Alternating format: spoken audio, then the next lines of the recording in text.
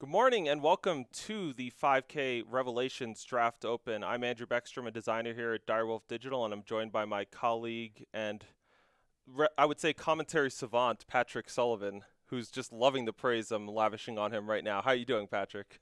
I was doing better. Good All right. morning. Good morning, everyone. Yeah. Cheer up, cheer up. All right, we're gonna have a lot of fun today. There's no reason to be grouchy so soon. All right. So this morning, what do we got in store for you? We're going to be watching 64 of the best draft players in Eternal coming together for a single elimination bracket to determine the Draft Open champion and who will get a seat at the 2021 World Championships. In addition, there's a 5K prize pool up for grabs and a lot of bragging rights. So before we get into what we're going to be seeing today, let's take a step back and talk about how the players got here. So over the past 2 days, players completed 4 drafts and 28 matches to figure out the record in the qualifying rounds. The top 64 of those records are back here today. They are going to be playing best of 3 matches, and the way that this is going to work off is before the first round of the day, we're going to be doing a draft, and we're going to be covering one of those players' drafts live on stream. Yep. So this is a pretty standard procedure for how our opens work. There is 2 days of open play, typically 28 total matches. The top 64 records among everyone who attempted to qualify then get to play on Sunday, which is 64 players, single elimination. First prize is a lot of money plus a slot at the World Championships, and there's cash prizes all the way down along with other in-client rewards. So very challenging to get a seat at the table here, as only 64 of all the players who tried to qualify, but it is open entry. So if you've never played in a large event before, when these opens come around, just as the old saying goes, a chip in a chair. And anyone can qualify for these things, but it is very, very challenging, and we're going to see some of Eternal's absolute best play over the course of the next 6 rounds. And one of the best parts about all of our opens is players, when they enter, get alternate art copies of some pretty cool cards in the game. This weekend, all of the players got 4 copies of Grodov's Stranger. So if you're looking to build up your collection, there's a lot of rewards just for entering, in addition to those sweet alt art Grodov Strangers. So this morning, we're going to be starting things off by watching Kolubovich, one of our Eternal content creators, their draft. They're going to be on a 10-minute delay from what you see at home. And the other important thing to note here is that all of the players will receive draft pools of what everyone drafted after the draft portion. Mm-hmm. And the reason we do that is, hey, we're thrilled and honored that Kolubovich is going to be sharing this very important draft with us for us to watch, commentate on, and experience as they're going through it. But we want to make sure there's a level playing field for everyone in the tournament today. Yeah, one of the great things about being able to cover these events and watch from home is getting to watch some of Eternal's best and what their thought process is and what their strategy is. But we never want anyone to feel like they're at a competitive disadvantage because we happen to select them for some coverage. So we want to even out the playing field, and so essentially players will know what they're playing against when they sit down and play each of their rounds. Although the fun thing I'll say is that you don't get to see what deck lists they submitted. Sometimes there's a third faction of cards maybe that was floating around in their draft pool, and you thought they were just going to be a straight maybe fire time deck. Next thing you know, you're getting hit with a Justice spell, and it's like, oh, all right, I guess I could have anticipated that maybe. Yeah, I mean, you should have a pretty good sense, but I think there will still be moments of things unexpected happening. So as we watch Kolubovich draft this morning, what's the format going to be? Well, we're watching Revelations draft, and so it's going to be 4 packs where they're going to be taking the best card that they like out of each pack and then passing them along the way. And they will end up with a pool of 48 cards to build a 40-card Eternal deck from, or 45 rather. And the big thing that we're going to be watching is Revelations is our newest set, featuring the stealth mechanic, one of the sort of the bigger new mechanics that we've brought to the game in a while. And so what that means is you're going to see some units today that are just going to get played hidden. And the person on the other side isn't going to know what they are, what their stats are, what skills they might have. And it's a really skill-challenging experience for both players involved to navigate something like that, because in addition to they don't know if you have something good, also offers up the opportunity to maybe bluff when you have something a little bit smaller. Yeah, I mean, it is a mechanic that definitely rewards knowledge and experience with the card pool. I think that draft sometimes has this stigma associated of it being kind of random, and that couldn't be further from the truth. There are random elements like there are in Constructed as well, but Certainly, knowing the relative strengths of cards, what kind of combat tricks to look out for, that is something that really rewards a lot of practice. And adding stealth in the mix is not only do you need to know the cards, but in spots where there's some uncertainty, there's a range of things that it could be. How much are you willing to risk? Well, if they have A, B, or C, this attack is good for me. But if they have D, the attack's really bad. That can also feel like a random decision, but that's weighing the pros and cons of different paths and the odds that certain things that are there.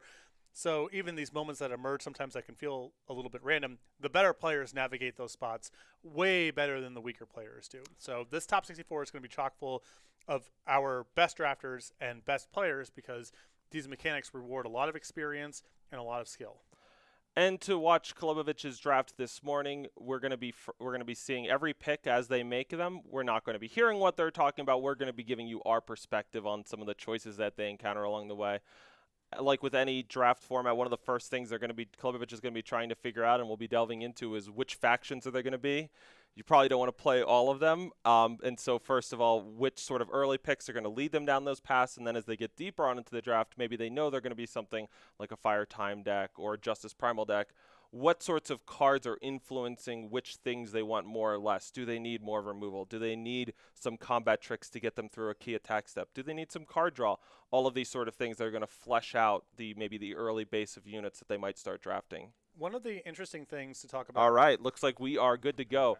And so Kolobovich is often drafting here. The first card we're going to see in their pack is the rare Primal Sketch, and that allows them to amplify 6 and play a relic that has pay 6 to draw a card, but plenty of interesting options to go from right off the bat. And early on, a lot of the interesting part of drafting is how much do you want to just be responsive to the packs versus how much do you have a preference for a particular faction pair, and are you willing to take some weaker cards to solidify the faction pairing that you prefer?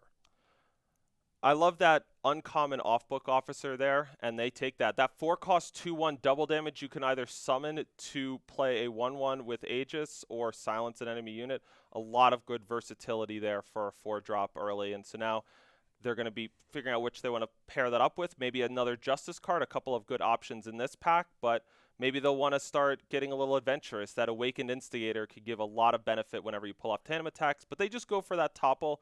Kill an enemy unit that has the highest strength among all units. Topple believed to be, if not among the best, perhaps the best common in Expedition, and following up a Justice uncommon with a topple makes a lot of sense. Probably the most powerful card in the pack, and on top of that allows Kolobovic to stay flexible here and stay in a single faction.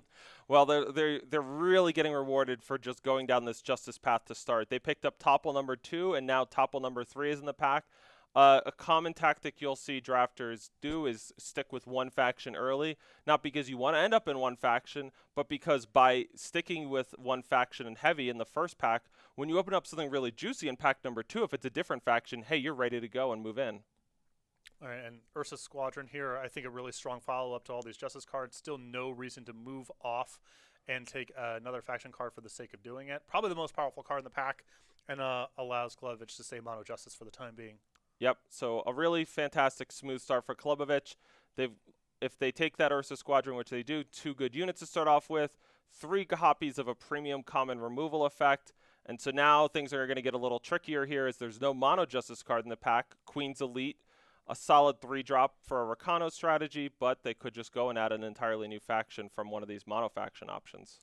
Yeah, Queen's Elite here, though, is effectively a mono-faction option here because you're priced into playing Justice at this point. So we see them take our first stealth unit of the draft. Growing Sledge, if they've got another copy there, but they go for a Noble's Enforcer, a 4-cost 4/4 with Valor. Valor, another new mechanic here to the game in Revelations. When the unit attacks, if it gets blocked, it gets +1/+1 this turn for each blocker.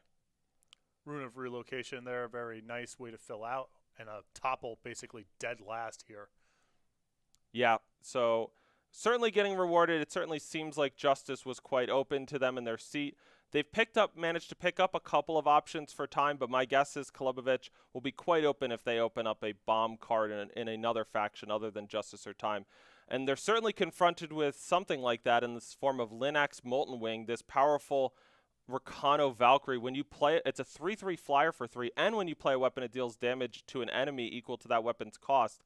that's a pretty tempting direction to go. If they want to stay heavy justice, they can go for that Crown Watch Paladin, perhaps. Yeah, I think this pick would be a little bit easier if the Linux was a single fire sigil to play. 2 fire sigils is quite the commitment here with how committed Kolevich already is to justice.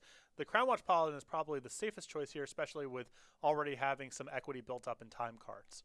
But this is definitely a big gut check moment of the draft. This is one of those things where, depending on this draft goes well or poorly, Kolevich is going to look back at this moment, the decision they made right here, in terms of shaping the direction of the draft. Because you take the Crown Watch Paladin, likely to be good for you no matter what. The Linux Molten Wing can absolutely win games, not quite on its own, but with really any weapon. And they're going to stay disciplined. They take the Crown Watch Paladin. Part of what a thing that could get you far in a draft tournament is knowing when to stay disciplined and when to go for glory. Well, also part of it, I think, is a concession to curve. And keep in mind, 4 copies of Topple. Crown Watch Paladin plays very well alongside Topple. First of all, you get the curve of 2 into 3. And also, clearing out their largest unit has a habit of allowing the Crown Watch Paladin to continue to attack.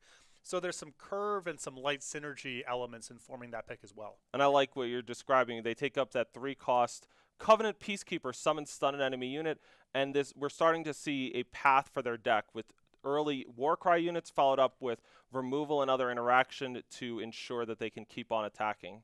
Yeah, I love the Zen Guardian pick there too. Just a good high-quality card on rate, and also something that plays really, really well alongside Topple. Clear out their biggest thing, and their smallest things can't engage once you get to the ultimate. They didn't see anything they loved in that last pack, so they take Ancient Manual, and that power could come into play depleted and give you an influence of a faction you don't have.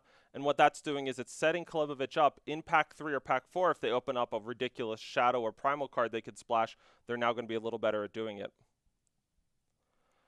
So now we're rounding out pack number 2 here. We're heading down getting towards the second half of the pack. So you can expect the cards you see to maybe not be as just broadly strong as what you saw early, but the decisions here will really influence sort of how well your curve is fleshed out and what options and directions you can go into the later packs. And I really like the point you just made here as we see Kolevich kind of round out here about setting yourself up to splash. You don't play all the cards you draft. Keep that in mind. You take 48 and your deck will have sigils in it as well. So you're looking at low 20s in terms of the cards you're playing, about half. So there's a lot of value in doing things that are speculative that only pay out 5 or 10% of the time, but they set you up to optimize, certain rares that you open up, certain splashes that get enabled. So good drafters are mindful of placing small bets as they go to set themselves up for some potential opens. So the rare in pack number 3, Hatchery Hunter, 6-cost 4/4, transform all cards in your hand into 3/3 Sky Serpents with flying. As we can see, a pretty heavy commitment to Primal. I'm thinking we're going to look elsewhere, and as far as just Combray options, Time Justice options go, Ancient Lore is a solid draw 2. Workshop Tinker and Learned Herbalist are both 2-drops, which give you some extra flexibility with discarding cards to make a spell. So a couple of good options for Kolevich, but I wouldn't say I'm thrilled to open this. I would have loved to have seen something like a Valkyrie Wing, something really big in the draft pack that can give me a huge boost of power. Yeah, it's interesting. I mean, my eyes are going towards both Ancient Lore and Workshop Tinker, and this is sort of an ideological call, right? Do you want to be a more controlling deck and leverage your topples by having a better late game, or do you want to be a more aggressive deck and use your topples to clear out big blockers? Well, if you want to be a more controlling deck, 8-cost From the Heavens, kill all units, amplify 1, play a 2/2 Valkyrie with flying. If you want to play a really strong, controlling version of Combray, From the Heavens is one of the best uncommons you could hope to see during the draft. But I think we're looking a little bit more aggressive as Kolevich is honing their deck into a real nice mid-range place. They're going to be able to get off to some aggressive starts, but still have some beefier things following it up, like the Growing Sludge, the Xenon Guardian. Yeah, I like not taking it there because I think a bunch of topples plus an expensive Harsh Rule is not the most synergistic way to build a deck. We see a Twin Brood Sauropod snatched up, a long-time classic in draft. A 5-cost 5/4 with Echo, meaning when you draw it, you draw an additional copy of it. And so a fantastic thing to just allow you to stabilize against any aggression. And if someone's playing a bunch of removal back at you, having 2 5/4s on the price of 1 card, that's a great direction. Well, that's one of the better cards I think Kolevich could get at this point, because a risk when you're playing with a lot of removal is you can be susceptible to someone who's beating you with card advantage by just drawing extra cards and beating you with the leftovers. So having your own source of card advantage that also just plays well at a baseline, I think is a really nice way for this deck specifically to fill out. All right, so now we get a choice. They did pick up the Fluctuate Reality. I'll be curious to see if Kolobovich ends up splashing that Primal spell. It can be super strong in a long game. 3 costs, transform one of your units into a random unit that costs 2 more. Or if he played on an enemy unit, the enemy unit is a random unit that costs 2 less than its original. And with Amplify 2, you can hit multiple units that way. What this all adds up to is all of a sudden a board that was stalled out ends up with me having a bunch of random bombs and you having a bunch of random crap. And I think that the only, if I'm looking correctly here, Klovich's sigil requirements are pretty modest right now. I think between the, is it only the Twin Brood Sauropod that requires a second either time or Justice Sigil? If that's the case, then you're a lot more amenable to splashing. Absolutely. So here we are in pack 4, opening things up with a Rocket Blaster, but they're going to go in another direction from that Fire Rare. And then following it up, we see an Open Way Supplier, 2 costs, +1/+1 max power. Summon the top card of your deck, it's Killer. Yeah, I think that's a great card just kind of at a baseline for what this deck is doing. And there's some very big spikes there, including the Talk Twin Brood about Sauropod. a gift, getting past a Cambrai Rare in pack 4, getting super rewarded for finding the right spot in the table to be. Terrius Martial Master, that 3 cost 3/3 Aegis Valor. When it hits the enemy player, you get to draw 1/1 with Valor. Just one of the best cards you could ever hope for in a Cambrai draft deck. And Kolobovich has been Cambrai pretty much this whole time, but only gets it in the middle of pack 4. And another thing that plays really well with Topple.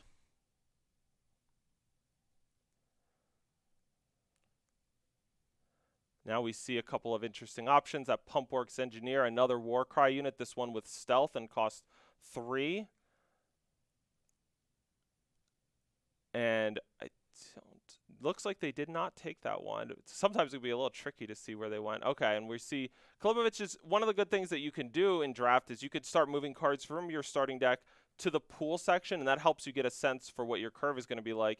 It looks like Kolobovich has got quite a few primal cards still in their starting deck section right now, so it looks like they might actually be looking to splash things like that Frayed Asri we saw, like the Fluctuate Reality they got in pack number 3. Yeah, this is, I think, right on the line in terms of splashing. It's not like Kolobovich is going to be short on playable cards if they stay 2 factions, but their pip requirements in time and justice are really modest. So I think it's a borderline case. It wouldn't surprise me right now if Kolobovich hasn't even made up their mind about how they're going to construct. I would really want to lay out both decks, see what both of them look like. All right, so we're going to go back to the booth here as we finished up here watching Kolobovich's draft. So they started off strong on Justice. They ended up picking up things like that Ursa Squadron, a couple of topples to follow up their pack 1, pick 1 off-book lawmen. And then from there, where did their options sort of go? Well, I think at some point you're going to move into a second faction. And I think time makes a lot of sense there. One, just presented with good time cards. So all other things being equal, that's going to kind of force your hand a little bit. But I think time, it makes a lot of sense to follow up all those topples with, because Cambrai has very good aggressive options and very good controlling options. So there's a lot of ways to sort of build around your topples. That isn't always the case, I think, with some of the other faction pairings that tilt much more aggressively or much more controlling. Yep, and then as we saw during the course of the draft, they ended up seeing a couple of primal options that caught their eye. They made a couple of savvy picks, like that Ancient Manual that sort of gave them the option to potentially splash a third faction. And I think one of the things that they recognized was that, yes, they have the capability for some good early starts. You start the game off with an Ursa Squadron, a Crown Watch Paladin. You might just sort of snowball the game downhill as you, like, attack Warcry, kill a thing, attack with Warcry, kill a thing. Now I'm dropping down some 7/7 because it got buffed twice by Warcry, and the game just ends on the spot. But other common place their games could go is maybe they don't have an good early play. They play a couple Twin Brood Sauropods. Neither side can attack back and forth, and that's when having the primal and getting an extra flyer or 2 out of your primal cards, getting a big spell effect like a Fluctuate Reality is the kind of thing that can take it from, okay, I stopped your early attack, but now how do I win? My guess is that we are going to see the primal splash. And I think that the inflection point, the tipping point, are the Zenin Guardians. in my opinion, those are cards that are really, really powerful if you are playing a longer, more controlling game, and very modest if you're just trying to beat down. So to maximize those cards, you want to be playing a longer game. Once you're committed to playing a longer game, that makes splashing a lot more appealing. The downside of splashing is typically, well, early on in the game, there's some inconsistencies that are engendered. And that's a really, really big punishment if you're trying to win the game on turn 6. If you already want to be playing a longer game, and Twin Brood Sauropod is also another thing that, it's powerful in aggressive strategies too as a top end play, but a lot more powerful if you're playing a long game. There are some time cards here that I think direct towards a more controlling game, and I think that probably, all other things being equal, tips Klevich towards splashing the primal cards. And part of it is recognizing what are the strengths of your removal options. Mm-hmm. So Topple is 3 cost. It's not the cheapest removal. It's not the most expensive. What is Topple really good at? It's really good because it always kills their biggest thing. And if you play a game that maybe takes closer to 10 turns than 6 turns, you might get to kill 1 or 2 of the best things they play in the course of that game. When your removal effect is something like a char, a deal 2, or some kind of silence effect or stun effect, those things are very good in quick games. Mm-hmm. You maybe can play them very cheaply. You could do 2 things in a turn with them. The strength to me of Klevich's removal suite is the Topples can just kill anything as long as it's the biggest thing. And I think that also sort of tilts again towards playing a more controlling strategy, because the question that 4 copies of Topple sort of brings up is, how much do I care about their second best thing? The more that you can say I don't really care, the more power you're getting out of your Topples. And things like Twin Brood Sauropod, Zen and Guardian are really good at making their second best thing not all that good. So you can focus on picking apart their best units, or maybe their most evasive units or whatever, and sort of solidify the ground and eventually overwhelm with more cards and bigger numbers. And I love how Warcry units can fit into that strategy, because on the baseline, you're like, wait, don't I want the Warcry units to tell me just like be an aggro deck and get the game over with? But sometimes when you just have like a really good Crown Watch Paladin on turn 2, that it's not immediately easy or obvious for the enemy to deal with, that can feed into your controlling game plan, because instead of spending their cards and their power trying to develop some kind of aggressive strategy, something attacking going on, they're focused on trying to stop your 2-drop. Do you know what that's doing? It means they're not attacking you, and it's giving you more time to set up whatever play you want, whether it's something like Ultimate, a Zen and Guardian, or amplify a Fluctuate Reality multiple times. Yeah, it's not the ideal Crown Watch Paladin deck in terms of, there's no unit weapons, not a lot of pump spells in this deck, and it's not trying to win particularly quickly. And normally when you're playing with Crown Watch Paladin, you'd like to check at least one of those boxes, right? But it's still, the floor's still quite high on the card. And if someone's draw happens to be a little on the slow side, or maybe a little bit removal heavy, you can still get a lot of leverage out of that card in the ways that you're describing, even if you're not running down your opponent as quickly as possible. I don't think Klevich is going to get a lot of those draws.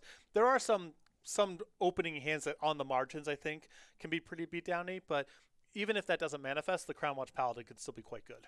I mean, we saw them pick up that Rune of Relocation, one of the new Amplify powers from Revelations. It's a time power source that comes into play undepleted as long as you've played a Sigil this game. Not too hard to do in draft. And then Amplify 5, play Teleport, put a unit into its owner's hand. Your opponent maybe attacked you back with their 3-drop, and then they followed it up with some kind of 5-drop of their own. And you just have a Crown Watch Paladin sitting in play, and you go Rune of Relocation, pay 5, Amplify. I'm getting a free bounce effect off of my power, bouncing your 5-drop, and because I have Crown Watch Paladin, I'm getting a Warcry. And it's the same thing with Ursa Squadron 2 in these games, and that's one of those things. It's like, it's not always in draft about getting the literal same copies of cards as many of them, but when you identify these patterns or themes within your cards, you could start to build out synergies and game plans, even if they're technically 2 different cards. Well, also a big part of that, sort of related to that, and something that I think we saw a lot of with Klevich's draft, is trying to be flexible insofar as take cards with a high floor. There's always going to be some ambiguity early on in the draft of like, am I really controlling? Am I really beatdowny? Am I trying to play a card advantage game? Sometimes some of the more powerful rares and legendaries can force your hand kind of early on. But typically you're going to have sort of a soup of cards that can go one way or the other. And so take cards that have a really high floor, where even if you don't end up in the ideal archetype for it or have the ideal card surrounding it, it's still going to be a card that you're happy to play. That's a really important thing to be doing. And Crown Watch Paladin is exactly that. It's not the perfect Crown Watch Paladin deck, but it's going to be more than serviceable. A card that enters undepleted if you played a sigil is basically free if it's your only non sigil. And again, it's if you're beat downy for the reasons that you're describing. Teleport for free is really, really good. It's also really good with Zen Guardians, right? Because one of the ways to get out from under that card is to set up double and triple blocks. And if you're able to clear out a key blocker, now all of a sudden it's like, you're running downhill in a different way, a more controlling way. So trying to maintain some flexibility there, making sure that you have cards that no matter where the draft goes, you're going to be happy to play it, even at the expense of not the highest ceiling. I think it's something that sharp drafters do, and we saw a lot of it over Kolovich's draft. I mean, one of the most we talked about it during the draft itself. One of the biggest moments was Pack 2 opens up Linux Bolton Wing, and I'm sure for plenty of the players playing at home and for myself, it's like, oh my gosh, I've lost to that card so many times in Constructed. You are a Justice deck. This is a Justice Fire card. How are you not taking this? And one of the things that we saw during the course of the draft was it seemed like Justice in Time was relatively open from the previous drafters whose packs were feeding him. And ultimately, that leads to in pack number 4, yes, he doesn't get Linux Molten Wing, but he gets Terius Martial Master, a rare hero, Cambrai hero, perfect for his draft deck, fits in with a lot of the things he was trying to do, and he sort of had faith that he would get rewarded in that way, instead of pivoting to something very different, because Linux, you're adding fire, and you need to start placing a real premium on drafting weapons, which he hadn't. And when we talk about like why it's good to take cards good in lots of decks, it's because if you give yourself a solid core to work with, maybe you could splash in a little primal. Maybe you can incorporate something. Yeah, and I think there's two really important parts there with that Linux non-pick. One is Kledovich already had 3 pretty good time cards at the point, so flushing those down the toilet is not free. It's a pretty big cost. And if it turns out that fire isn't open, now you could be drowning, right? You're not getting the fire cards to pay you off. There's a double fire requirement on that card, so you're implicitly pretty committed to fire once you're doing it. The second thing, and this actually ended up happening, was once you take a double fire card that early on in the draft, you're kind of taking the 3 faction option off the table. Even if it ends up going okay in terms of putting together a Rakano deck, you are probably not going to be able to splash unless some really weird things happen.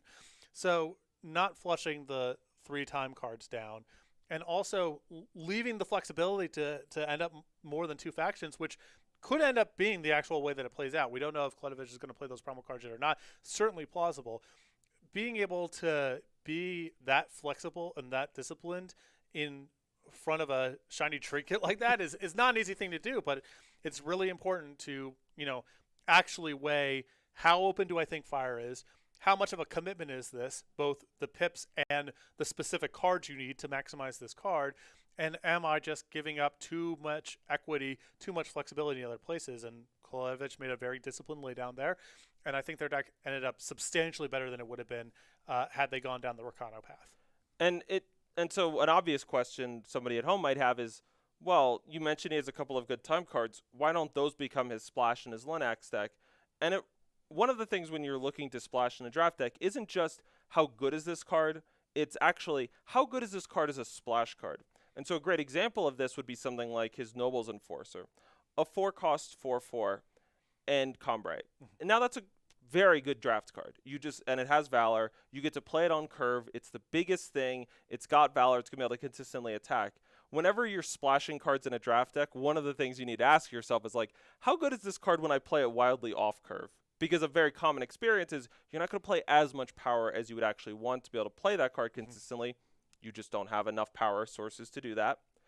So you might need to wait a few turns before you top deck the time source. And a 4/4/4/4 on turn 4, phenomenal. On a splash, it's going to come out later in the game more frequently, and that's where it starts looking less cool. A lot of that's card power is that it's a 4/4 in a very early part of the game. When it's coming down, when 6 and 7 drops might be coming down, less impressive. Yeah, that's a big part of the analysis too. Is let's assume I don't have this on curve as a result of splashing. How good is it if I have to wait? And that's why, if you want to go way back to sort of the early days of Eternal, why is Permafrost a much more appealing splash than Torch? Both super powerful, right? A torch on turn 5, sometimes the game's about 4/4s at that point. Your torch is not as valuable. Permafrost on turn 5, awesome, great. Just knock out their biggest thing and use your leftover power to play something big. Not to say that you're not supposed to splash torch, sometimes that's appropriate too, but Permafrost is a much more appealing splash. And sort of the on-curve plays that you're mentioning, a 4/4 for 4, it's not the end of the world if you have to wait on turn 6, but you are giving up quite a bit by not being able to play it on turn 4 as consistently. And that's why Fluctuate Reality is such a phenomenal splash card. We talked about it a couple of times. It's like, oh no, I couldn't play Fluctuate Reality when I had 5 power because I was missing my Primal Influence. It's like, all right, I missed you at this train stop, the Amplify Once sort of stop. I'll catch you up on the next one when power number 7 is the Primal Influence, and now I can amplify it twice. It's like we're actually getting something more there. Yeah, I mean, I think the example of like Torch versus Permafrost, it's like Gundown is a better splash card. Why? It's like, yeah, Gundown's not as good as Torch. It deals 5 to a unit without quick draw, and it costs 5. Torch deals 3 and costs 1. But at a certain point, you just care that it deals 5. Eventually, when you get the Fire Source, it's like dealing 5 is better than it's like, ooh, it was very cheap and efficient. Right. So the stuff around how you're supposed to splash and what cards, it's not just an issue of, like, I have a spreadsheet ranking the cards. Where does this fill in? There's some amount of, let's assume I'm engendering some inconsistencies. What are the cards that I want to play, assuming that it goes that way, while also creating as much, leverage as possible in the spots where I'm very fortunate with how my sigils are distributed, and I can play everything on time. So if you're wondering why are we spending all this time talking about splashing and draft instead of showing you games, well, that's because Kolobovic took care of their drafts very quickly. Power to them. That's one of the nice things is you can draft at your own pace and still get fed packs from what previous humans who drafted on Eternal saw. So it's not a bot experience. You're actually seeing a pack that someone else saw. And then what we do is like Kolobovic's draft gets paired up with a similar draft in the past where Combray was being cut to that player and then they're feeding back picks that match up. So you get that sort of responsiveness of like, I'm finding colors and factions that are open. But we need to make sure everyone has time to do the draft. Mm-hmm. We gave everyone 45 minutes, and so we're going to go to break here in just a moment here, and what's going to happen now is going to be a little bit of a longer break than you're used to. We're talking more like in the 20-ish minute range. We're going to send out those collection emails to all the players. We're going to make sure everybody's draft went smoothly. There were no hiccups along the way, and then we'll come back and we'll start off the first round of action today with watching one of Kolobovic's matches, and then we'll be jumping into other matches as they're completed, and we'll be doing that for the first 3 rounds of the day. All of the players who go 3-0 with this first draft will be back for the top 8 draft that'll start shortly after that, and then we'll follow that all the way to the conclusion of the tournament. But for now, we're going to be taking a break here. So we'll be back in just in a little bit of time, so you can watch the timer at the bottom of your screen when we go to break, and that'll tell you when we're going to be back for the first round of action here today at the Revelations 5K Draft Open.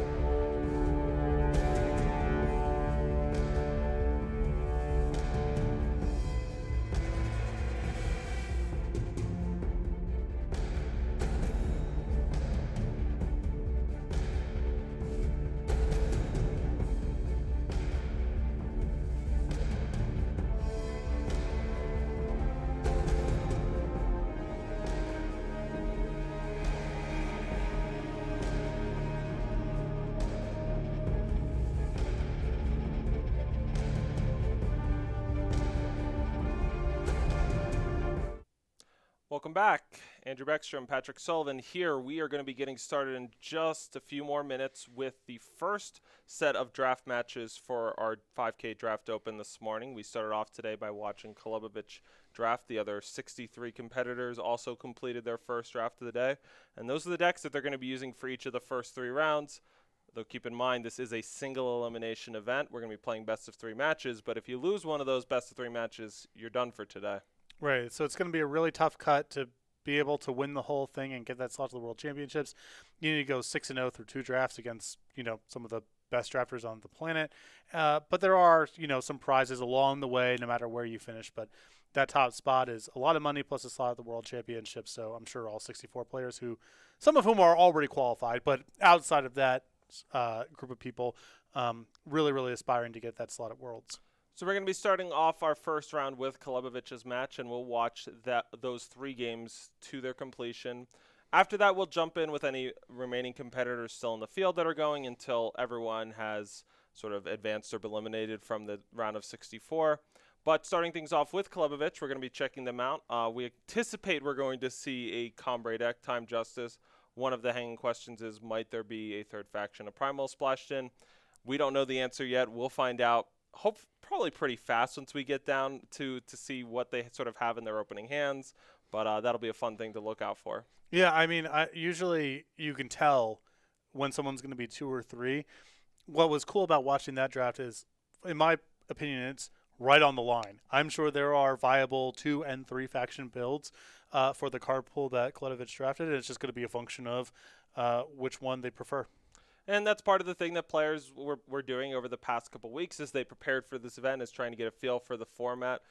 Every format's going to be different. Some formats it's going to be a little bit more, how do you make sure you have the best first 5 or 6 turns? Sometimes, hey, games rather reliably get a little bit longer. What do you have that gives you that extra bit of juice and power to get across the finish line? Every format's needs are different. Every deck's needs is different. The players who had success getting here this weekend and the players who will ultimately become champion are, to some degree, going to be the players who best understand when it's worth it to just be that 10% more greedy than maybe someone else would be. Well, a big thing with those sort of decisions and deck construction in general is you have to have the humility to be able to say, well, what am I vulnerable to? When my deck is not performing well, or what are the cards that I'm vulnerable to, and how do I shore up those weaknesses as much as possible? I think once you get to this level of drafting, that informs, do I want to be splashing or not, more than even the raw quality of the cards you're considering. All right, we saw Kolubovic's draft. Let's see how it plays out in action as we get started here for the first round of action. All right, kicking things off with Kolubovic up against Cows Go Moo. Kolubovic at the bottom of your screen on the play. They've got that Crown Watch Paladin we talked a lot about earlier, but they don't have a third power.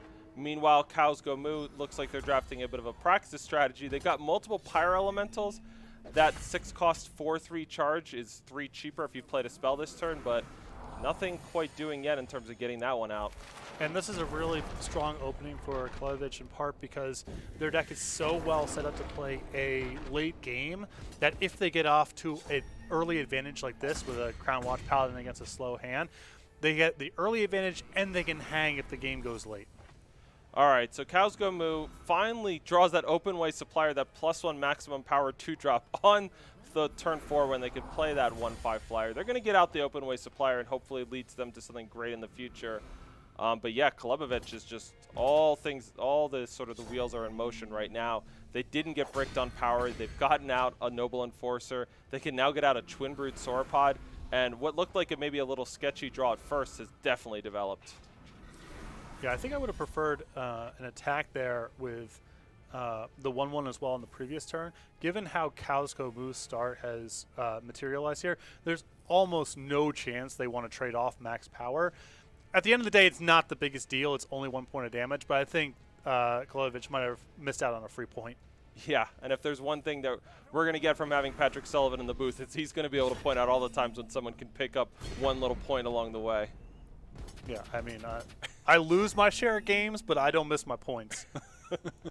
All right, an all-out attack after the killer Valor attack from that Ursa squadron, so really using all the pieces together. It had gotten buffed by Warcry, it had gotten buffed by its Valor being blocked by a killer attack, and it just leads to the game just ending on the spot as Kolobovic really got off a strong attacking early force, never stopped developing, and Kausgomu could never actually put anything to stabilize. I mean, a 6-6 got taken out by a 2-drop there with that killer attack. That was pretty impressive. I mean, I think that Kolovic is going to be really hard to beat on exactly those kind of draws.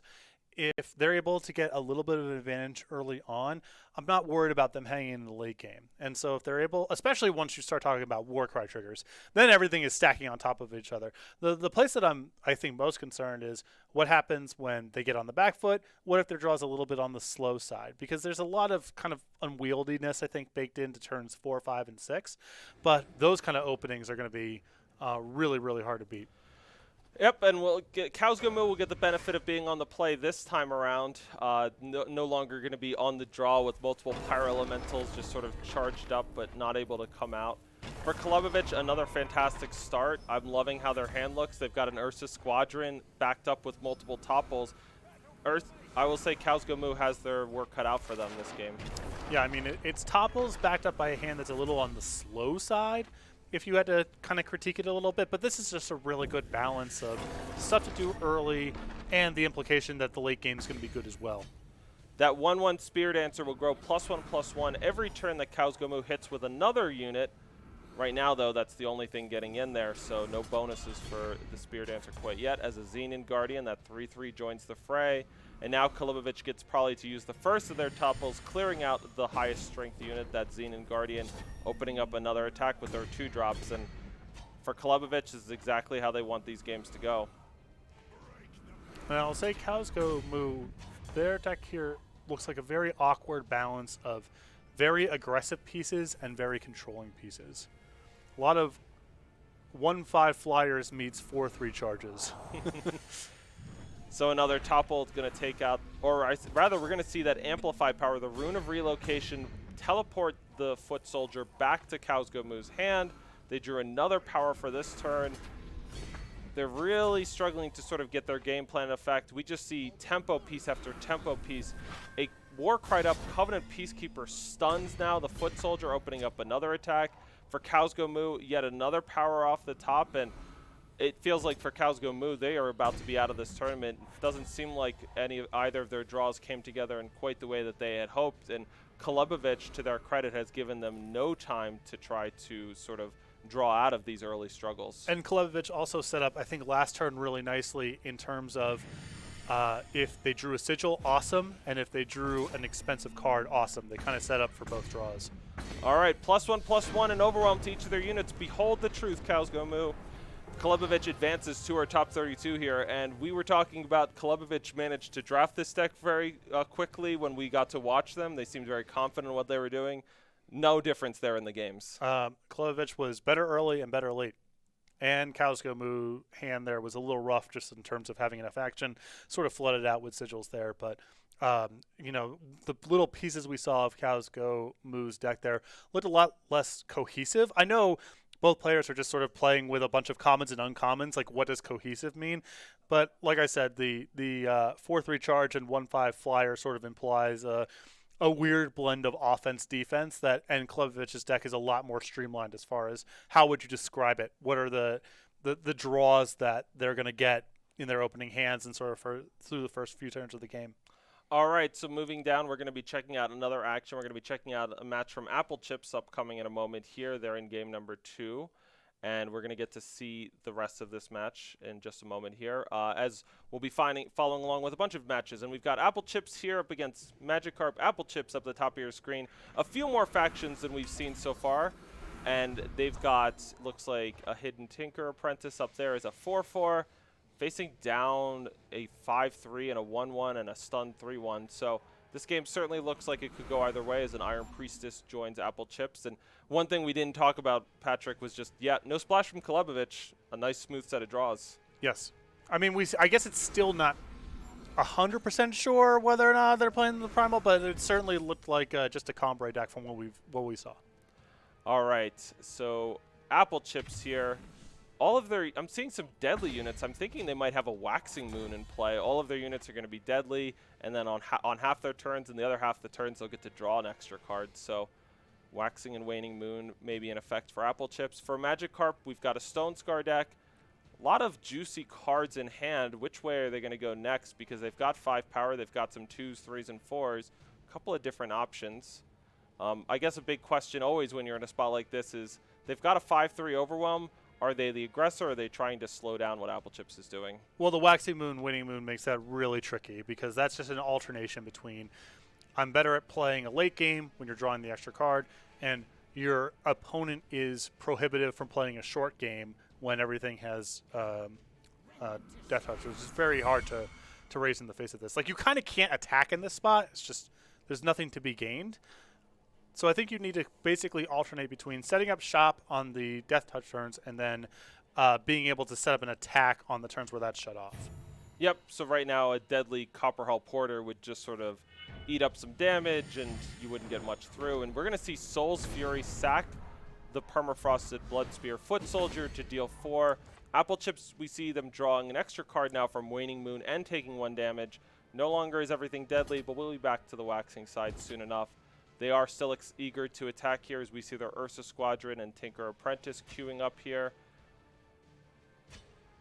But a lot of options for where to go. What's interesting from Apple Chip's perspective is, like, you kind of have to assume this coming turn is going to be a turn where Magikarp makes an attack, because the deadly turns are so hostile to attacking that you kind of want to set up for defense this turn, because the following turn defense sort of takes care of itself.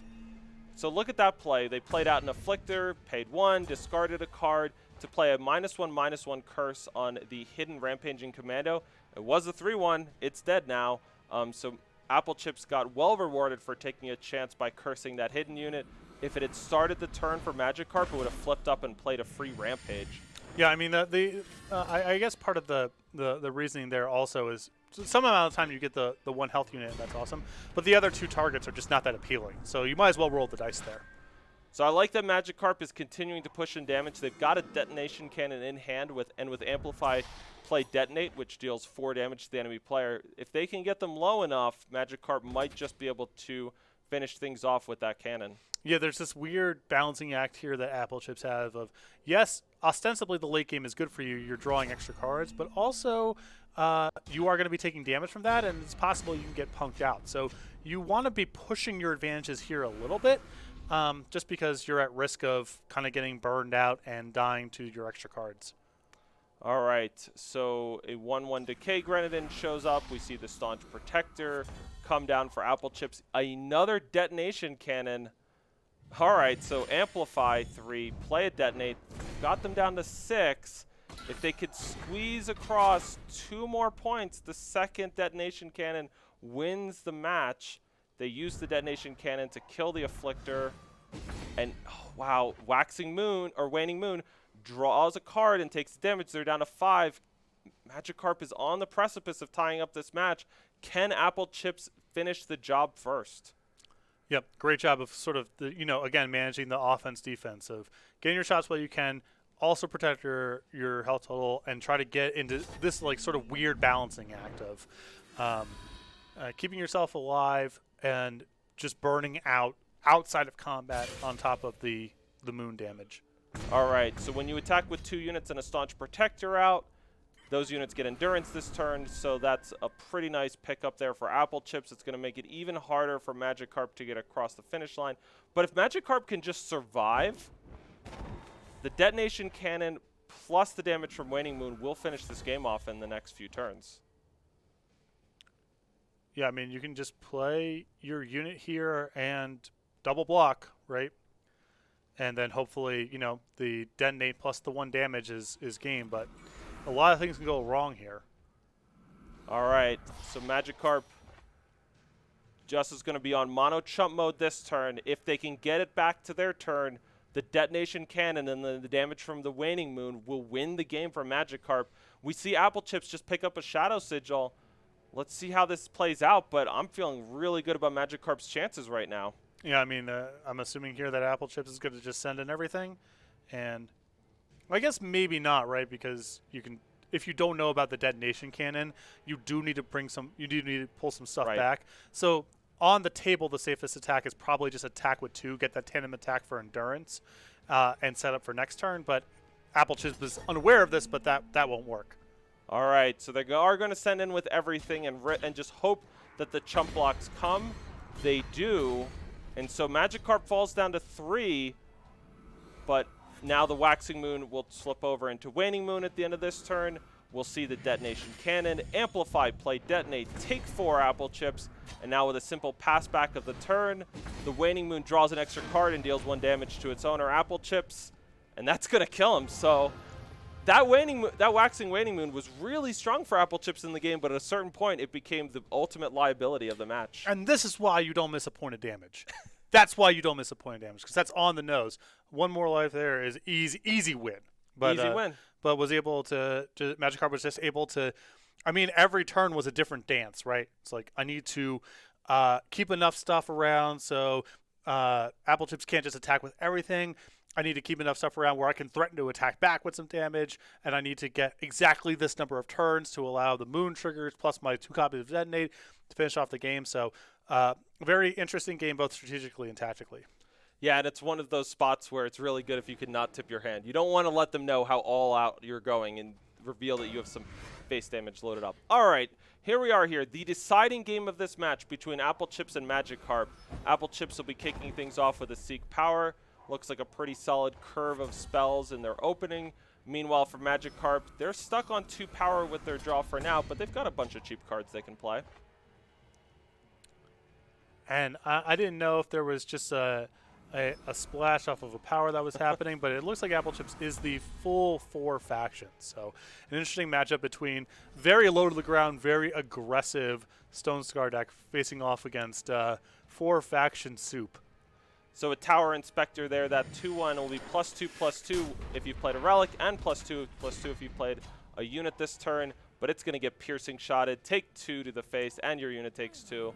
That's just a good deal. The Shadow Path Intimidator will discard some cards. Magikarp picks up their 3rd power, and that's key. They've got a sweet little turn maybe set up in their hand with the Dark Water Vines plus the Shadow Path Intimidator, or we could see a Rampaging Commando come down. Lots of options for where Magikarp could take this. I have a feeling this game is going to come down to how much can Apple Chips squeeze out of the Vara's favor. Well, a Rampaging Commando, we saw a -1/-1 effect pick it off quite nicely. This time it's going to be a Vara's favor. That Rampaging Commando is just absolutely nasty when it gets to start a turn and play Rampage for free.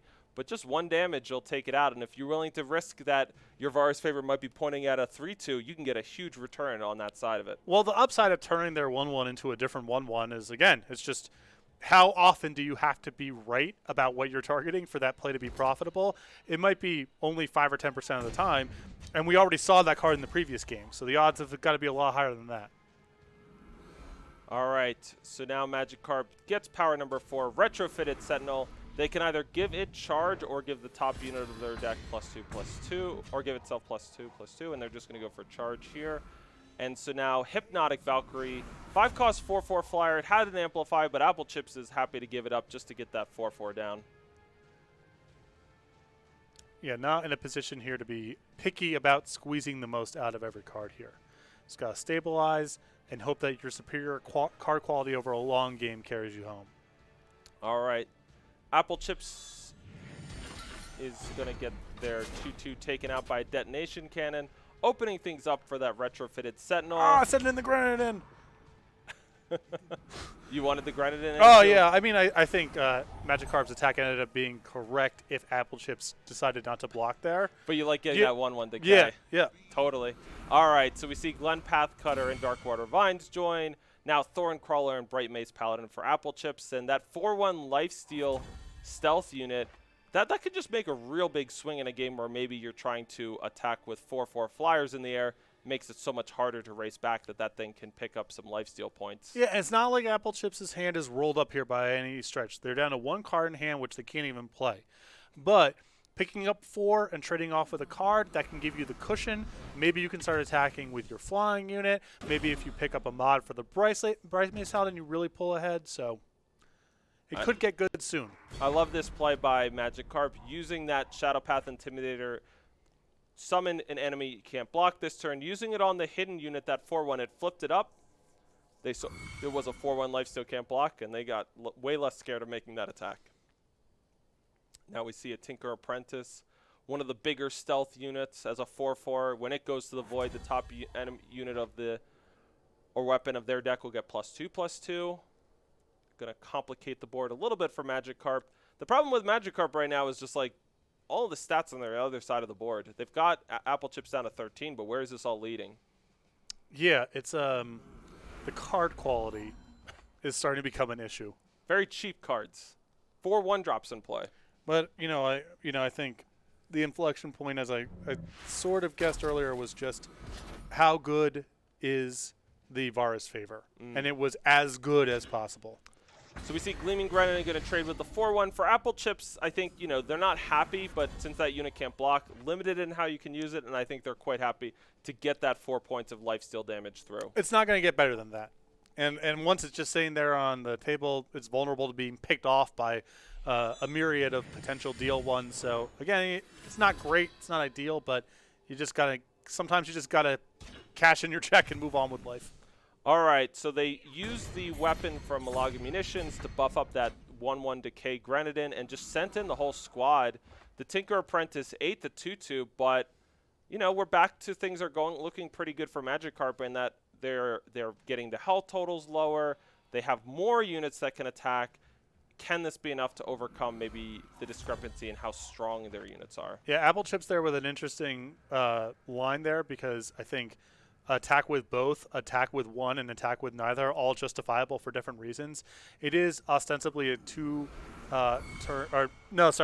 clock, so I think holding back there made a lot of sense. All right, so now we'll see the mod-ready drone, that Sentinel. It can either become a 2/2 flyer or 3/3, and this time they went for 3/3, recognizing all these 2/1s on the other side of the board.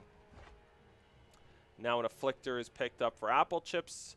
That's that unit we saw in game number 1 that can discard cards from your hand to play -1/-1 curses. And hey, when you've got a card on the splash that's just sort of sitting around in your hand doing nothing, Afflictor can make some use of it. We'll see if they want to.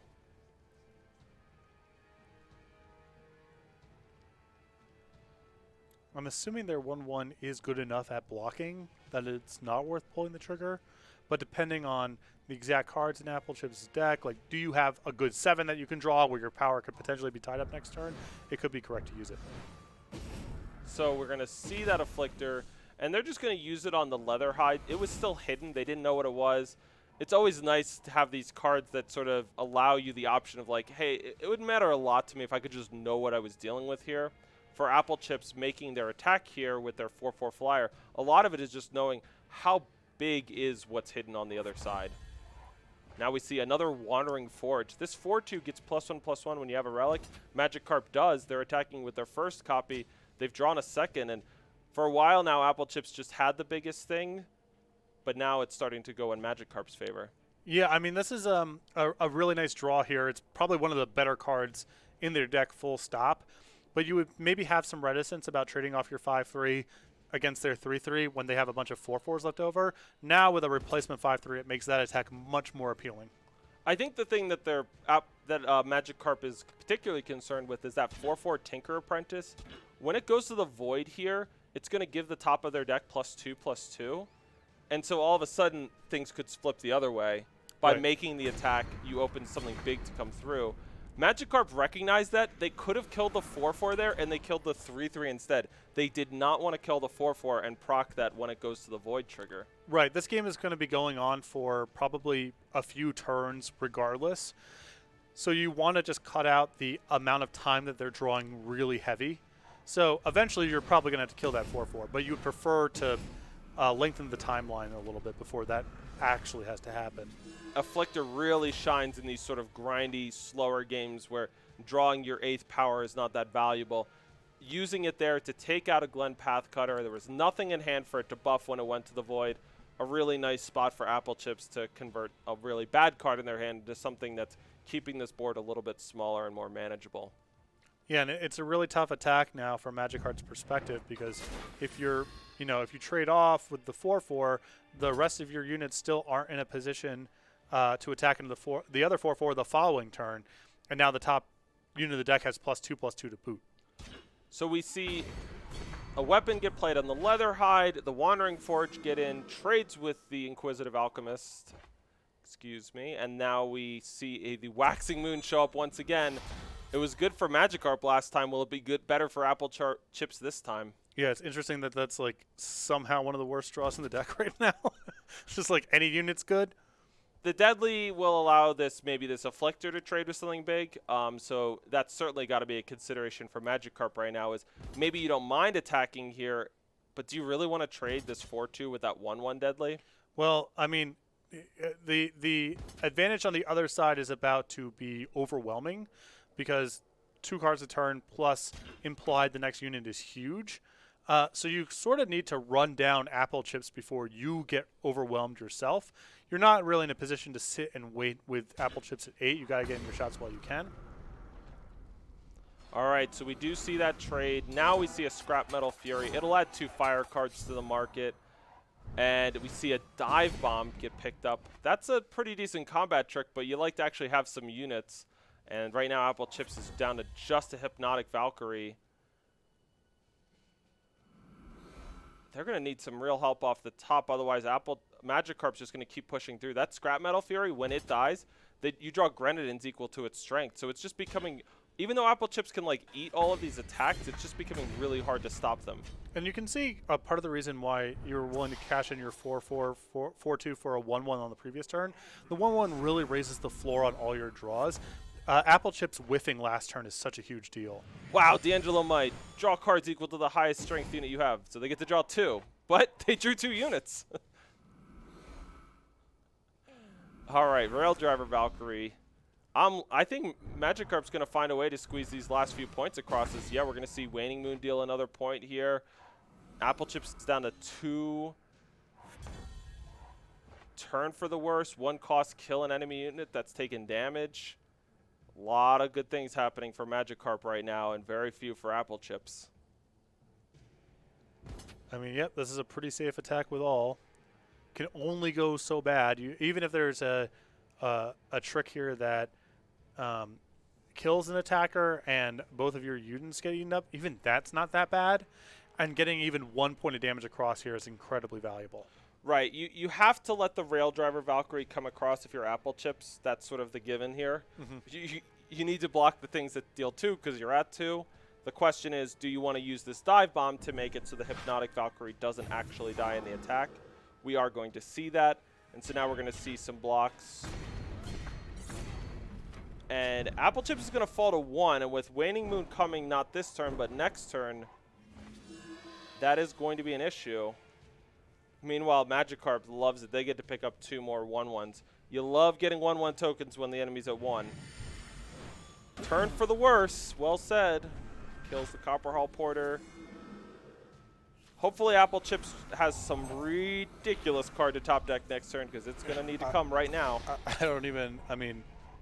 Shadow Sigil ain't it. That ain't it. I was trying to think of what it could be, but I know that ain't it. All right, so Apple Chips is going to surveil the damage, wonder what happened, where did we go wrong? But for them, that's going to do it here for their top 64 run as Magikarp is going to advance to our next round. And Magikarp really showing off here. Draft is not just about, sort of the thing I mentioned earlier. Here's a spreadsheet. These are the pick orders. This is how you build a deck. Magikarp is playing with some, ostensibly very weak cards, but has a game plan here, trying to be aggressive.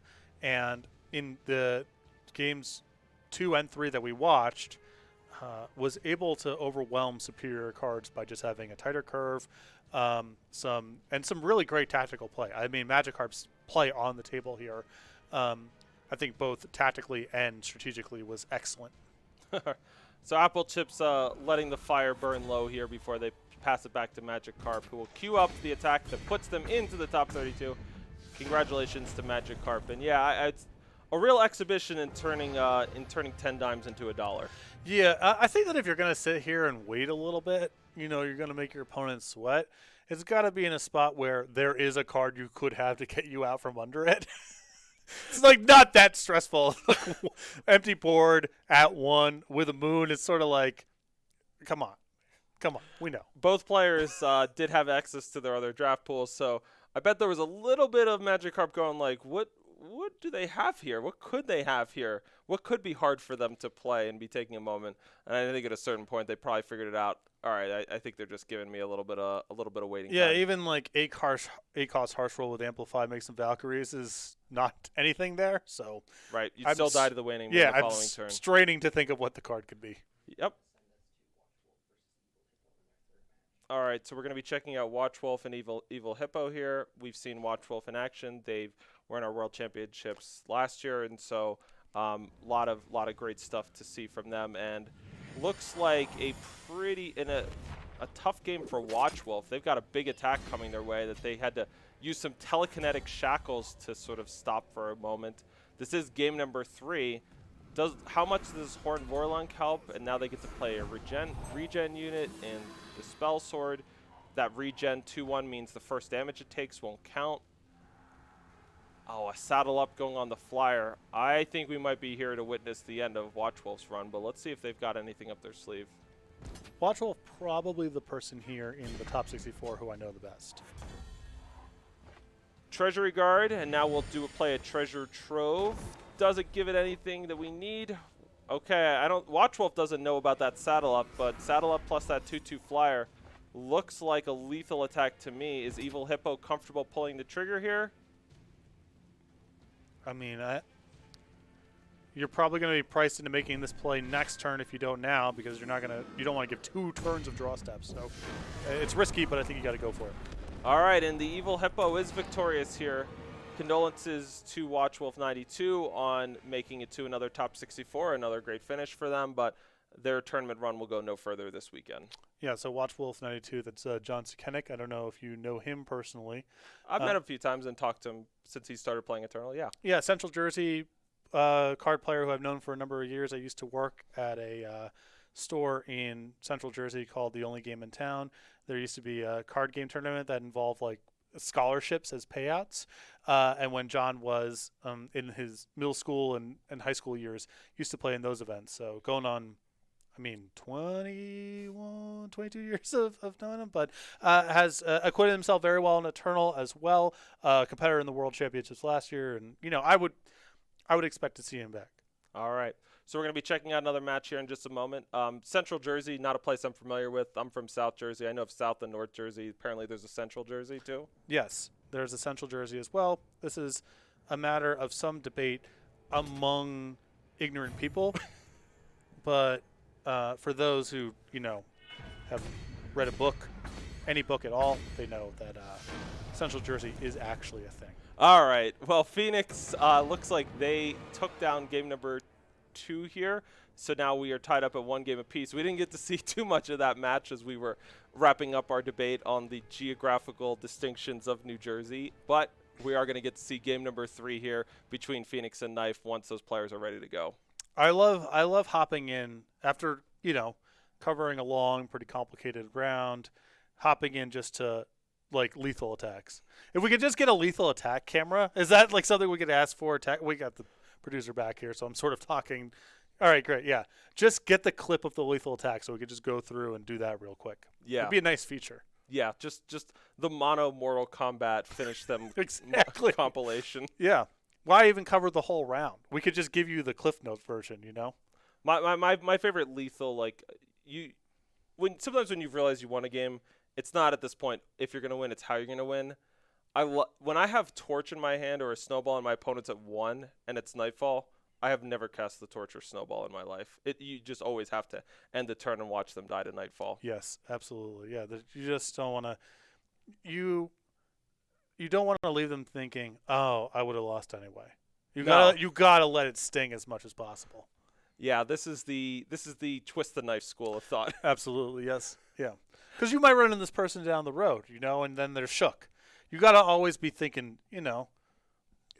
you're playing a bunch of these championships, and 2 top 4s get you to Worlds. You can't leave anything on the table. No points, no emotional equity, none of it. You got to maximize every little bit of it. That's why I don't like the Apple chips sweating it out there when, yeah, you're beat no matter what you have, right? That's wasting it. That's actually giving morale to the other person. Because obviously you're just sitting there fuming. Probably just have power in your hand or pump spells or whatever, right? That's actually equity for Magikarp. You got to be thinking about these things. It's Well, the meta games as well. It's not just the game on the table. There's all other games going on at the same time. and for anime fans, the thing you're describing is why the villain likes to go to the. You haven't even seen my final form. Yeah, in my gaming circle, it's called soul points. Like you can win or lose, and then you can also be accumulating or spending soul points as you go. And I think Apple Chips there was a little spew there. Not a big deal, but you got to be thinking about these things constantly. All right, so we're waiting on Phoenix and Knife to rejoin their match. As these best of 3 matches go, players do get an opportunity to, take a few minutes if they need to relieve themselves or get a glass of water in between the games. We want them to be playing at their top shape. I know it's the thing that I always struggled with when I played competitively in games is just giving myself that breather. It's like when I lose, I'm just spamming the join game button. It's just like, let's go, next one. But sometimes, you want to make sure your head's in a good place. Yeah, and I think good chairs and accoutrements are part of that too. Oh yeah. What do you think about these? Our office chairs, or broadcasting It's lovely. chairs. It's beautiful. Yeah, I think it feels like we went to a foreclosure sale for a very nice nursing home. Like they're comfortable, but there's a certain aesthetic to them that's a little bit different than the rest of the office. But I would game in these. I mean, it's a cozy room. I mean, when we were figuring out coming back onto the air after doing a lot of remote broadcasts during the pandemic, we thought about going back to our old studio, and it's like, what if we set up some space in our board gaming room? As many are familiar, in addition to making digital games, Direwolf Digital makes real life paper games as well. Dune Imperium, we're going to be talking about that one a little bit later on in the show. Clank, Eternal Chronicles of the Throne, our paper deck building version of Eternal. And so there's lots of stuff to pick up at direwolfdigital.com, and where those games were developed partly was in this room with its cozy chairs and nice settings. It's got a very rustic feel to it, and it's like developing some real great board games. You want to feel like you're in a cabin in the mountains hanging out with some friends. There's I was about to say there's a definite like Colorado Lodge vibe to the room that we are in. You can't see everything here, but we got a lot of wood and leather sort of in the room. There's some there's like a armory up on the wall there. I don't know how many of those swords and shields are like real and usable versus how many are. We've never had to find out yet. No, we haven't had. Maybe that's like the next event we could have here. Another thing to videotape, but whatever. Are we ready? Can we do an ad read? Been talking about this. We got time. I think we want to make sure that. So for Phoenix and Knife, was that the conclusion of their match, Tom? They've got one more. Yeah, I think we want to make sure we don't get cut off by the start of their next game, but we'll get to that stuff after. That's a really weird use of the word "we," but sure. All right. So Phoenix and Knife are ready to go here for game number 3 of their match. We are getting to the end of the round of 64 here, and we're going to find out which of these 2 players is going to advance to the top 32. Some stinky motions being made at that hand we see from Knife. 3 factions, 1 power, and not much doing with it. We'll see. Yeah, let's go another direction, Knife. What do you say? Yeah. Still 3 factions of cards, but only 2 factions of sigils. I guess 2 is better than 1, but this might be a go to 6 moment, and it is. These aren't hands; these are feet. Yeah. One of the things when you start off with a hand with a 6-drop like this is you got a lot of outs in your deck. Drawing sigils will be good for Knife here. Yeah, but I mean, it's one of those. It's really hard to bridge everything unless you lace together some card advantage along the way.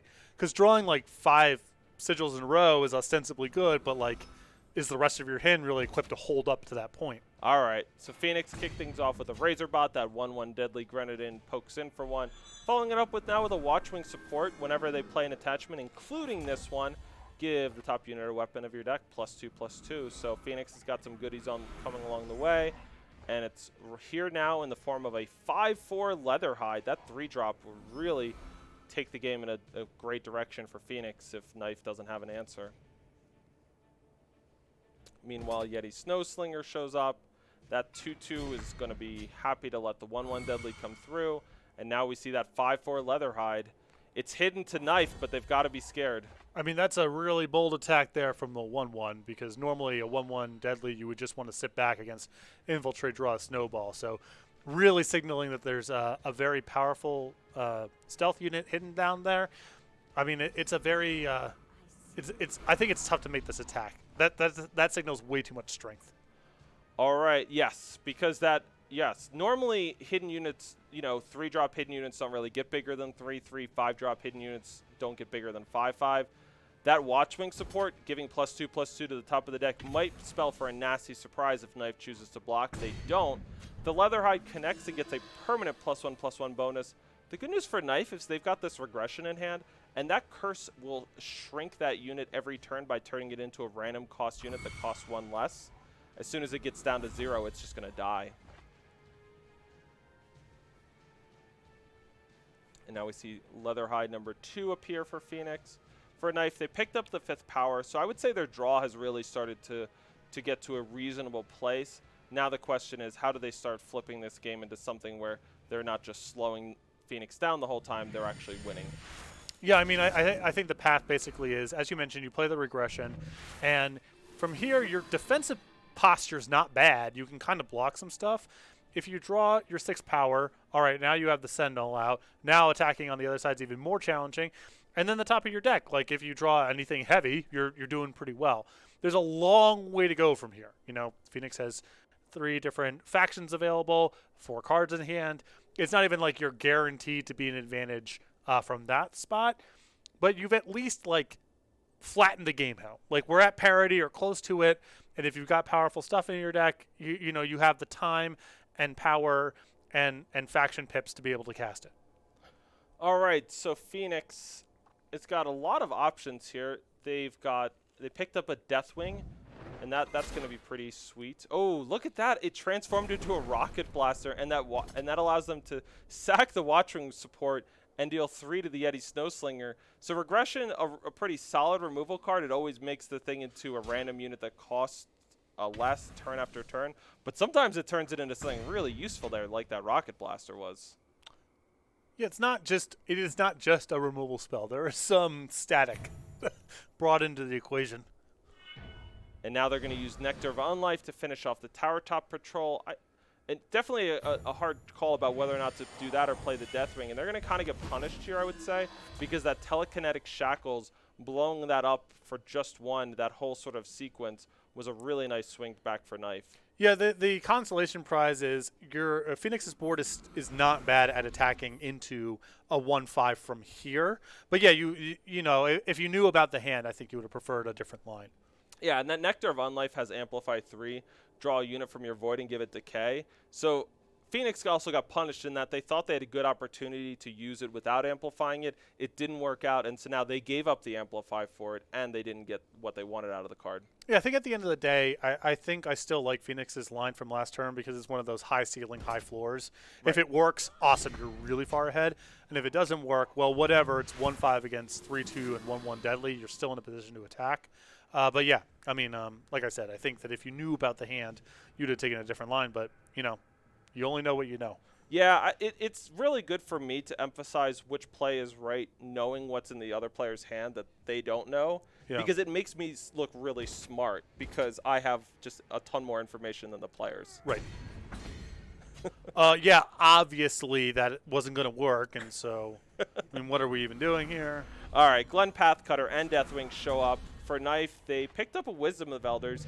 Not going to be the best for this turn necessarily, but this is the kind of game where, yeah, Knife could use 2 more cards, and they pick up a Rune of Relocation and a Frenzied Omnivore. Maybe the Frenzied Omnivore could discard a card, gain Killer, take down the Deathwing, but man, that's just not even a great trade. I would say that Knife sort of has the tools to deal with any of Phoenix's problems, but they might not have the tools to deal with all of them at the same time, and they are going to kind of need to do that as their life total starts dwindling lower and lower. Fortunately, Knife is still in a pretty good defensive position here, all told, and has, 14's a cushion, relative to the amount of pressure that Phoenix is applying. So you got some time to set up shop here and defend yourself a little bit and maybe draw to some cards that can start flipping the game around.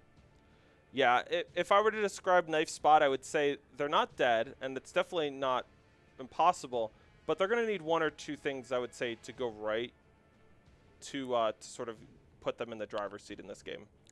Right. I think behind, but not inevitably so.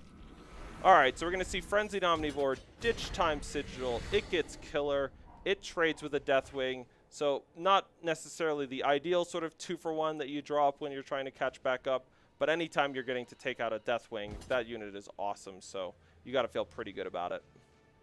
Yeah, interesting. That could have been a spot there to play Topple for a big push, but then you're potentially very vulnerable to a large unit off of the top. Yeah, unfortunately that Topple would only be able to kill that tower top if it was the highest strength unit on the board, so I'm going to have to wait until something bigger shows up for Knife.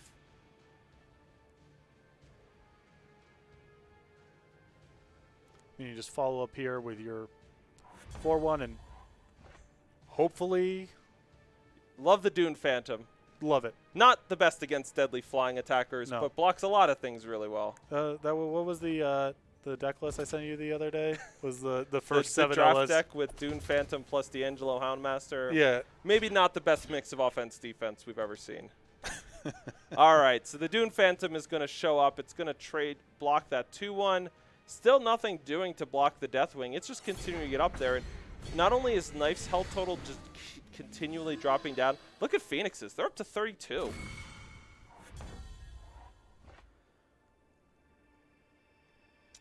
Now we get a Thorncrawler as a 6-1 thanks to the Glen Pathcutter buff. When Glen Pathcutter dies, that 2-1, it gives one of the units or weapons in your hand +2 strength. Hey, a lifesteal unit's a great place to put that. Now we see Skyguard Sentinel. This 5-5 flies on the enemy turn. And it's funny, because the Thorncrawler got buffed up to a 6-1, you can't topple the 5-5. It's not the highest strength thing out there. And I wonder if there was some reticence in on the previous turns of playing that in part because of giving up some equity with a topple. Yep, you're definitely playing into it there. If I'm Knife, at a certain point you have to trade with the Deathwing. Maybe you could wait another moment or two, but I guess I would be potentially excited to just stop this bleeding of my health total every turn.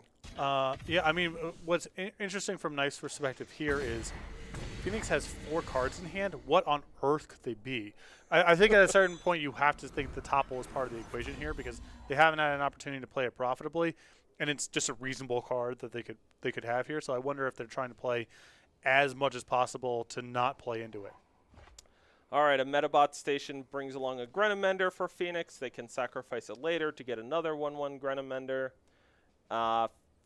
For Phoenix, they picked up a 3-cost 2-2 summon stun enemy unit in this Covenant Peacekeeper, and they're going to use that to make these blocks even harder for Knife. Knife, interestingly, on their turn, did not play that Rune of Relocation, and I'm not sure if they have the time to avoid doing a play like that. All right, they picked up a Forbidden Tree here. 6-cost 6-3 regen and Berserk. Amplify 1, an enemy unit of your choice gets reckless and must attack next turn.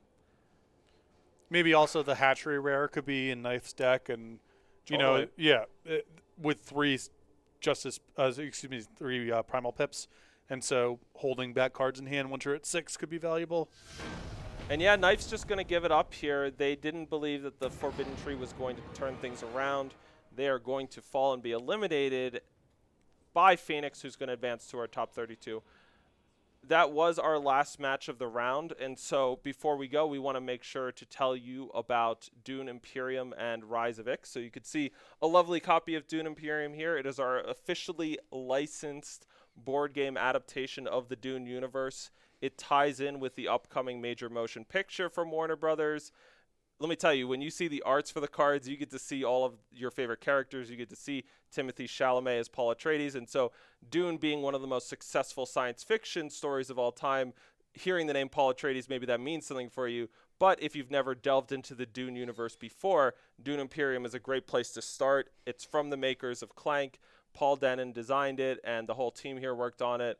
And it's just been an absolute blast. It's just tearing it up on the Board Games Awards circuit. So definitely make sure you go on to direwolfdigital.com to pick up your copy today and to pre-order and getting ready for that expansion Rise of Ix. I do like clarifying that it's officially licensed. These are not illegal as hell offerings over here. We do have the license for all these games.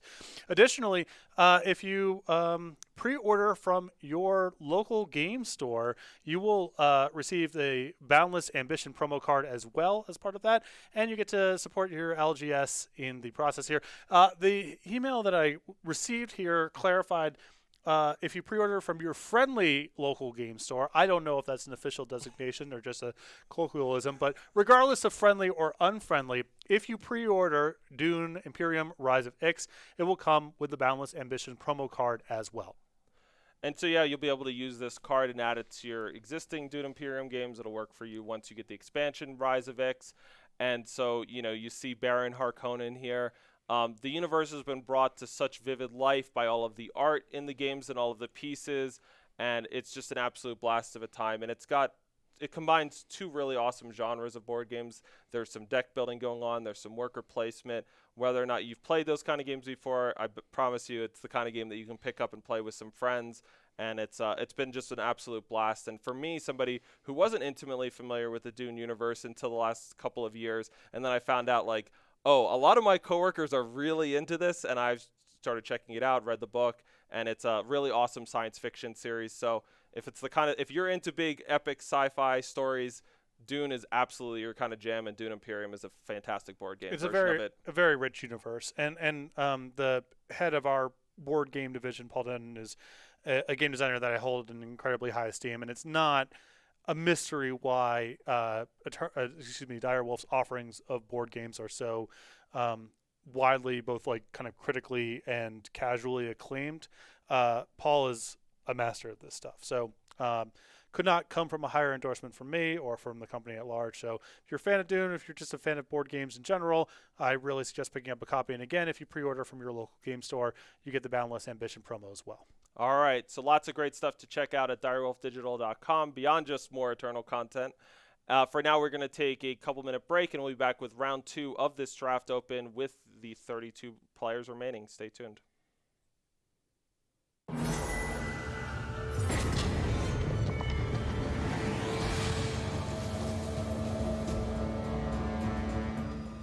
Welcome. This morning we have another interview with one of our 2021 World competitors, and thanks for the great throw there, myself, in the future. This morning I'm joined by Carnage, aka Morgan, and Morgan won the most recent Open we ran, the Expedition Open, and this morning we're going to be talking to them about that tournament, their experiences in Eternal, how they got so darn good at the game, and what we can expect to see from them in the future. But let's get things kicked off by, first of all, introducing Morgan and giving them a chance to tell the people at home anything that you'd like them to know about yourself, like who you are, where you're from, what you do. Hey guys, I'm Carnage. I'm from Newfoundland, Labrador, Canada, and I obviously I play a lot of Eternal. I played Eternal, and it was the first card game that actually felt like it was similar to Magic, but there's things I like about Eternal more than I like about Magic. As far as your introduction to Eternal, do you remember the first card you saw, or maybe a card you saw early on that jumped out to you that really caught your attention?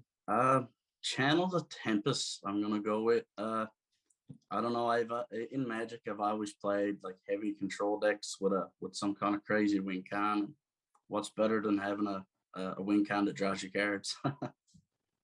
No doubt. Let's jump in and get to the juicy part. In the Expedition Open, what deck did you bring? I brought Ixten. It was basically, in my opinion, the best cards put into one deck. Yeah, and there was definitely a big sort of tandem aggro theme going on, as there were with many of the decks this past weekend. And you say you were playing with the best cards, but if we looked at some of the cards in your deck, I don't know that it would have jumped out to maybe everybody that if I'm playing 3 factions, that means, ooh, I get to play with Gleaming Grenadin, for instance. Yeah, he's just in there to ensure you get your tandem attacks and early 1-drops. So let's talk about your preparation for this event. So what was it like for you getting ready for this event, and what drew you to this deck list, and how did this deck list all come together? Okay, so this is a funny story actually. Ever since Eternal started, I've been playing competitively. Uh, been practicing like every day with deck lists, learning the meta with teammates, and just jamming games. But for this open, I actually did. I took a break from Eternal for the last 2 months, and I've been playing Apex Legends competitively, and I'm on a team Invoke Lethal, and I came back and I said, well, I want to play an open, and Apple Chips sent me is actually credit to Apple Chips and the Overmaster for actually putting this deck together. It's their deck. I can't take any credit from the list, but I told Apple Chips, give me a deck, man. I trust you. Let's jam a few games. I'm gonna run it in the tournament, and I guess it worked out. It certainly did, as you had a quite an impressive one. I would Mhm. say this three faction approach was not necessarily the most popular way to play aggro in the format.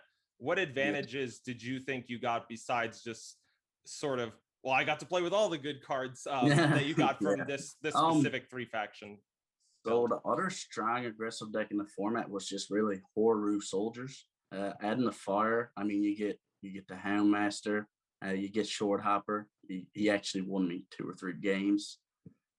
Yeah, he's just a couple tools that just I don't know, just puts the Horu faction over the top. Which cards would you say were your MVPs? Were there any cards that maybe people might overlook, they don't typically play with, that were standouts for you?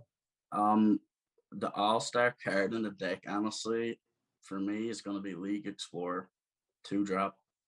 He just I there's so many games I had exact lethal just because I drew 1 or 2 of him, and if it wasn't for his depth charges going off, I wouldn't have won a lot of those games. Very nice. And I like that you've got a couple of discard effects here. It certainly seems like that would help you manage making sure you can get all of the cards out of your hand in time before maybe they went on the way back. Yeah, exactly, and especially getting rid of the Iron Priestess, getting those weapons. I mean, just like sometimes it just allows you to buff up your unit and attack. A lot of the times you don't want to attack with David because you just don't want him to die. But you put a weapon on him, he can attack safely. Yeah, I when I was doing commentary with Patrick Sullivan the other day, Iron Priestess was a card that really jumped out. I believe it was in one of your matches against Fallon. It was just, I think you got like an Iron Priestess that got buffed by Valise and then buffed by Mhm. Valor, and next thing you had a 2 cost +4/+4 weapon, and it was just Yeah, ridiculous. exactly. Yeah, it gets out of hand.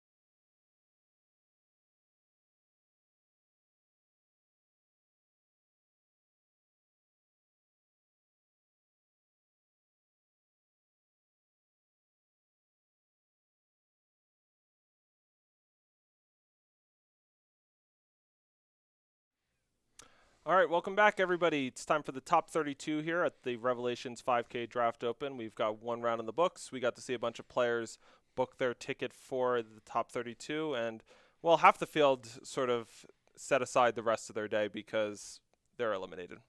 Yeah, so it goes. And that will be occurring every round where half the room is eliminated as it that's the nature of single elimination tournaments. Down to 32 here. 5 more rounds to go until we have someone who will get an invite to the World Championships on top of a large cash purse. But a lot of rounds to go, and we saw everything that we covered there. I mean, really close games. The majority of what we saw was 3 game sets or whatever. So um, uh, this is going to be a really, really long tournament. I mean, these are tough games. They're played on the margins. All the rounds are different, and there's not the heuristics you can sort of lean into in constructed tournaments where kind of you've played these matches a ton of times. That doesn't mean you can't play well or poorly, but you've sort of memorized the routine. And here, every round is its own unique thing you've got to sort of adapt to on the fly. All right, so we're going to kick off round number 2 here by checking out Collector versus Jez 2718 for another best-of-3 match. And, we got to see with round 1, see Kalevich's draft and see it come into action. Here we're going to be seeing this from scratch as Collector is going to get things started with a reliable troops that 1 cost 1/1 with ultimate, pay 2 to draw a Justice Sigil. A nice, juicy little 2-for-1 unit to get your day started. And, yeah, I think Collector just realized maybe I actually do something before I attack here. And looks like they're going to play out the Ursa Squadron and even not attack. Look at this. They figured out that there was a Storm Lynx on the other side. I've never done that. Well, I mean, they do have the card pools. Yeah, I still would never be able to do that. You play Storm Lynx in all of your Elysian decks, at least 1 copy, and I still run into it in most games. You just gotta. It's worth it just to All right. Well, we got a little unstable of a game going on here. Both players have a copy of Unstable Form that has echoed into 2 copies, and it turned that Ursa Squadron into a Fevered Scout. 3 cost 2/2. When you play a spell, it gets +2/+2 this turn. Jez 2718 traded 1 problem for another here. Let's see what Collector can do with that text box. Yeah, they're going to Unstable Form in a region. We're just going to keep going up. All right, turned into a 2/5. Now we'll see where it goes next. Yeah, classic side grade right there. I don't know if that's better or worse. I mean, Jez 2718, it's like, yeah, I hope you keep pumping this up. I got a Polymorph in hand and transform it into a frog when you're done doing whatever it is you're doing over there. When both players are playing Unstable Form on the same unit, the game's gone in a direction. Yep. All right. So now the Tinker comes down, 2 cost 2/2. And yeah, both players have developed an early board, but there's no sort of breakthrough threats that are just looking to send this game hard in one person's direction. It's really hard for me to believe that there wasn't a card in Collector's hand there worse than a Tinker. Yeah. I mean, just pick one. I'm not super picky about which one you want to do it to, picky. All right. I would do it to something. All right, so for Jez, how much of a patient game do you want to play? There's nothing that enticing for you to Unstable Form. Like, you could turn like a Bannerman into a 1/1. We're actually just going to polymorph that 2/5 down to a 1/1. Did that open up an attack there for Jez? I think it did. These 2/2s and 2/3s just got a lot more enticing now that 2/5's gone. Oh, and some ornamental daggers? This is not the settle in for the long haul approach. Well, I mean, Jez's hand, I guess, is what it is. All right. 4 things blocking that 3/4 Storm Lynx. Take your pick of 2 of them, Jez, and yeah, they're going to leave him with the frog. But you have to love this spot if you're a Collector. It's like just a ton of cards have been expelled by Jez, and to be honest, their board is just kind of okay at this stage. Once again, the Tinker Apprentice comes down. Hand is too good for Tinker. Yeah, I mean, the one saving grace here for Jez is it's almost impossible for a Collector to have a worse 6-card hand, assuming that you aren't missing your 3rd faction or whatever. But these beatdowns are a little modest here from Jez. I don't know if it's going to get it done in time. Wow, and if you're calling him a modest set of beatdowns. All right, Orange Jailer shows up, 3 cost, 3/3. Tandem attack, it gets +1/+1. That's when you attack with exactly 2 units. And it has Amplify 1, Detain, but they're not even going to bother with that since that only would work on their turn. Nectar Snare Lotus, that 2/3 killer Mandrake. It's got a taste for frogs, but it's going to get thrown into a boiling geyser as it takes 3 damage. And keep in mind, Collector is aware the last card in Jez's hand here is that copy of Unstable Form because it has Echo, because one's already been played. There's been no opportunity to transform it into anything else. Unstable Form is removal light, I would describe it, and we're going to see that here as it turns the Orange Jailer into a Windshaper, 2/4 that gives flying units that they own +1/+1. Well, there's no flyers yet, but, they're a Huru deck. It could happen. Yeah. All right, so the anemic beatdowns are coming back the other direction, following up an Inquisitive Alchemist, a Time Sigil for Jez, and yeah, they shoved their chips in the middle over the last couple of turns, and now they're staring down Blackjack on the other side. Well, I don't know if Blackjack's a little strong. Yeah. It's more like Queen High is beating Jack High right now. All right, we got the 5-4 hidden displacer showing up, and yeah, we got some real beatdowns going for Collector now. So Jez beat someone, right? With this deck. Okay, cool. Hey, part of what you do in draft is you make what work with what you have. Okay. And we've all been there. Yeah. I've had a lot of draft decks where it's like the first 10 cards are really good, and I'd prefer if I didn't see the bottom 13 or 15 cards in any of my games. Get that frog in there. Get that. Come on. Just not a position to put the 3/3 in front of the frog. Get the frog in there. Collector is slowly wringing the life out of this game. I mean, they've got this flash freeze they could be using, this polymorph, this unstable form, but it's like, well, I'm already winning. Do I need to be winning more right now by playing these spells? Thunder Fist Striker, a fantastic 2-drop attacker, is a 2-cost 2/2 Valor, but not good at this point of the game. Collector just really, ultimately, I would say, easily takes down game number 1, but they were losing early. Well, losing's an interesting. They were behind on board early. Yes, that's definitely true. The Stormlinks, 2/3, Yeah. bigger. Yeah, it depends. Like, do you consider first play of the game as a turn 3 detonate? Who's winning in your estimation? When I ran cross country, if I ran and sprinted out and was leading the field, I considered myself the winner through 1/8 of the race. Exactly. Right. Yeah. Yeah. So that's one definition of winning.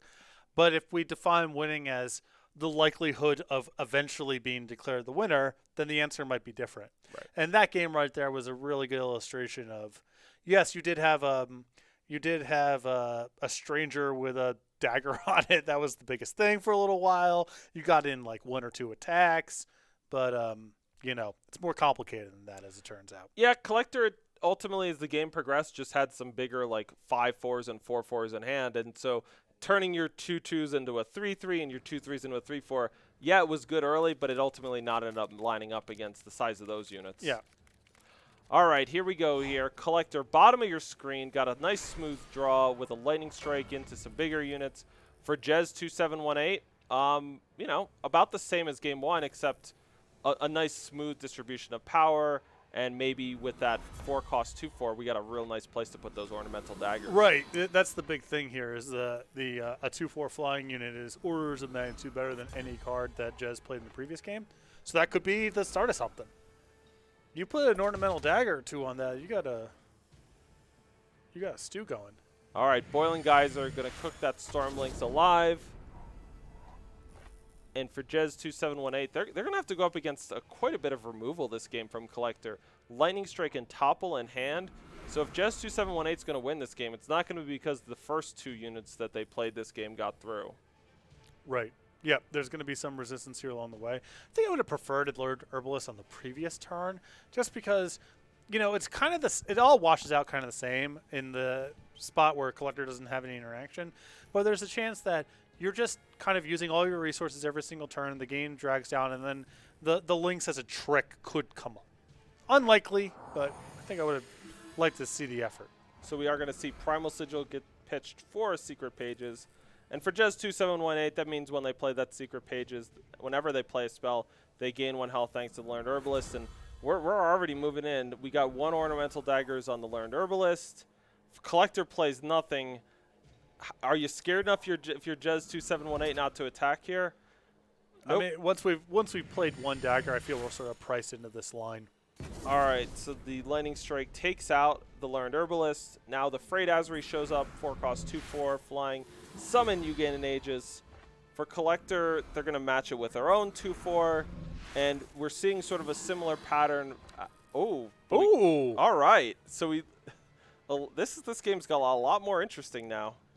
Yeah, I assume there's a Fire Sigil in the deck here. It'd be bad if there wasn't. I was saying earlier, I wasn't a huge fan of the Secret Pages transform play. If there's a splash, entirely different. Now, the tough part about this is right now, if you want to do a 10 attack that involves committing the Houndmaster itself, and that's really rough, even with the Valor trigger, it's getting eaten up by the 2-4, so you need to set up a slightly better position. But this could just be enough heavy lifting here to get Jez back into the game. All right, so yeah, D'Angelo Houndmaster, one of the best 2-drop units in Eternal Constructed right now, making an appearance in our draft open. 2-cost, 2-1 Valor Quick Draw.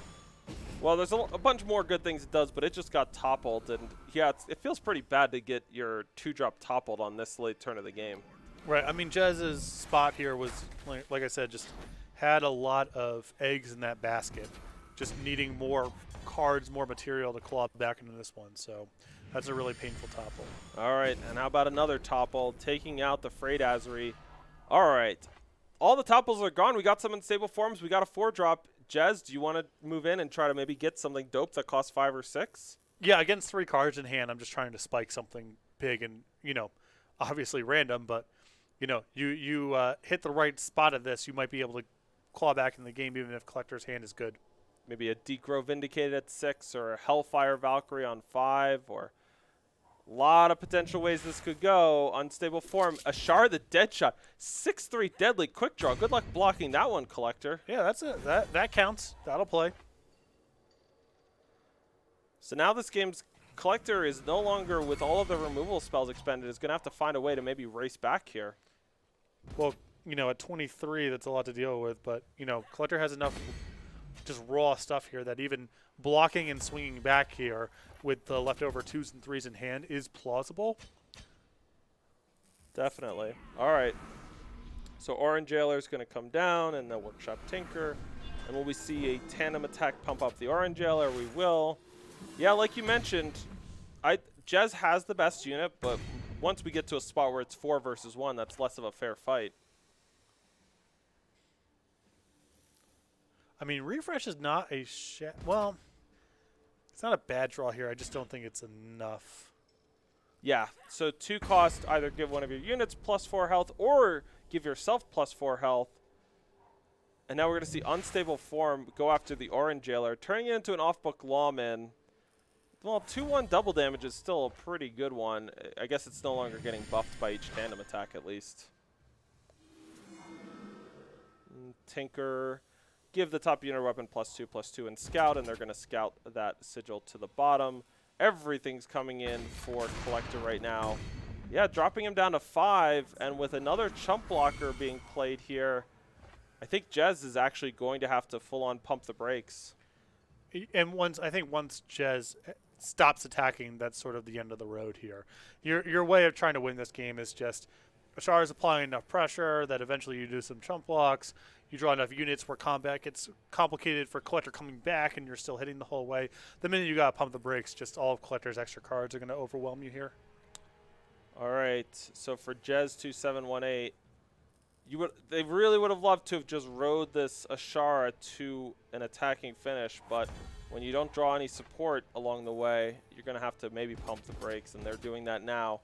Everything's coming in for Jez, or for Collector, and Ashara as a 6-3 deadly quick draw, almost unstoppable as an attacker, a lot weaker as a blocker. Right, and even if Jez uses the refresh on themselves and blocks the largest thing, I think we still got lethal coming across here.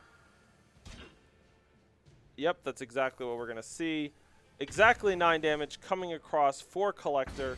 They're going to win this match 2-0 here and advance to our top 16. And they're just sort of one match away now from getting to draft number 2. And that's the thing today, is that you can't win this tournament with the first draft, but you sure can get eliminated from it. Yeah, I mean, it's a very, very challenging tournament to play in because drafting really, really well both times is sort of the prerequisite to have a shot. And, on top of, bad matchup, bad draw, opponent has some bomb you can't answer, whatever. There's a lot of ways to get tripped up here. So it really requires a ton of excellence across the draft and play, and then also catching some lucky breaks along the way. And, with our 28 games in the qualifying rounds, you get some opportunities to maybe have a game bounce the wrong way, but you can still recover. When we get tier in the top 64, it's single elimination matches, but we are playing best of 3 all today, so you do have the window where maybe something goes wrong with your draws or something really fortunate happens to your opponent, and you can afford sort of that one loss within a match, but you pick up that second loss in a match, and that's it for you. Right, and I think neither of the decks that we just saw there looked like if I had them, I would be confident in ripping off a 3-0 with them. So, I mean, but that is the kind of the other side of it of a lucky break of Collector getting to the round of 32 and playing against an opponent whose deck looked a little bit shaky. Now, even if your deck's a little on the soft side, you're one win away from, all right, I've made the cut to top 16. That deck is done. Maybe it didn't break exactly how I wanted it to, but a clean slate and a chance to rip off a 3-0 and win the whole thing. All right, so our producer is out there hunting for another match in progress. He'll be joining us shortly. And, yeah, that's the fun thing about today. You mentioned, like, I don't know how confident I'd be if I had Collector's deck. It was enough to get him through the first 2 rounds. But all you got to do is just get through the first 3. It doesn't matter, some of our players are probably really excited by the deck that they drafted, feel it's one of the better decks they've drafted. But I would bet if we asked a bunch of the players still alive right now, honestly, it's like, how do you feel about this draft? You're like, didn't go great. If I can get to draft number 2, I'm thrilled. Exactly. Yeah. Well, it's it's a really, really tough field, and even if everything goes the right way, there's no guarantee of anything happening. So, no matter what, I think you have to feel pretty fortunate about getting through 2 rounds or whatever, just because of the quality of competition being so high. But if you're drafted to go exactly the way that you wanted, part of it is you're feeling like, okay, next round, my opponent's deck almost certainly has to be good because they beat 2 other people too. But then you're 1 match away from clean break. You've made the money line. You're 1 round away from top 4. And if you chain together 2 top 4s through these tournaments, now you're qualified for Worlds. So each of these breaks along the way, it's really stressful. It's really hard. But each match when you pick up is like a lot of equity, a lot of good feelings. All right, so here we're going to be checking out Minor Pentatonic up against Patrick Hickman. And for Pentatonic, they are down a game, but anytime you jump in and a player's queuing up an attack, you know that at least they've got some hope for themselves about winning this game. Going back to the other side, a Rune of Flame, an interesting draw here. That Amplify Power can spend 5 to deal 2 damage and play Char. We're going to see that here to take out one of these 1/1s. We are, and they're going to kill off the reliable troops. But yeah, Patrick, they got a Sky Sweeper, a 4/4 flyer on the other side to deal with. That Orange Jailer is growing every turn. There's a tandem attack, so I'm not exactly thrilled to be in their spot, but they've got a couple cards in hand to work with. I mean, there's a question here of just, do you attack both or neither? I think that's kind of the line here. And for Minor Pentatonic, picking up a Dive Bomb here, that +1/+4 to 2 units and give them flying this turn can represent the ability to swing not but 1 but 2 combats at once. And I think we might see exactly that here. This is going to be the absolute biggest blowout Dive Bomb you can imagine. We are going to kill 3 enemy units and none of ours are going to die. Yeah, huge draw there, and in Minor spot you got to feel really good because if your opponent didn't attack last turn, that means they're blocking, and there's no way that they can block effectively where the Dive Bomb isn't going to just be a catastrophe. All right, so we're going to jump back here for just a moment. We're going to allow these players to get ready, and as soon as they are going to start Game 3 of their match, we're going to be down to check it out.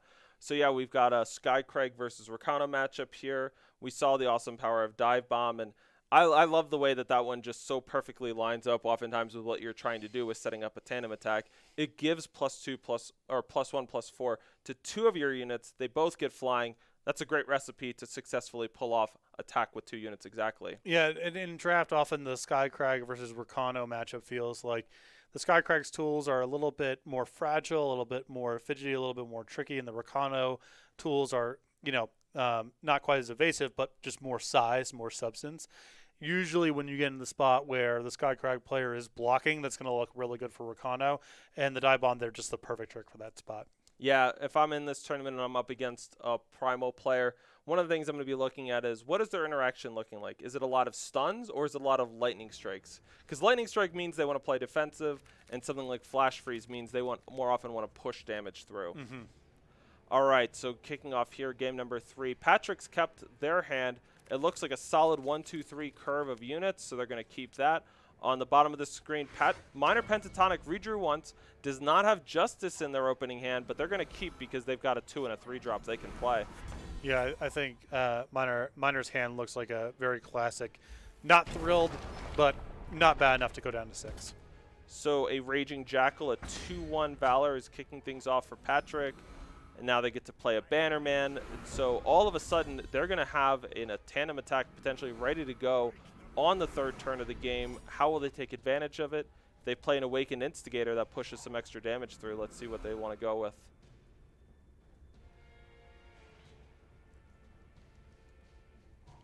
We're going to see Agile Strike killing the Foot Soldier, so no successful blocks. Additionally, we're going to see the Sky Skimmer showdown, and that's where the Agile Strike +1 strength bonus went. That Sky Skimmer can be sacked if there's a tandem attack to draw 2 cards. But you know what? Patrick's happy to make a real solid flying threat out of the card, and that's why they put the plus strength bonus there. Really hard to think that you're going to get something better out of the Agile Strike than clearing out the 3-1 and getting in your 4. Once you're there, you might as well put it on the flyer. All right, and so now we see Awakened Instigator show up. And for Minor Pentatonic, still lacking that Justice influence, the Rusty Grenomotive has stabilized the ground attackers, and now Pillage can take out the Sky Skimmer. And so Minor Pentatonic, I wouldn't say they're in a safe spot, but they've at least dealt with some of the worst that's coming at them. Yeah, I mean, they still need to draw a Justice Sigil very soon, but things are relatively stable given the deficit of game objects on one side versus the other. Soaring Crasher, a 3-1 flyer, has joined the fray, and with a tandem attack, the Awakened Instigator means each of them deals 1 damage to the enemy player, so that's why you see Minor Pentatonic dropping all the way down to 12 here. And now a 2-4 flyer and Frayed Azuri is showing up. Finally, we get Justice Influence for Minor Pentatonic. What does that mean? It means Skyscraper Purse Ursus Squadron. Ooh, tandem training for Patrick. That relic is going to buff up every tandem attack. +1/+1 permanently. It's going to get a lot harder for Minor Pentatonic real soon here. Look at this. Each of those units gets +1/+1. They're all flyers. And, you know, I mean, this Skyscraper is going to flip up here. They're going to discard a card. It's going to get +2/+2 in flying. And that's going to be enough to stop one of these flyers, but I see them both being lethal. Well, on top of the trigger from the 2/3 dealing 1 each time, just what's the path to stabilizing here? I don't think there is one. We see the mod-ready drone show up. They can either make it a 3/3 or a 2/2 flyer. They rightfully choose 2/2 flyer, but too much good stuff is happening on Patrick's side of the board. They got off to a very nice, aggressive 1-2-3 start, and now we see the fruit of that as it's not that they need to dominate this game moving forward, but if they just get a few more points in, this is over. Now we're going to see Rusty Grenomotive potentially make an attack to get the second mod-ready drone down. I like this a lot. Whenever that unit attacks, it gives them +1 power to work with. That's going to allow Minor Pentatonic to play their second 3-drop of the turn. Another 2/2 flyer. Maybe in another world that would be enough to sort of stabilize and get this game back on their side. I'm skeptical here, but I like at least the kinds of plays that Minor Pentatonic is playing. I like that block there too. I mean, if there's a trick, great, and if there's no trick, great. Too much good stuff happening now. Patrick's attacking with both. They got to push through a bunch of damage. They drew a Rune of Flame for the turn, and with Minor Pentatonic at 1, it's really just going to be a matter of how exactly does Patrick want to finish off this game. We see some blocks, stymie any attacks from getting through, but with that amplified Rune of Flame, that is going to do the end for Minor Pentatonic as Patrick Rickman advances to our top 16. Yep, just a little slow out of the gate there for Minor. I think even with a Justice Sigil earlier on in the game, still would have been hard to sort of stem that, but the tandem tactics there. We were already looking at, I'm only attacking with these 2 flyers anyway, so that was just an avalanche of stuff at basically no opportunity cost. All right, so back here in the booth, we're going to be checking out to see if there's one more match that we can check out, and it seems like RNG is still in a match in progress, so we're going to check out their match in just a moment here. Yeah, so, you know, we've seen a variety of different kinds of decks. Sometimes it's been with Combray, sometimes Skycrag. Here it looks like we're going to see Phoenix in action once again. RNG, they're playing a Stone Scar deck. They've got that Sanguine Reaper, that juicy, rare Valkyrie there. And looks like they're up against a really wide board. Wide and tall. I mean, Phoenix totally. Yeah, Phoenix has got a ton here. Yeah, that Deathwing on the other, or the 5/4 there can sack units to jump into the air and get flying and lifesteal for the turn. I mean, not only does Phoenix have a lot to work with it's really good for them that they have a unit that can sack a ticking Grenadin. And that sacrifice outlet there, right there, in that 5/4 is going to be huge. For Phoenix, they've got a lot of directions they can go. They're going to start by gun downing the 2/2 flyer. They can't gun down the quick draw 3/3 flyer. We'll see the ticking Grenadin get sacrificed. Flying and lifesteal for the turn. Everything's coming in. And that's a really nice play there, both to, you know, get the Grenadin inside and also because now the 3/3 is priced into blocking the 5/4. And yeah, I mean, the Into the Furnace can help finish off the 5/4, but a lot of damage is coming through. Very little got traded with. For RNG, this is starting to look like the end. I'm not sure that we have enough sort of in hand. Even if we block everything here, it looks like 2 is coming across. Phoenix is going to waste no time making sure that's the case. And for RNG, that is going to be it, as Phoenix wins this match 2-0 here, advancing to our top 16. Very nice there, and it looked, you know, RNG's draw there, 6 power versus 9, wasn't short on action over the course of that game, but it looked like Phoenix just accrued a lot of extra stuff over the course of action. All right, seems like we have one more match in progress, and we're going to be checking them out before we wrap it up and get into our top 16. But yeah, I mean, these matches move pretty brisk. I mean, I think one of the things you're seeing is, you know, we saw Kolobovic maybe not necessarily take that from the heavens in their draft, and when you see the speed of these games, you can get why. All right, so we've got Thurfir Hawat versus Gunner 116, and it looks like Thurfir is got one more game to win before they'll win this match. Look at these giant Xenon Guardian getting across there. I'm not sure how it got so big, but it is a beefy boy. Looks like a Valise Bear Rider. That primal unit all the way on the left of Thurfir's screen is the thing that's contributing to such large attacks. All right, well, we got a double amplified Rune of Shadow here for Ghost form. Wow. Gunner 116 just pulled that one out by just sneaking some lifesteal unblockable units across. Yeah, I mean, that position looked very dominant on the other side, but Thurfir was pretty low there and able to sneak it out with the unblockable trick, and now we're getting ready for game number 3. Yeah, it's difficult for me to jump in and see someone attacking with a 9/9 overwhelm and not get pretty tunnel visioned on. Yeah, obviously that person's winning. Yeah, ground's locked up. You know, there's going to be some chump blocking here, but we're in that spot. But you know, a little bit of unblockable, able to squeeze out the last 5 points needed, and now we're on to game 3. Yeah, the Shadow Rune is I think my favorite to play with in draft. It's Rune of Illusion, Amplify 5, play Ghost form, and you could just steal some real games out of nowhere by just making it so not only do you get an unblockable attack, you might also swing the race because it's picking up lifesteal for the turn. And I like having, you know, some of tricks like that sort of floating around where, you know, often the game is just, well, as long as I don't go to 0, I can't lose. And so absorb as much damage as you can, focus on card advantage, focus on board presence, and eventually win the game. And having some things floating around where it's like, no, actually, if you go from 10 to 6 here, it really matters because there's stuff that can give their 6/6 unblockable, I think, adds a lot more texture to the games. All right, so Gunner 116, top of your screen. They're going to be on the draw here in the deciding game number 3. Thurfir Hawa, it looks like they've got a little bit of 3-faction action. At least they've got a Rune of Flame in their opener. Means Primal's not unlocked, but with a Seek Power, yeah, let's go and get a Primal Sigil. And now things are looking pretty good for them through the early turns at least. Yeah, hand's a little clunky, but there's some stuff to do.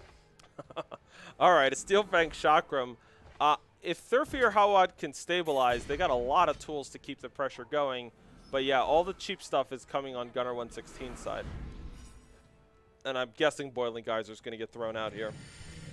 Yeah. Not one you hold on to very much. Yeah, especially, I mean, the hand being what it is. If Thurfir finds a 4th power, they're already kind of committed to tapping out for the next 3 or 4 turns. So even if that's not the ideal thing you want to hit, you know, you can't just hold it forever. All right.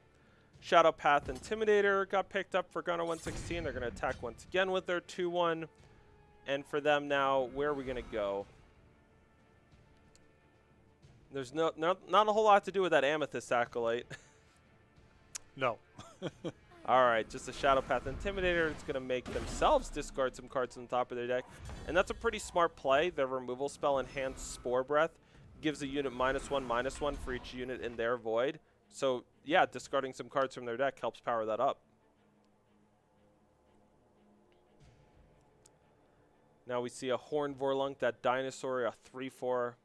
Threatens to really lock down all attacks, but yeah, maybe a combination of Spore Breath and Amethyst Acolyte can open things back up for Gunner 116. Yeah, it's tough though because you look at Gunner's tools in hand. It's pretty moss. It's going to be not converting a whole lot of cards in hand into presence on the table. And Thorfir at 21. I mean, even if you're able to punch through some damage this turn, if their hands at all suited, they're going to be able to stabilize the ground, and then your hand's not worth very much. Fortunately for Gunner, Thorfir's hand is just not very good. There's some unit weapons that don't matter a whole lot if something happens to the Vorlunk, and then 5-drops and no 5th power, so it can go bad. Amethyst Acolyte shrinks down the Horned Vorlunk, and now we're going to see a Grizzled Guard that 5 costs 4/4 Aegis. And when you get attacked, if it's hidden, you get to flip it up, and all of your blocking units will get +2 health this turn. So a real nice stabilizing force here. Not that Thorfir had much to stabilize against. A Xenon Guardian gets added to the other side, but yeah, this is a dynamic we've seen a couple times before where one player sort of has the bigger stuff, but they have less of it. And so when do they find the spot in the game to turn the corner and start leveraging the fact that they have the biggest things? When do they feel comfortable enough? Yeah, and I think Gunner's plays at 4 power here have been so modest that I really like Thorfir sort of holding tight and not trying to race. You got to feel like you won game number 1. Game 2, you were in a commanding position and then just sort of gotten punked out. And at 21, you got to feel like if we just play draw step to draw step, eventually I'm going to get this thing. All right. So for Gunner 116, what do we want to do next? Well, you're facing down a Steelfang Chakra up Horned Vorlunk, but it doesn't come in. And I don't know if I necessarily would have done that, because one of the great things about Steelfang Chakram as a weapon is, hey, you can lose it on the unit and you just get it back in hand. It was also a pretty good spot to attack, in my opinion, because if you trade off with the Guardian, great. And if you get a double block, also great. You know what I think we got here is I think Thorfir is trying to set up that Bone Mask in hand. 4 cost, 2/2 weapon. Ultimate, when the unit hits the enemy player, you get to draw a card for each of your units with 4 or more strength. And so look at this. Combine now with a Xena Initiation. Let's get a killer attack. We connected, and now the Bone Mask is going to draw us 3. And Thorfir Hawat has been able to start converting their awesome board presence into more cards in hand. This is just putting them in a spot where they're really dominating this game. Yeah, Gunner can only play reactive, not proactively, and has significantly worse reactive tools. 2/2 lifesteal ain't exactly the thing that's catching you up on this board, though. For Gunner, more spells and more action is just welcome, because right now they don't exactly have the tools in play to turn this game on their side. There's the Cabal Cutthroat showing up.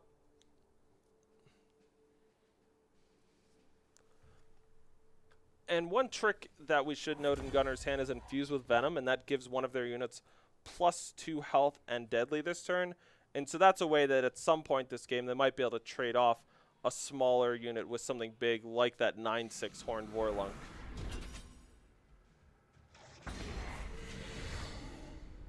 Yeah, and look at Thorfir now, a 2/3 killer taking out the 2/2 lifesteal. It just feels like every time we see their cards interacting, these two players, Thorfir is the one that's getting the better of it. Yeah, it's one of those things where, when you're in Thorfir's spot here, it's like there's all these plays that they're able to make where if they have nothing, great, you pull way ahead. And if they do have something, you're not risking very much. All right, so now we see Infused with Venom being used with the Glen Pathcutter to trade with the Horned Vorlunk. Steelfang Chakram entombs and goes back into the hand for Thorfir. Now a Wild Azuri. Hey, 2/1 flyer, not a bad place to put a +4/+0 weapon in the future, potentially. For Gunner, that Glen Sapper in hand is kind of an interesting card we haven't talked about yet. 1 cost ultimate, pay 6 and discard your hand and play 2 Sludge Beasts with stats equal to the number of units in your void. And so that's a real thing that you can care about when you have a card like Glen Sapper and Spore Breath, is trying to find ways either with units trading off or dying in a Zenin deck, fill up your void, and ultimately take advantage of it. Right. I mean, as long as you can keep the air pretty stable, that will lock up the ground very effectively. Now, the problem is Thurfer's just up so many cards at this point. And also, you still need an additional power to pull all this off. So, yeah, I mean, it's a bad spot when you're playing this style of game that Gunnar is to go up against a card like Steelfang Chakram.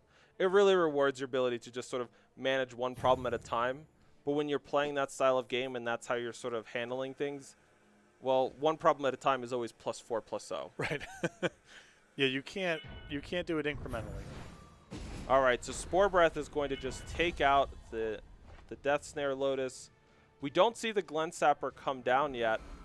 Gunnar's really sort of squeezing that one and is potentially looking to be able to play it and Ultimate in the same turn.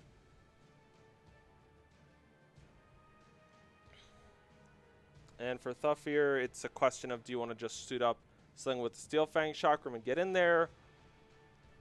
Looks like they have a Time Sketch in hand. That's something we haven't seen yet today.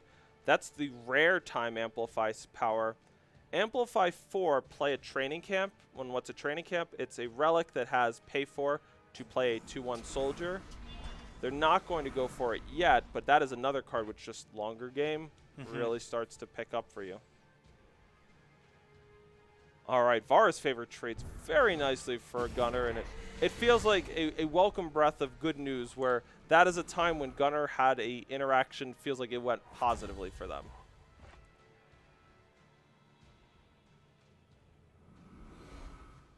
And now we see the Time Sketch get played, and Thufir is going to amplify it twice. So now they have 2 training camps. They're going to be able to spend up to 8 power each turn playing 2/1 soldiers, and with just a 1/5 flyer on the other side that can eat a 2/1 soldier, they're going to be real meaningful units in these next couple of turns. I mean, Thufir is this is the most any non-power is good, any power is good kind of spot I've seen. Totally. All right, so we're going to see Gunnar play that Glen Sapper. It got buffed up thanks to the Glen Path Cutter, and allowed them to make 2 Sludge Beasts, 2 5/5s. That gives them a lot to work with in terms of keeping the ground stable. The question is, can they actually find a way to get the game moving towards a winning conclusion? It's not just going to be enough necessarily to stay alive, because when we talk about the late game tools that Thufir has, the training camps, the Steelfang Chakram, these are all things that are going to help them in a longer game. Something like Ultimate Xenon Guardian and turn it into an 8/8. Yeah, this makes it where if Gunnar does not draw a removal spell for the Guardian, there's no attacks to be had on the ground. Gunnar does have 2 flyers, but one just doesn't hit for very much. The other one you can trade off with your 2/1, and then you have still an array of stuff left over in hand. Wow, and we see the, not desperation, but the pressure that Gunnar is feeling by attacking with that 1/5 flyer. It really opens up the next turn to potentially not go well for them if their other flyer gets taken out. But it's kind of a recognition of like, I got to do something to get your health total into maybe like some kind of 1 or 2 shot range at some point this game. Yeah, I mean, the long game is sort of doomed. It's very hard at this point to imagine Gunnar winning a game that goes on for another 7 or 8 turns. So even if that point of damage looks risky or it looks like what's the point is there's no other path. You got to get in your shots when you can here, because you're almost certainly doomed if the game goes on for a long time. Yeah, what you want to hopefully do is take advantage of something like the Rune of Illusion that you have to give some things unblockable in lifesteal, and hopefully you've gotten them low enough that swings the difference. We see EDO Chief Examiner show up, and that flipped up a Grizzled Guard. They gained 4, and ETO gained +4 health because it was a 4 health hidden unit. And so that Chief Examiner knows what's underneath the hidden units and takes advantage of it very nicely. And now we see a Valise Bear Rider. At a certain point, Thufir is going to probably focus more to taking advantage of all of the good things, some of the good things they have, instead of just drawing more good ones, but they haven't stopped yet. Yeah, I mean, you would like to sort of get something going here where you trade at least one of the 5/5s off at a pretty low cost. And we see Valise giving Overwhelm plus the Steelfang Chakram. this is going to get really tricky. It looked for a moment like those sludge beasts, those 5/5s, were going to be able to stabilize the board maybe in some combo blocks, but now that's become really challenging. And I think Thufir's done a really nice job here of setting up a spot where it's like, if you want to double block with your 5/5s to get something off of the table, you're going to lose them both. I'm not setting my 8/8 into two 5/5s. So now we'll see execute, and it's like, once again, yes, you dealt with the biggest thing with your removal gunner, that's great, but it was a Steel Fang Chakram unit that was getting overwhelmed from another source of release. Not the kind of play that spot removal is good against. Right, and you could Chakram up the Guardian here and kind of set up the same thing from last turn, which is, hey, if you want to get this massive unit off of the table, it's going to require both your 5/5s. And we'll see the Wild Assery and the Xenon Guardian both come in. Tower Top Patrol will do a nice job, that 1/5 of keeping the 3/2 at bay. But now the question is, like, just to survive. I mean, 13 overwhelmed coming across from the Xenon Guardian, and you're at 4. It means you need to put a full, like, 10 health worth of units in front of that 13, so you only get overwhelmed for 3 damage. And we're going to see both of those sludge beasts just trade off.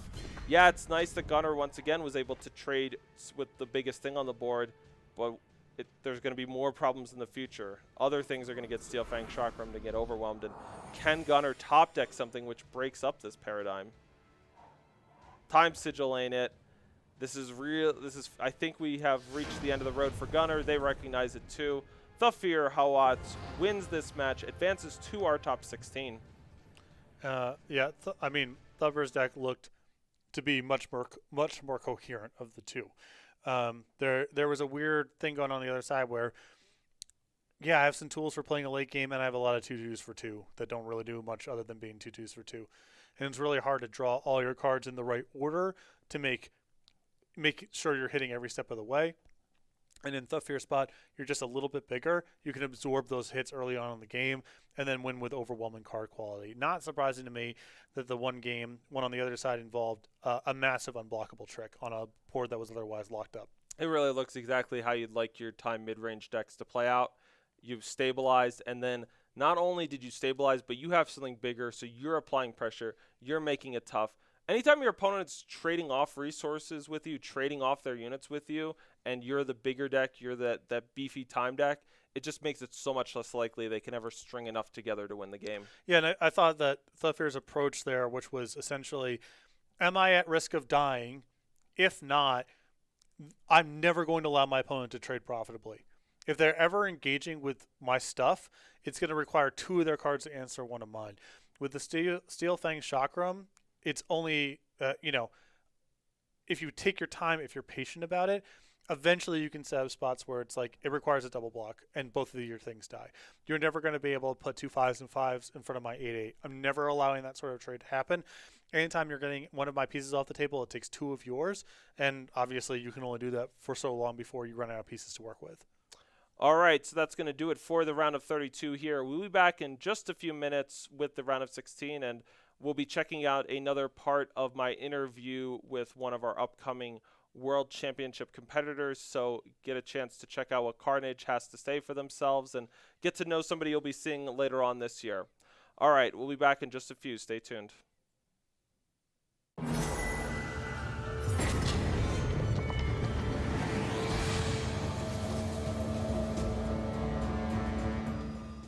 As far as the actual tournament itself, so you mentioned you worked with a team and they really helped you find this list. How did your qualifying games go? Was it smooth sailing getting into the top 64? Were there some close shaves along the way?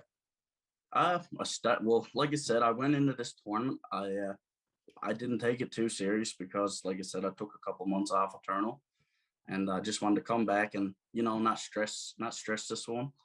But I played my first 10 games and went 10-0, and I'm like, this is going well.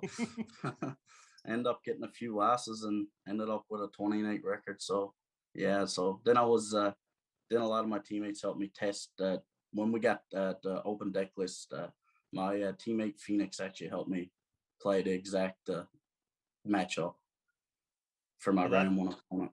That sounds super helpful. What were the kinds of interactions or things and tips that you discovered from doing a little bit of focused playtesting?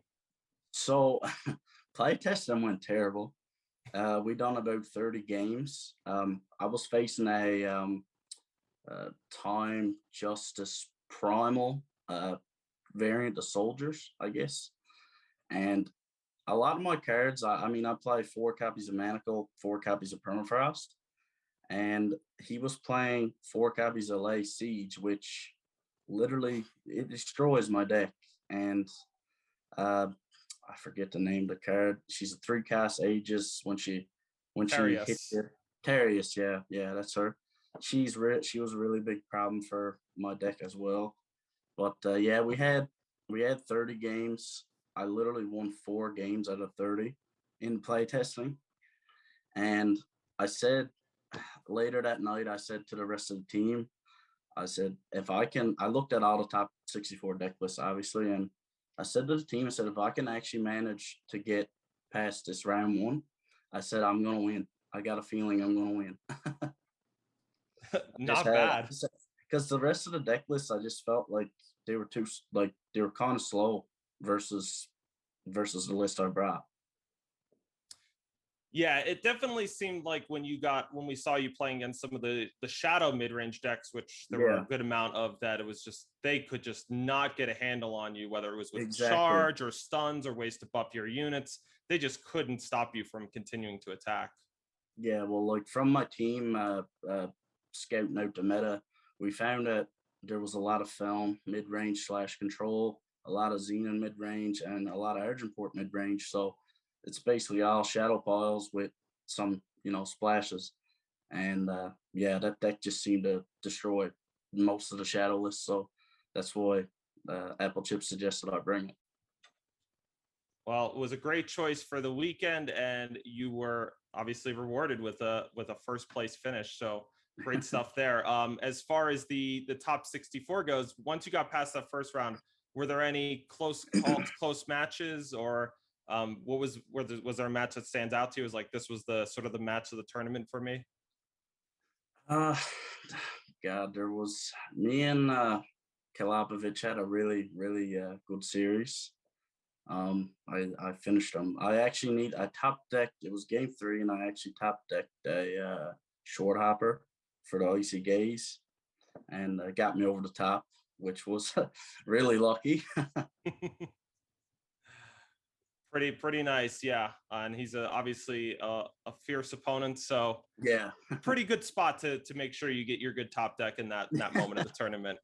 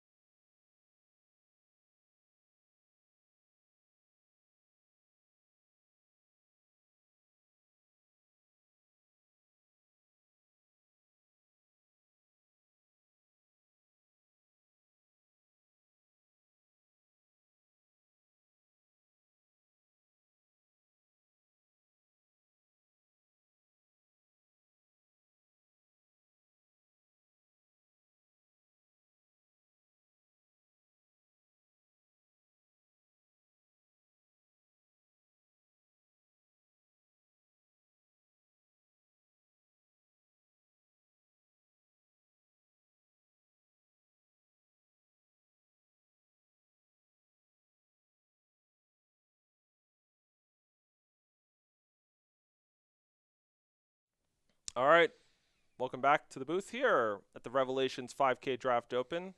We've got one more set of draft matches to go with the first draft decks that players drafted today. We are going to be taking our field from a top 16 down to a top 8. And to do that, we got one more set of best of 3 matches in store for you this round. Yeah, I mean, at this point, a lot of the, some of the relatively weaker decks and competition have been called. We're now down to basically high quality players and or high quality decks. Now all that gets reset when you get to top 8. So there's still an opportunity for people to drop the ball. as we get later on in the tournament. But this round should be just a lot of very, very high-quality draft decks and play. Right. Each of these players are going to be watching this round had to win 2 matches with this draft deck, and so we know they've all been able to heal 2 hurdles of competition. They're going to have to get through that third if they want to make it to our top 8 and get the chance to draft one more time today. That obviously that second draft will be what we'll be using to get from 8 down to 1, a draft open champion, more of the $5,000 cash prize pool up for grabs today, and a seat at the 2021 Eternal World Championships. But you got to set that all aside if you're one of our players. You've got to win this round right now. And so coming up, we're going to be checking out Isomorphic's match. Isomorphic, a name that no stranger to our broadcasts here. If you've ever been curious, hey, and go to the screens and check out who is on top of the leaderboard in some of our formats.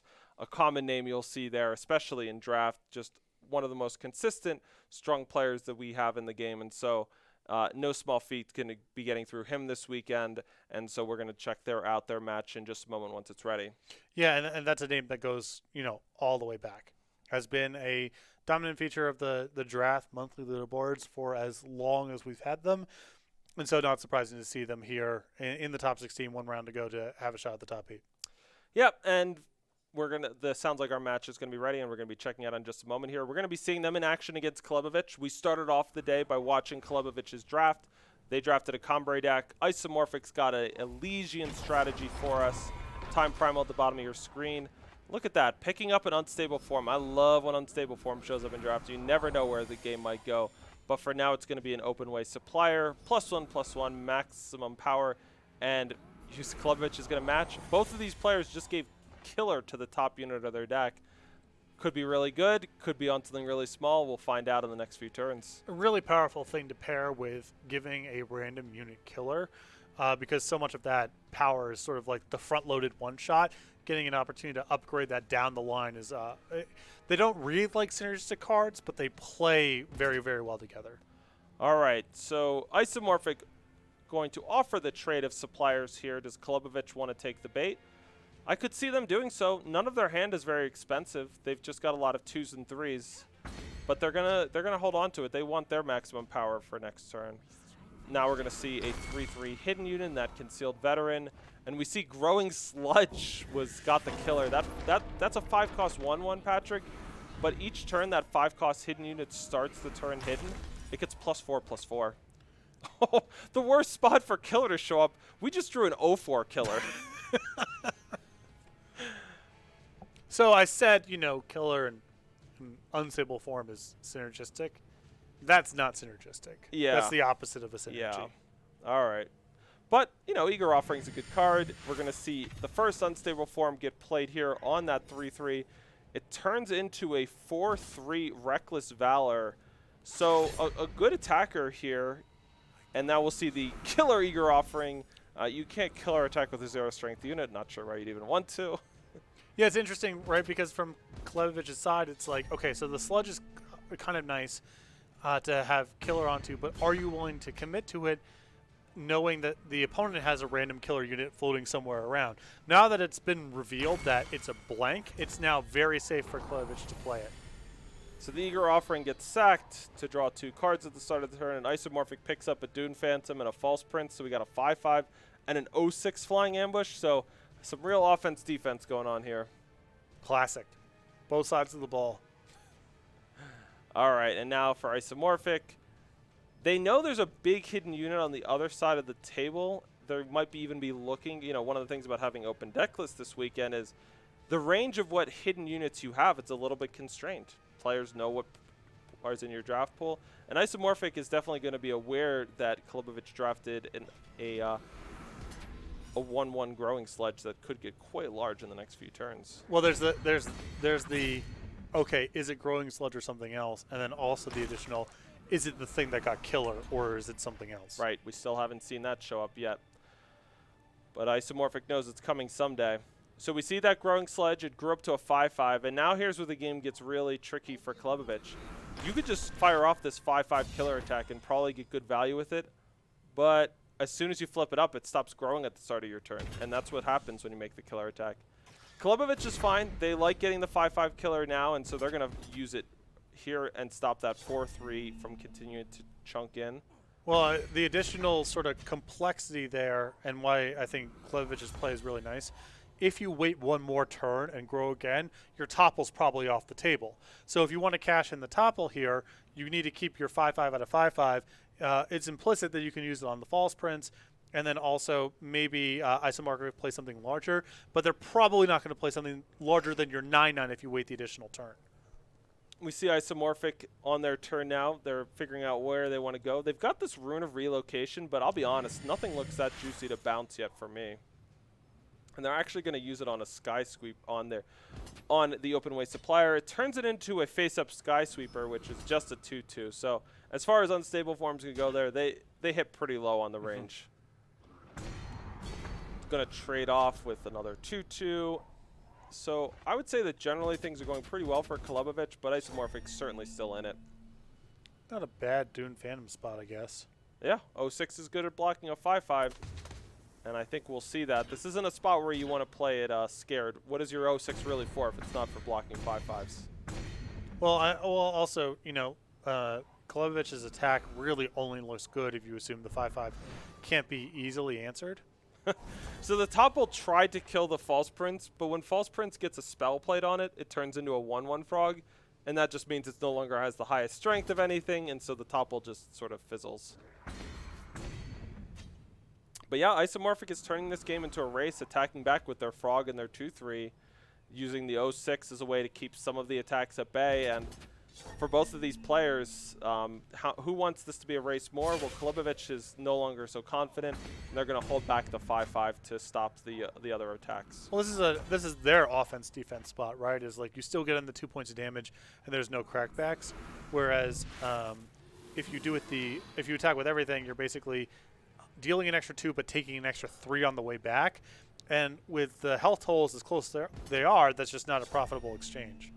Savvy attack here by Klubovich with their 2-2 Ursa Squadron. Because of Valor, if it got blocked by the 2-4 or the 2-3, it would get +1/+1, and that would sort of take it into can't be eaten range. Right. And Isomorphic extremely patient here. Note how reticent they've been to use those Rune of Relocations.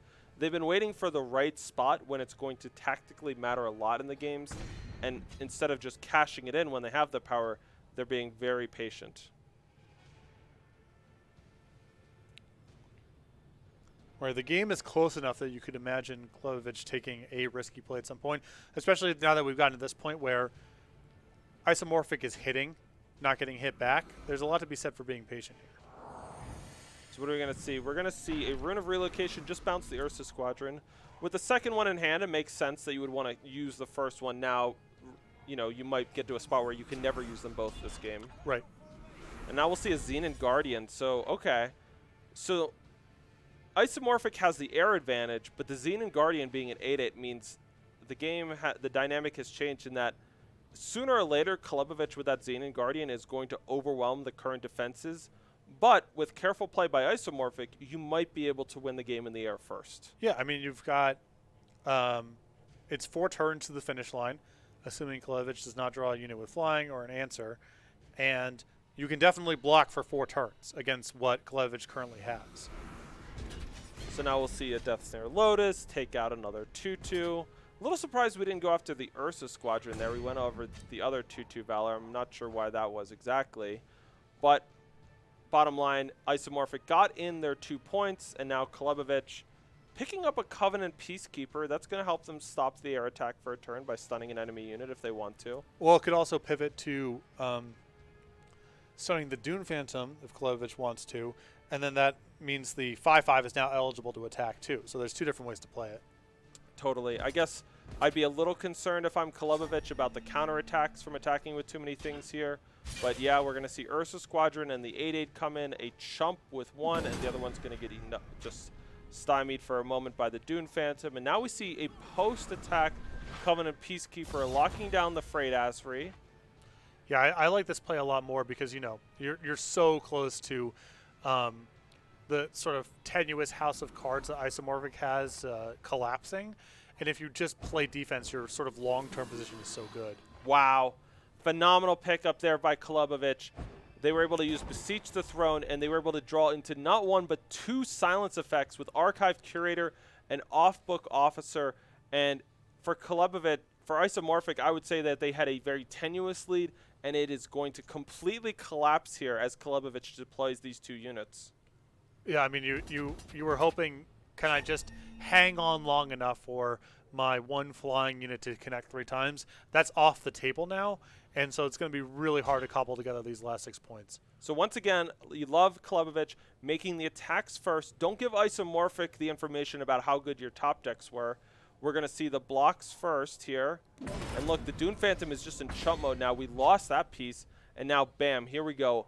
Archive Curator buffed up by Warcry. It's a 2/5. It's silencing the Freight Azery. So now Isomorphic has no flyers. They have no damage sources getting in. And Klebovic is winning the game on basically every axis. They're ahead on health totals, number of units, flyers, biggest unit. Yeah. And as you mentioned with the post-combat there, you know, you would block with the Dune Phantom there on the 8/8 because you're thinking, well, it's possible that if my flyer's connecting for 2, that some of my other 2-strength units might muck up the way You've got that the Rune of Relocation in hand. Right, yep. And now Isomorphic's built it up, waited long enough that they can amplify it twice. It'll be their 10th power. The question is bouncing 2 things good enough here? Well, if you bounce 2 things and then attack with everything, you don't win the game and lose on the way back. So that's a dead end. Yep. So we're going to see instead Death Snare Lotus once again. 2/3 killer, going to be able to maybe take out the Ursa Squadron. But Isomorphic was once winning in the air. Now they're losing in the air. Is there any chance Isomorphic can get enough trickiness with blocks and bounce effects to get over the finish line? I mean, you're priced into 2 chump blocks here. That's not a good spot to start. And if you chump block with 2 things, now you don't even have lethal, even if your attack on the way back is uncontested, which it won't be. Wow, and so Klebovic doesn't even attack with the 2/5. I think they figured by deploying 2 more 4-drops this turn, they have the 2-turn clock either way. You might as well not expose yourself to anything randomly coming across in the air. Yeah, a trick that gives something flying could suddenly kill you. Why take the risk? A really carefully planned game there from Klebovic. I would say both players did a ton to maximize how much they were getting out of their cards. It got to a certain point of the game there in the middle turns where it became clear that this game wasn't going to come down to who had the best next turn, but who had the best turn like 3 or 4 turns from now, who was ahead at that stage of the game. For a moment, it was Isomorphic by a hair, a couple timely top decks, and well-played units by Klebovic. It became then, and then they converted that to a victory. Yeah, Klebovic there, I think, did the die kind of got cast with Isomorphic, with Klebovic at 8, Isomorphic with a 2-string flying unit, the only flyer in play. So the terms of engagement are pretty clear at that point. I can win in 4 hits, assuming I can keep my head above water. And Klebovic basically used their resources to either shrink the amount of time that was, to try to strip the game out of being 4 turns, or answer the 1 flyer. Was able to do kind of a mix of both, and then manage the game on the table well enough where there wasn't even a risk of a perfect top deck being able to win it there for Isomorphic on the way back. All right. Queuing up here for game number 2 is Isomorphic and Klebovic. We've got a hand on the play for Isomorphic of no time influence, and they're going to go to 6 here. Looks like they've got down to a Justice Splash, and this is not pretty. Isomorphic's going to need to sort of, anytime you're on the play, there's always a little bit of like, can I just win this game fast? Isomorphic, there's going to be a bit of, can I take advantage of the fact that I'm going to be on the board first? I'm going to be going a little bit faster early so that I just get the time I need. Yeah, this is a tough, Isomorphic needs to draw really well from here to be able to turn this hand into lemonade. All right, so Rowhammer, that Sentinel, is a 2/3 charge, Valor, and Endurance, and both these Valor units are kind of going to be attacking past each other here for a moment. Not making huge dents on the health totals, so maybe Isomorphic can find a way to get enough time. Picking up a Primal Removal spell and Rule the Skies. 3 cost, deal 2 damage to a unit. If it's a flying unit, deal 6 damage instead.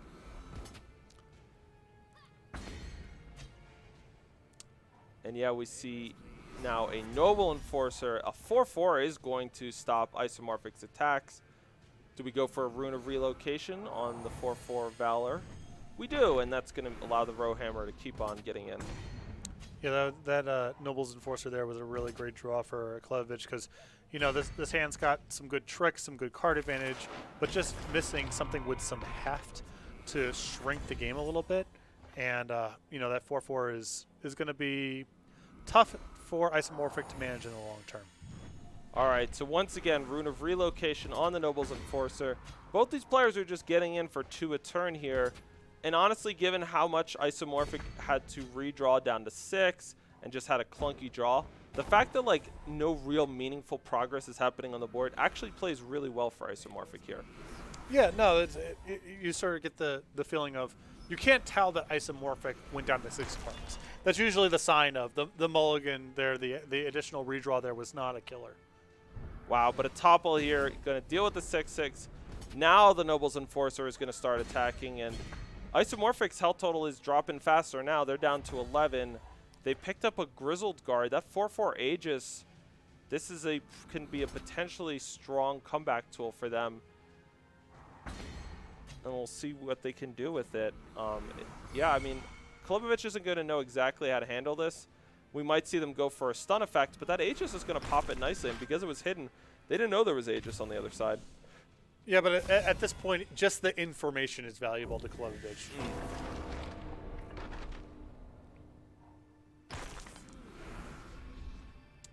And do we have any attacks? No, we don't. Okay. So for Isomorphic, this is, oh wow, another topple is going to be really frustrating for Isomorphic to have to deal with. They haven't drawn a lot of strong cards. They've drawn enough power to get them out of their early struggles. They hit their 3rd faction of influence, but they could really use some heft right now, and that's not what they have. Rule the Skies is going to deal with the tower top patrol, so they're only going to take 2 this turn, but with the Xenon Guardian being added to the other side, a Behold the Truth 1 turn away from amplifying. For Isomorphic, that looks like it's going to be it. The second game's worth of draws after a very close game number 1 were just not close to being enough to defeat Klevich. And we watched Klevich draft that Combre deck. They ended up sticking with a straight 2-faction approach, and they got rewarded with a 3-0 run through the first 3 rounds of the day, and we will see them back for our top 8 draft. And one of few drafters we saw with just a 2-faction deck, and I think, you know, we left the draft talking a lot about how Klevich's deck looked like a really good balance of being good early, being good late. And that really bore out in the games that we watched on camera, where it looked like Klevich got ahead early on in the games, was sort of dictating the terms of engagement, and then had a bunch of really strong power sinks, just expensive cards in general, and topples to make sure that there was no stray card the opponent could slip through that went unanswered. All right, so we're going to be checking out one of our other top 16 matches in progress, and here we have Martin versus Pay to Win. And Martin at the bottom of your screen is up a game, and they've got a Zoltan Arbalist. They've got a couple of units. Pay to Win's got 7 power, 4 health, and you said you liked getting to watch lethal turns. I think we just might be a moment away from one of those. It's pretty lethal. Yeah. Lethal. Well, Pay to Win blew themselves up before they would take lethal damage, as Martin will advance to our top 8 here. We'll continue surveying the field. Yeah. Didn't pay enough. No. Yeah, and that's, draft is a great format to jump into if you're potentially new to Eternal. You don't have to have a collection when you get started with it. You could just, every time you're playing with the cards that you get right there. You get a chance to try out lots of different cards and factions and strategies, but all in a setting where you get to, if it doesn't work out, you still win some packs and rewards, and then you can join the draft queue again on another day or another time. Not only is it something that you don't need a collection for, you actually build up your collection as you go. So if you're a person with some card game experience, you want to sample, you don't really know if you're ready to open up your wallet day one and try to build a tier 1 deck with a bunch of legendaries, whatever, you can draft, play competitive games, even qualify for the World Championships, and pivot to Constructor Win. So our kill cam just took us in to watch Collector get knocked out of the tournament. And that actually, funny enough, was the last match of the round. So we do have a top 8. What we're going to do now here is we're going to take a little bit of a longer break as we get draft number 2 of the day set up, get one of our players set up to share their draft with us. And so we will have the timer up on the screen that'll tell you when to expect to come back to watch the next draft begin. And we're going to take a break right now as we get that all set up and ready to go. Wonderful. Yep. So we're down to 8. We're going to have another draft ready for you here in a few minutes, and then we'll be able to cover the last leg of the tournament, including someone securing a seat to the World Championships. Good stuff.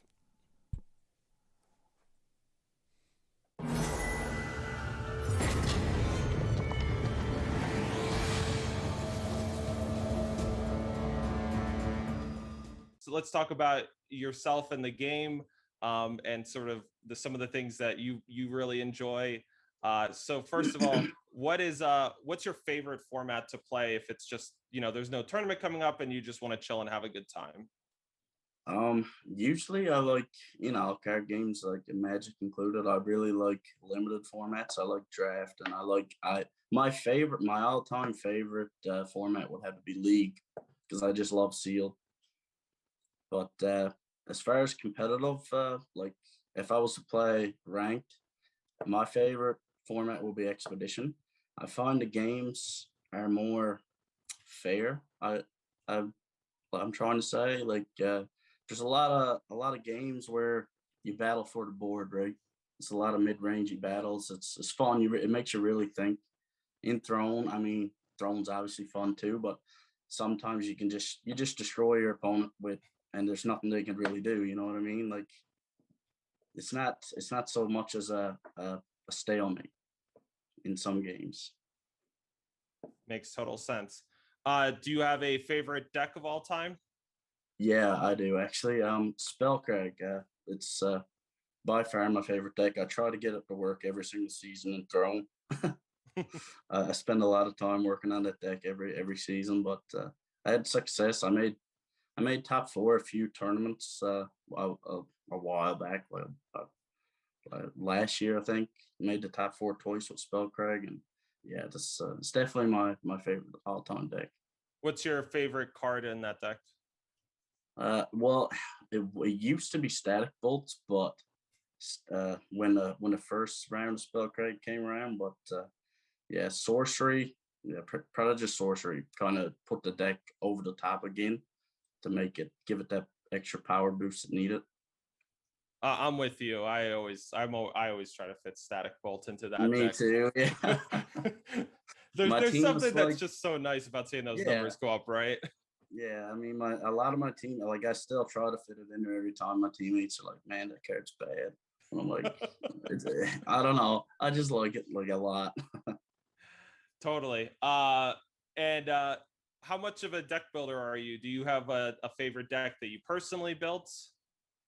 Well, I actually, when Spellcrag was around, I actually helped build Spellcrag when it was when the Archetype first arose. Yeah, I know those. When there's a bunch of people playing a deck like Spellcrag in the game, sometimes the discussions about who built the deck and things like that can get a little heated. But no, absolutely. Yeah. I mean, I'm not taking full credit, but I mean, I definitely helped. I'm just trying to help you out here, man. Because if we put you out here and say this is the person who built Spellcrag, it's definitely some people's favorite deck, but it's definitely some people's not favorite deck to say. Yeah. Yeah, a lot of people hate it. Do you have an all-time favorite card? Maybe it's not one in Spellcrag, and just a card that you just particularly love, even if it's not necessarily the best. Well, it used to be the best in my opinion, but it had to get the Nerf hammer. Crafty Occultist card when he was first released, he was absolutely broken. I mean, a 3-cost 3/3 unit, draw 2, discard 2 with all the discard effects, plus giving you an extra unit or flying. Like, yeah, that card's busted. It still does all the same things. You just gotta have a little more influence now. Yeah. Do you have a piece of art in the game that you're a big fan of? My favorite Loken card, I guess, was Felrock. I don't know, something about him. He's another one of my favorite cards. He's probably up there behind Crafty. Yeah, he's. Nice. I think the art on him is really cool. Carnage, I really want people to root for you at Worlds, but if you tell them your favorite cards are Felrock, Channel of Tempest, and you look like Spellcrag, you're gonna have some fans, no doubt. Yeah. As long as I got my team in both lethal, boys, I'm okay.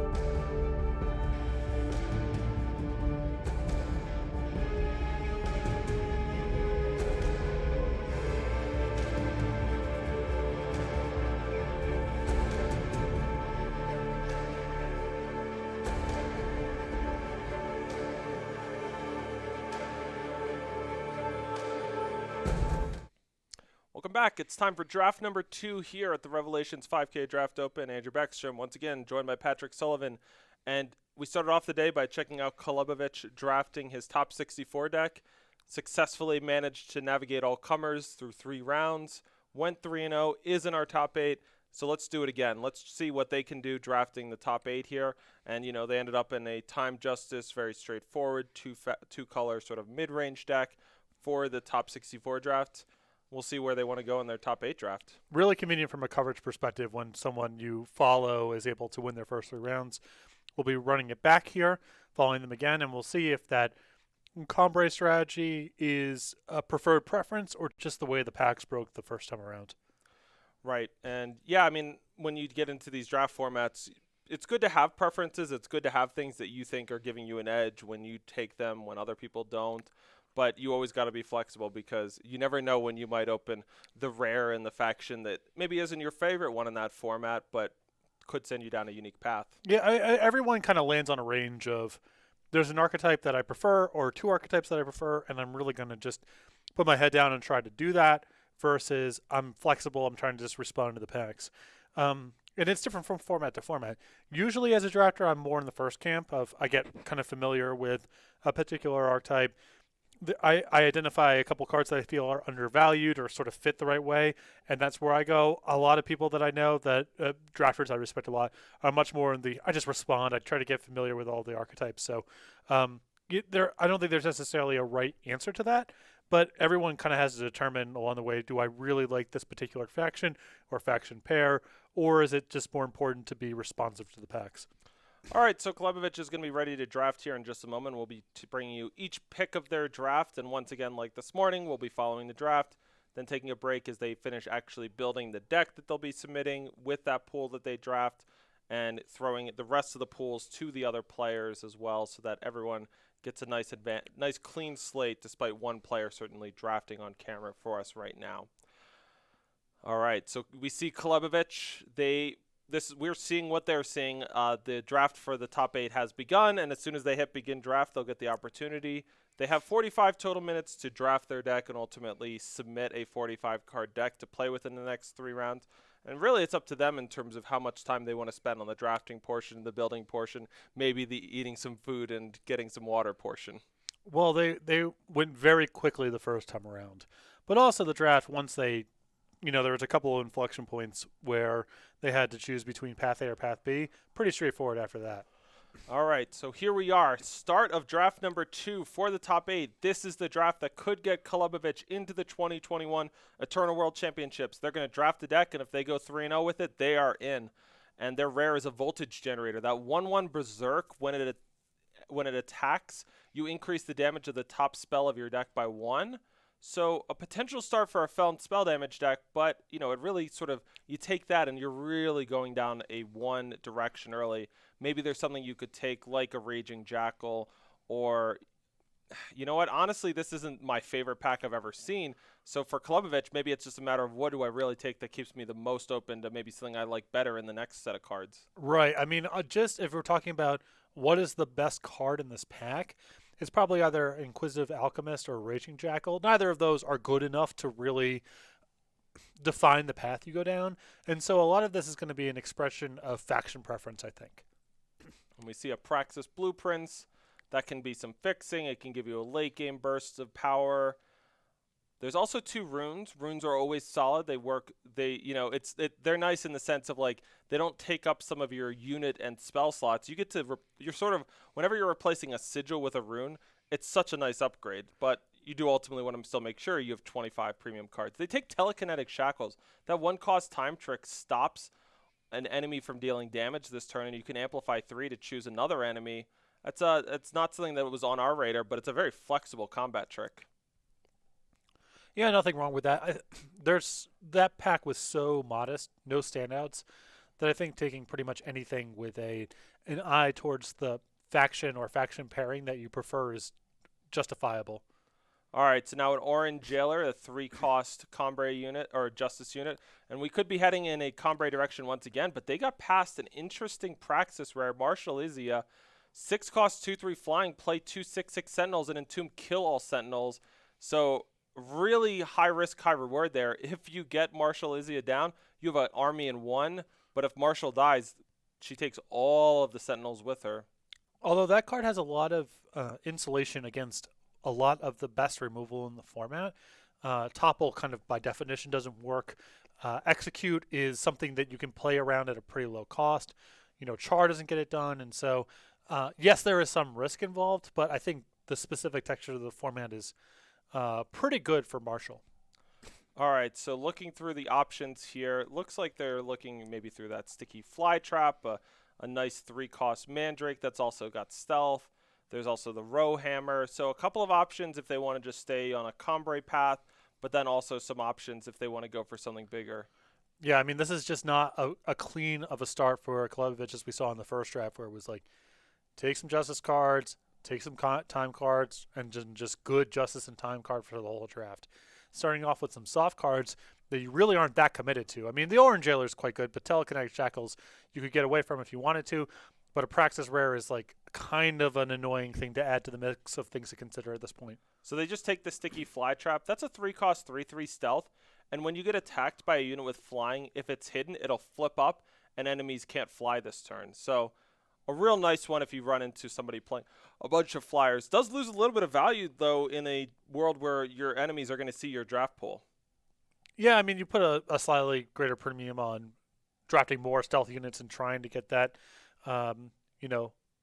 muddled waters experience that you see in normal draft. But also, there's enough right there just in the default case that even if they know about it, it's still a fine card to draft and play highly. So now they take a reliable troops, and so I don't know if Klubovich came into this plan of wanting to go Combray again, but that is where the draft has led them so far with 2 Justice cards and 2 time cards, now picking up a 3rd in the Mavloff Botanist.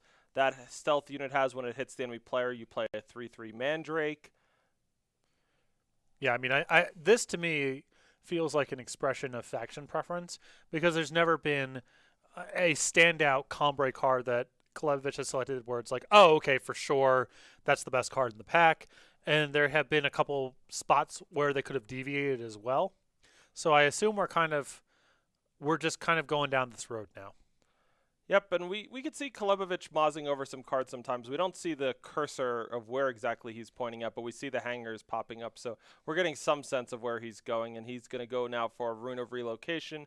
That's the time amplify power that can bounce units.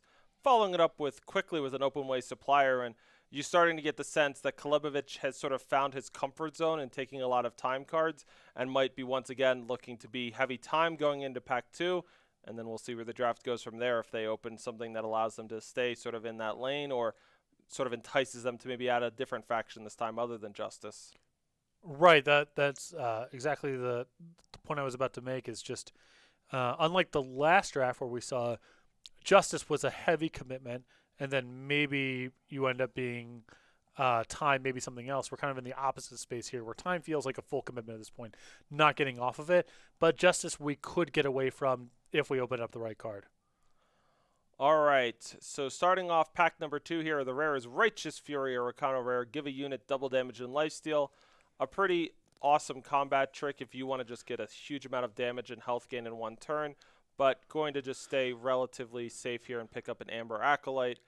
And now we get some more mono time options. And yeah, I think that Klebovich is, is in no rush to full hard commit to Justice as their second faction, and as long as we keep seeing them get good mono time options, I anticipate those will be their picks as they now take a Locust. I really like the Amber Acolyte pickup there because this draft to me is feeling like greater than 50% we end up 3 factions. So, yeah, if you want to go that vein, you could take Learned Herbalist. Its ability to discard a card in your hand and draw Secret Pages gives you more access to more factions with that spell, Secret Pages. But My favorite bomb is in the pack. Skycar Gwyvark? Town Watchman. Oh, my goodness. The lock. The absolute lock. Yeah. You can't attack into a 3/7? What's the game look like? Am I blocking? Busted. Am I attacking? Busted. All right, well, they went for that dope dragon, 3/3 flying and killer, Skycar Gwyvark. It is double primal, so really showing how truly flexible Kalebovich is at this stage that they're taking double influence cards of a faction they have 0 of yet. Well, the justice commitment here is so light that you could just basically consider yourself mono time right now and then draft accordingly. Now we see a Dune Phantom is the lone uncommon remaining in this pack. That 06 flying ambush we've seen do good work at holding back some of the larger units, but there's also maybe something like a Shield Bash or a Skyguard Sentinel. That 6-cost 5/5 Skyguard Sentinel they picked up is, a 5/5 for 6 doesn't seem quite as big as you can always get, but flying on the enemy turn on a 5/5 body means all of a sudden all of their flyers are just brick walled. I think also just this deck is lacking definition, and Dune Phantom to me is one of those things where it performs very well in specific decks, but gets overplayed in decks that it's not appropriate in. And this deck could easily shake out the other way, where you wouldn't really want it. So now we see an Unstable Form be picked up, and it does seem like Kalebovich is gravitating towards a Legion. It does seem like Primal has been much more open than Justice in this pack, so probably still open overall, but starting to move in a time primal direction. Pack 3, the rare's a time card, Tomb Protector. Let's talk about it. 6 cost 6/8. Your cards can't be stolen while Tomb Protector is ready. And yeah, we see that 6/8 body. That's got to be pretty attractive looking. There's also a Temple Scribe. How do you feel about 1 cost 1/1 summon, draw a card, and gain a life? It's really good. I actually don't think it's outlandish to consider that card better than Tomb Protector, but I think there's a chance this deck's pip requirements are sensitive enough that you're better off taking the 6-cost card than the 2-cost card. All right, so we do see the Tomb Protector get added to the deck. That 6/8 is going to be a great top end to a lot of his draws in the upcoming rounds. It's pretty hard to stop that one from crunching in. And now we get another gut check moment. I would say the best card here is probably that Strategize for draft. At just 2-cost primal card, but with some reasonable time options, where do you want to go? And it looks like they went for one of the time options instead. Not sure which one, though.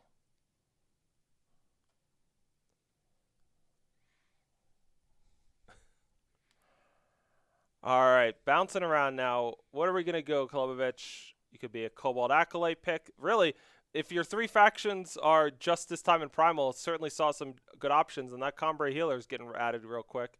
I love Twin Fang Cobra. I think that one plays very nicely in mid-range time decks. There's also a Horn of Plenty. 5-cost Relic, your units have +1/+1. We see a lot of units have been drafted so far. I mean, my instinct here is towards Horn of Plenty.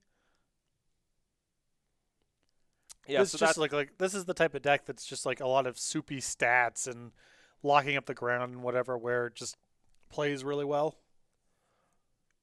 All right, and now we see Swirl the Skies get picked up. That's a very flexible spell. It deals with both flyers and relics. And now, no super interesting options, I would say here. Mark of Shame, maybe not the most powerful Justice card, so Justice is just going to be a splash. I'm not sure about that. And yeah, now we're rounding out pack number 2 here. We could see a lot of these primal cards have gotten moved back over to the pool section, so that's a pretty strong indicator from Kalebovich that they ultimately are going to end up in Combray again. And, it got them a 3-0 in the first draft of the day, and they've gotten some decent Justice cards, so you can certainly see why they might want to go there. Yeah, well, this deck is considerably weaker than last time, I believe. All right, let's talk about Guardian Angel. 6 cost, 5/5, Flying Endurance Valkyrie. Give one of your units invulnerable to damage while you have Guardian Angel. And so this flyer is just an absolute house, exactly the kind of top end card that you would want for a Combre deck. We saw Kolobovic get mightily paid off in Pack 4 in their first draft with a Terius that was sort of an on-faction rare, and I think we're seeing that once again with that Guardian Angel. I suppose there's a consideration for the Growing Sludge. It's a very solid 5-drop, but man, the Guardian Angel does so much work for you. Well, it's also, I mean, another thing to think about here is it's double Justice Pip, and I mean, there's still a chance you could be Primal here. I agree it's by far the best card in the pack of ones you could consider taking here, but do you want to take something slightly more flexible if you think Primal could still be in the cards? Well, we took Guardian Angel, and we actually do see Kolobovic has added back in a bunch of the Primal cards from their pool. It's possible getting a top-end rare bomb like Guardian Angel has made them reconsider whether they want to just try to make their deck more of a just good cards and lots of factions deck as opposed to something a little bit more lean and mean. Now making another couple pickups, we saw a Nobles Enforcer. There's an Elysian Blueprints in the pack if you want some more fixing. But Topple is a fantastic removal effect, and I think that's where they went with that. And now following it up, there's a Soaring Pendant, a Battlewise Elite. I love Battlewise Elite. 2-cost, 2/2 Valor, summon, you gain 2 health. That one's just good if you want to do some attacking, good if you want to do some blocking. Yeah. And this deck, like the last Combat deck we saw, is kind of trying to do a blend of both. I think this deck is a little bit more top-heavy than the previous one we saw, but a 2-drop that can trade off and gain a little bit, still valuable even if you're trying to play a longer game. All right, next up for Kolobovic, they've, Populous Controller, 6-cost, 6/6 Valor, solid. Mod Ready Drone, we saw the flexibility of that one do good work, and I think they went for the Populous Controller. They've really put an emphasis on getting some bigger things, and you're starting to get a sense now from watching Kolobovic draft this format a couple of times about where they think the games are ultimately going. As we are wrapping up here, pack number 4, we got to watch Kolobovic. They are in our top 8. They're 3 match wins away from making it to the World Championships. And so, funny enough, we ended up in a pretty similar spot. Definitely a time deck. And this time, the second faction feels a little more unclear, but Justice and Primal are the other 2 factions that are potentially in the mix. Yeah, and a little bit more wobbly than the first draft that we saw. Not really of any fault of Kolobovic, just kind of how the packs broke, where there were so many good time cards and a little bit of an incentive to play Justice at the end of pack 1 that you're like, okay, so I'm leaning Combre again, but it's by no means determined. And then you open up a pack where the best card for you is Amber Acolyte, and that just adds more ambiguity to the whole thing. Because now it's like, okay, 3 factions is definitely on my radar. Not only am I not committed to Justice, I should be exploring double pip cards and other factions altogether, because it might end up that Justice is the splash faction at the end of the day, and I shouldn't be married to these Justice cards and assuming that I'm going to be Combre or Combre with a 3rd faction. And then you get the Wiv Arc there, which is double Primal, extremely powerful. No shame in taking that one and ending up not playing it because the upside's there. But it was just like there's a lot of paths to go, sort of responding to the picks as they're coming. By the time they got to pack 4, I think something that really helped Kolobovic a lot there was the back-to-back topples. And just being able to hand wave the Primal cards you're taking at that point. You're going to have enough playables. You're going to have enough power in your deck. Because I just don't think the fixing was there to really commit to a 3-faction strategy. And so being able to round out pack 4 there with some powerful Justice cards that were really absent from pack 1, I think salvaged the draft. Yeah, if I had to guess where I think Kolobovic is going to end up, definitely time is going to be there. There was never sort of any doubt about that. I think just the sheer quantity of good cards and sort of how strong something like the Topples and the Guardian Angel are makes me feel pretty confident we're going to see Justice in the mix. Primal, we ended up with a decent amount of fixing, and maybe we figure out a way to where we're getting, like, maybe you like the unstable forms and how those play with some of your more expensive units, and that's the thing that gets into the mix. But it's not clear to me if it will, and I guess that's what Kolobovic's opponents, when they get the draft pool document, are going to be like, I'm not sure exactly what I'm going to be facing here. I mean, the issue that I have structurally with Kolobovic's deck is there are a lot of 6-cost units, and there's not a lot of card advantage in the deck. Really, I mean, very little at all unless you count some of the killer stuff. And so that leads you to a spot where you have to play a lot of sigils we might be talking about an 18 sigil deck because so much of the deck is loaded up at 6. And 18 sigils plus a bunch of 6s plus no card advantage, boy, is that a recipe for I didn't draw enough sigils or I drew too many. I mean, going 1, 2, 3, 4, 5, 6, and then stop is asking a lot. Where we had more of the a 4-drop with ultimate pay 8 in the last draft. So if you draw too many, great, you have something to sink it into. If you don't draw enough, you still have the thing that you can play. And this deck is, I think, a lot more sensitive to drawing exactly the right number of sigils in a way that really wasn't true of the first deck. And in fact, it might actually be an argument for playing Primal for 3/3 flying killer, because that's the type of thing where it's card advantage, it's evasion in deck that's really lacking it. It's something that I think this deck really desperately needs. My instinct here is that he'll end up not playing it because there's just enough good combo cards, and the faction fixing is just asking a lot to splash that card. But it would fill a hole that I think this deck definitely has. And we get all sorts of fun dynamics when we're talking about, we're playing in the top 8, we're playing for a seat at the World Championships. Maybe you wouldn't normally want to try to Unstable Form isn't a card that's on your radar because you feel confident about your skills and your drafting abilities, and it's like, if I just do things in a very solid manner and don't make too many big mistakes, I can beat my opponents. You get into a top 8 like this where you're up against other strong players who have also drafted really good decks. One of the things you might want to consider is how am I going to beat these people? And you mentioned, maybe there's not enough card advantage that's going to allow you to play the longer game that you want to play and continue to use your power. A card like Unstable Form, I'm not saying you want to put your hands totally, but you take just a common 6/6 Valor Populous controller. It's like, I don't want to just rely on a 6/6 being big enough so that I win the game. I want to use Unstable Form, transform it into a random 7. Maybe it's something truly ridiculous, and maybe it's something that, whether there's a skill parity or a skill gap in some way, that's the kind of play that can overcome it. And so even if you're sort of putting your hand sometimes in RNG, Fates, there's a skillful, very thoughtful analysis that can lead you to that point. Absolutely. And there's also this question of, what does the metagame look like? Unstable Form is, I think, even if your deck isn't particularly synergistic for it, if you and I are playing a long game, the card just comes up. At some point, you've got the best thing, and I've got to roll the dice to turn it into something worse. Or I have a card that's been invalidated because the board's gotten too big, and I can spike a flying unit or something with a good activated power. When you're playing against, Stone Scar aggro, the card's pretty bad because you can't use it profitably on their stuff, and you really don't have the time and resources and infrastructure to set it up to be profitable on your side. What we saw in the first draft indicates that the metagame is kind of closer to the first thing. There is some amount of 2-faction beatdown, but we saw a lot more 3-faction soup and 2-faction mid-range and aggressive decks.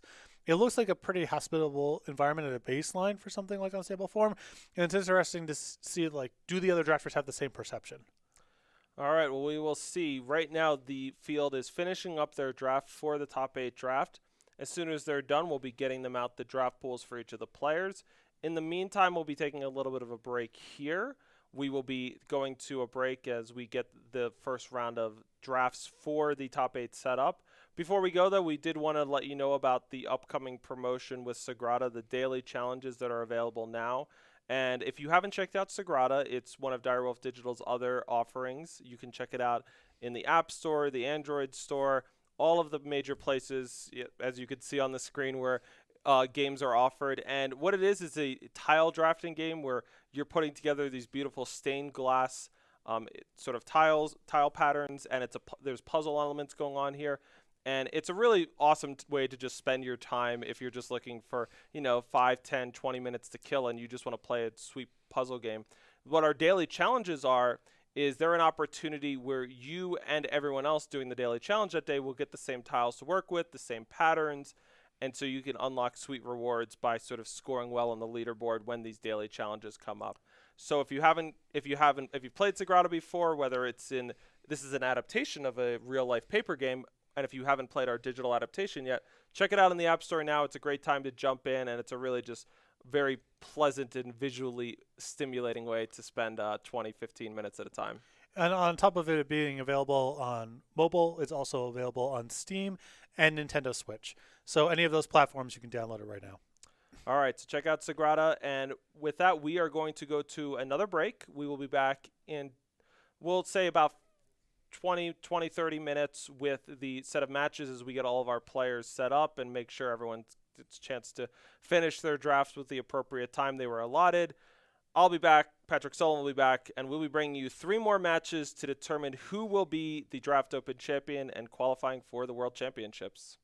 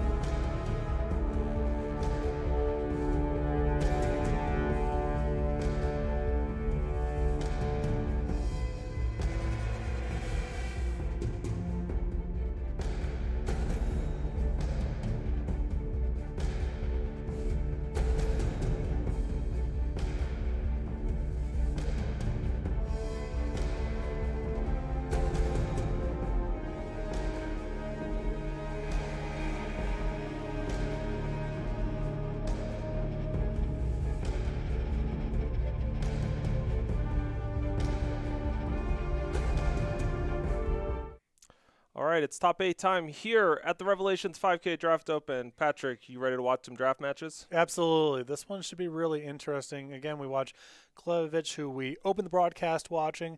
They were able to 3-0 with their first deck, drafting Combre. It appears they ran it back again. Some ambiguity about whether or not they'll be playing Primal, but probably playing Combre once again. This time, a deck that looks, in my opinion, a lot less strong than last time, but a lot of the same tools. Be interesting to see if you can secure that win, because competition is going to be stiff. And like I mentioned, I don't think this deck is quite as strong as the one we watched first time around. The one we watched first time around with the Crown Watch Paladin and the Ursa Squadron, and backed up by all of those topples, and was just, it played out so smoothly every time we saw it. This time around, a little bit more of the strength is in the top end. We've picked up some solid 5s and 6s to work with. Now the real key is we'll be able to get there. I don't think there was a card in the first draft that was as good as Guardian Angel is. I mean, 6 costs 5/5 flying endurance and give one of your other units invulnerable to damage while you have Guardian Angel. There's just, this card, when it shows up in games, is going to dramatically move things in Klobovich's favor, whether it's pulling him from a winning position to winning by a lot, or ideally pulling him from a losing position to one that he's winning. The card's going to do a lot for him. We'll see if it shows up when he needs it. Yeah, well, that's the one thing that Klevovich really has going for him this time around compared to last time, is the bold ink is a lot more impressive here. Guardian Angel and Tomb Protector, 2 just absolute bombs at the top end. A bunch of other strong 6s as well, but the early game, I think, is a little bit softer. There's less removal this time. I believe 2 copies of Topple versus the 4 the first time around. And the biggest concern I have is no card advantage and a real burden to get to 6 power. So drawing the right amount of power, not stopping short, and not drawing too much is something that I think is going to be structurally challenging for the deck. Not impossible, but I think the deck is a lot softer to those sort of sensitivities than the last time around when we saw Zen Guardians being able to be that I have a play on 4, and if I happen to get to 8 or 9 power, I got something good to do as well. That's really lacking this time around. And card advantage doesn't need to just be in the form of Wisdom of Elders type of effects. Things like Amber Accolade is a body plus a card. You take something like the runes, the Rune of Relocation. We know he's got at least one of those. Well, that's just a power that's also giving you the opportunity to play a spell off of it. You're not drawing a card with it, but you are getting a card off of it in a lot of circumstances. Right. There's a sort of a really crude definition of card advantage that's like Wisdom of the Elders. Did I convert 1 card into 2 cards? And then there's a second form of card advantage, which is basically, do I just have stuff to do that's productive all the time? Am I never letting my foot off the pedal?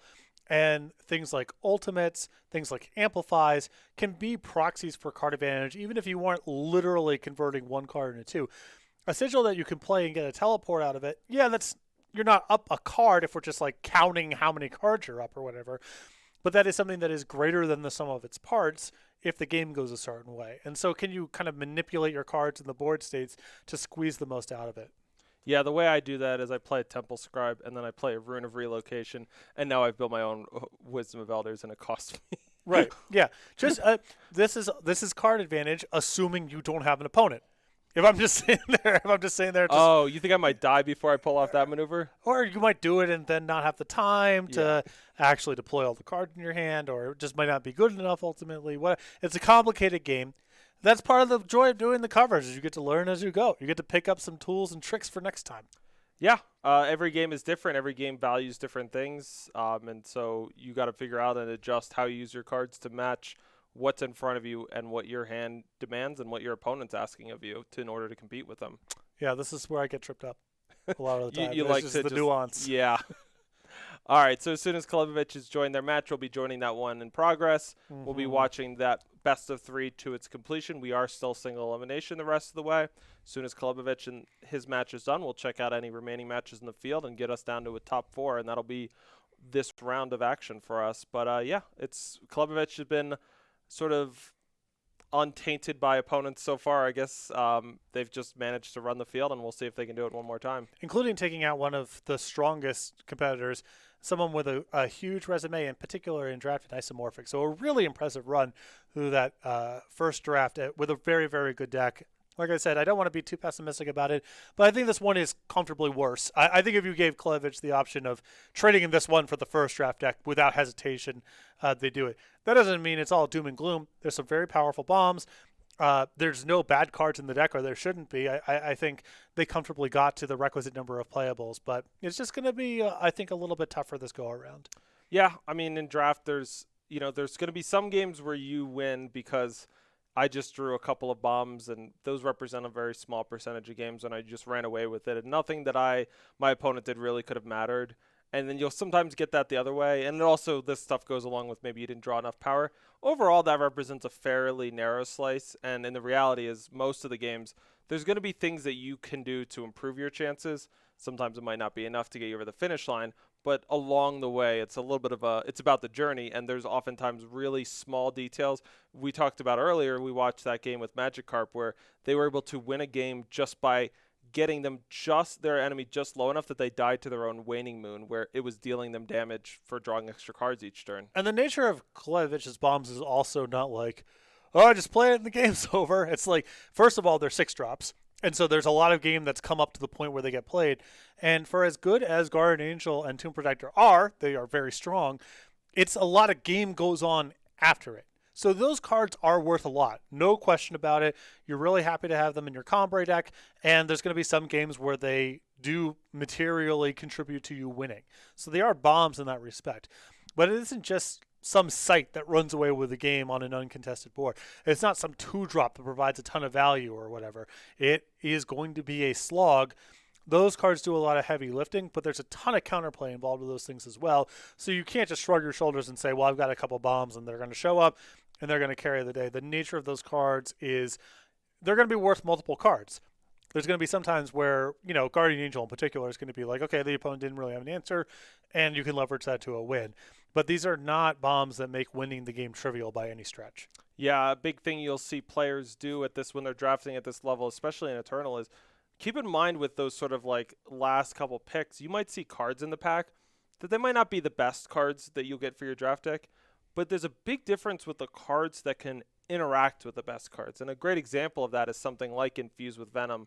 We saw that card come up in some of the earlier games, that 3-cost trick, give a unit +2 health and deadly this turn. Maybe not the best combat trick, but it's the kind of thing where it allows you to potentially trade up with something very expensive and flashy that your opponent might have first picked, because deadly is that kind of a keyword. Yeah, it's often, as you mentioned, if you and I are just kind of playing common to common, uncommon to uncommon, I think that's a card you'd probably want to cut more often than not. You do get a card out of it most of the time, but it's a little unwieldy. It's a little risky in some spots.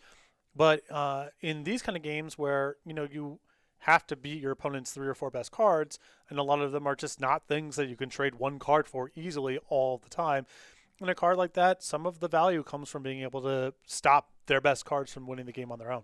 All right, so we're going to take a brief moment and step away from here. It looks like we are trying to finish getting Kolubovich and everyone in the top 8 their matches set up. We want to make sure we have enough time and that they're all in a good spot before we go live on the air with them. So we're just going to step away for a few minutes, and we'll be back with the actual matches. So stay tuned, and we'll be back in a few.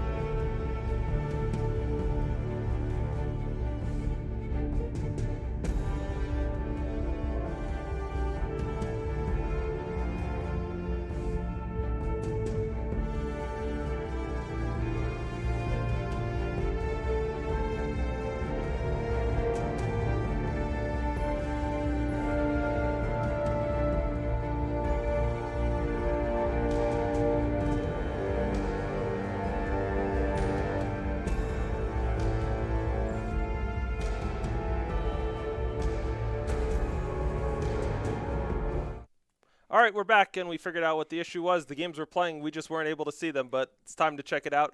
The Overmaster is up a game against Kolubovich, and we're going to check out their match in progress right now. So, yep, as we mentioned, unfortunately, we didn't get to see Klebovic lose game one. Maybe Klebovic is happy about that. I don't know. But we're going to watch them try to even up this best-of-3 set here against the Overmaster, who looks to be playing a kind of Rakano deck. They're going to kick things off here with a Plate Grafter, that 2-cost Sentinel that can go into the market if you pay 3. Yeah, not surprising here that Klebovic dropped a game here to what appears to be a very aggressive deck. I think their top end is very strong. They can hang in sort of the mid-range mirrors. But I think there might be some vulnerability here to a deck that's just trying to curve out and win the game very quickly. All right. So the Overmaster here with their Plate Grafter, it's got an ultimate pay 3. Go into the market, get a Justice card, exchange it with something from your hand, and then give something +1/+1 in Endurance. But they're going to start things off maybe with an attack. Thinking better of it. But yeah, another solid-looking deck for both of these players. We see a Genius Combatant get played. 3/2 Valor hidden.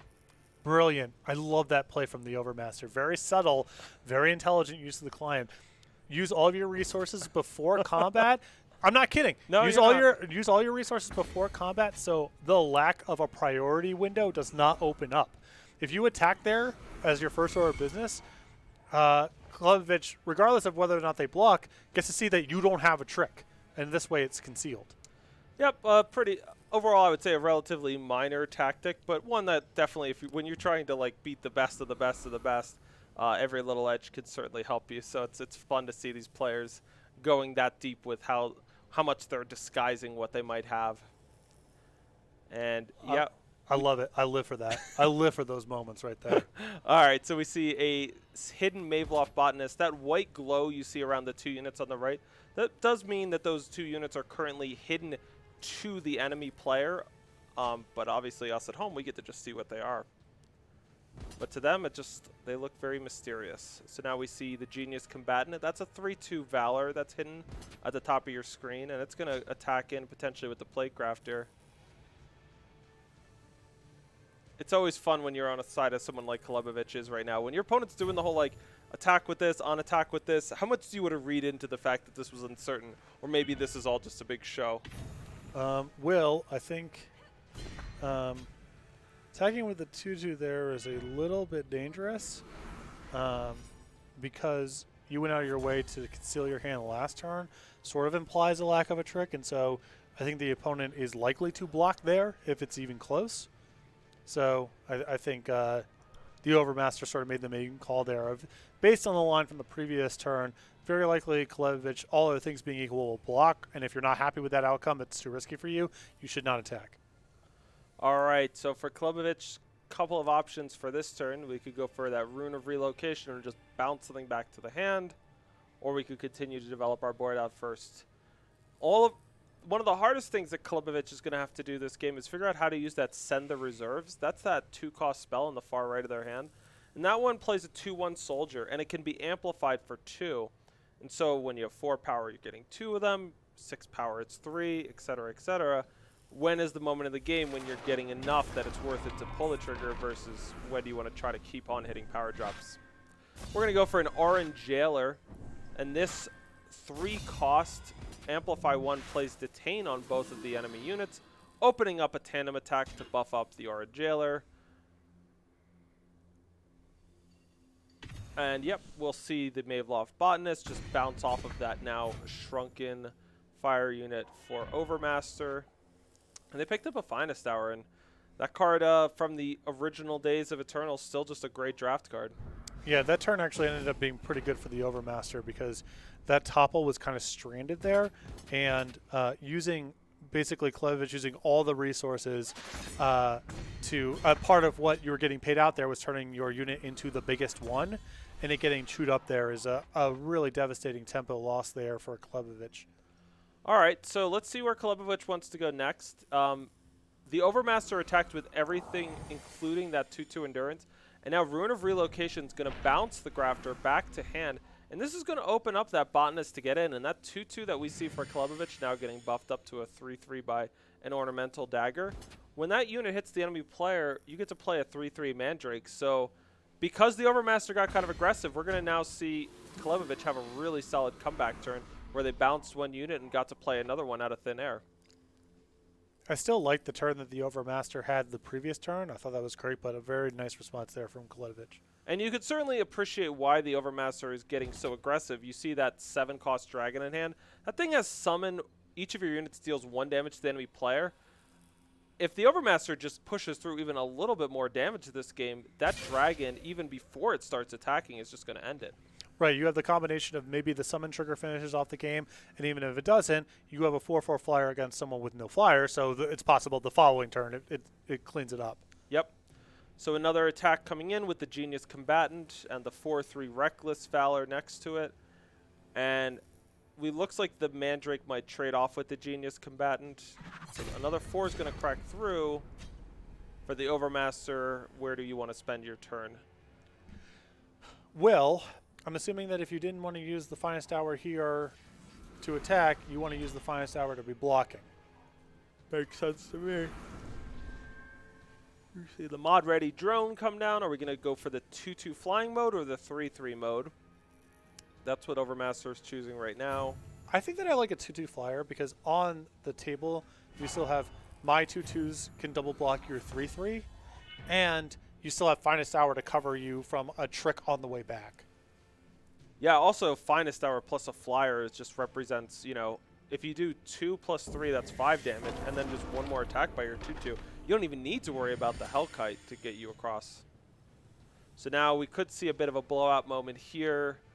Second Ornamental Dagger on the Botanist is going to queue things up, so Finest Hour could maybe plus a 2/2 eat this 4/4.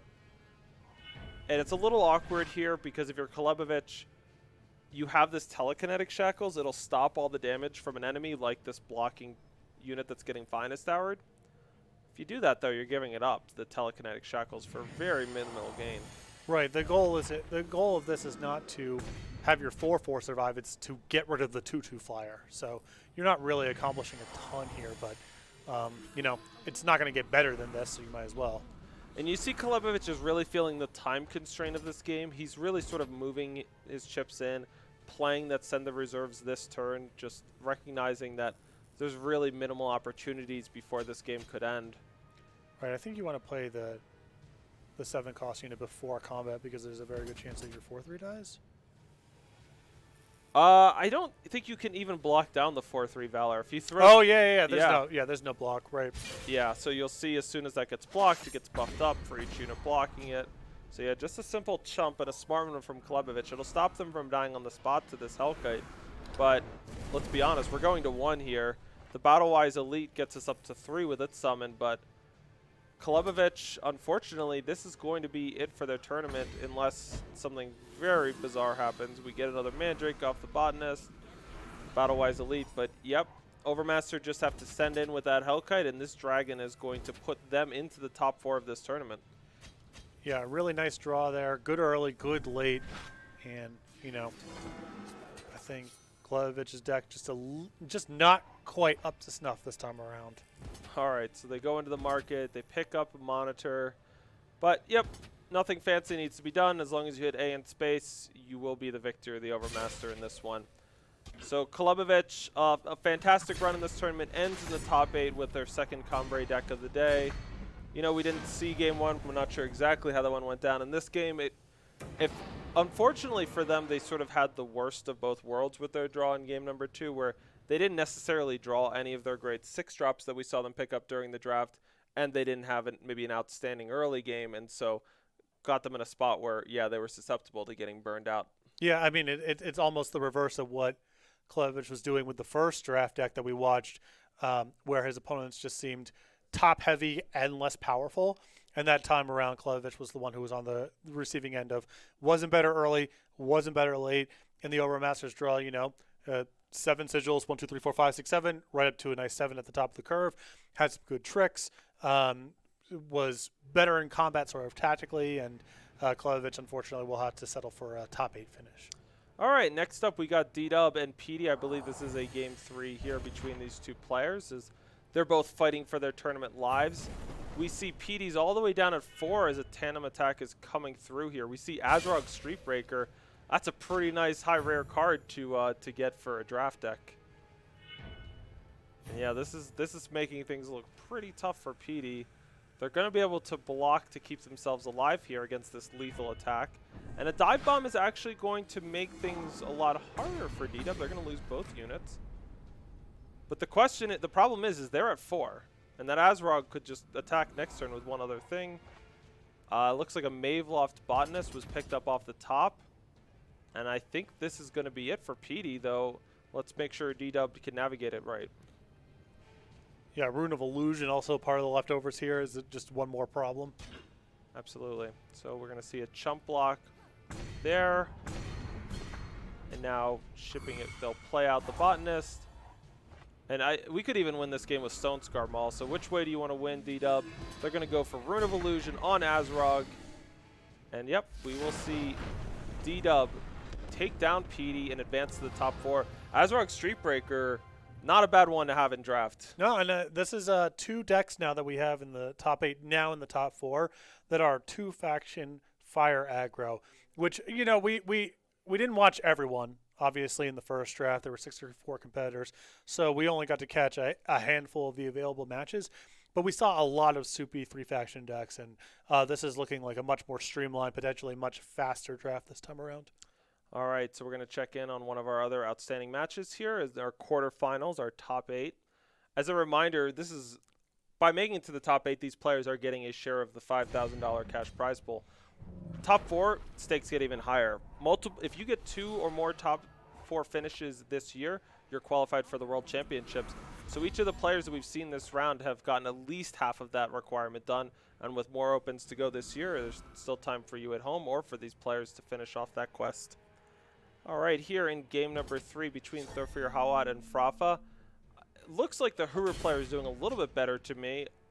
There's not a whole lot of super powerful stuff going on that I'm seeing yet on the bottom of the screen, but up at the top, I mean, just a bevy of cards to work with.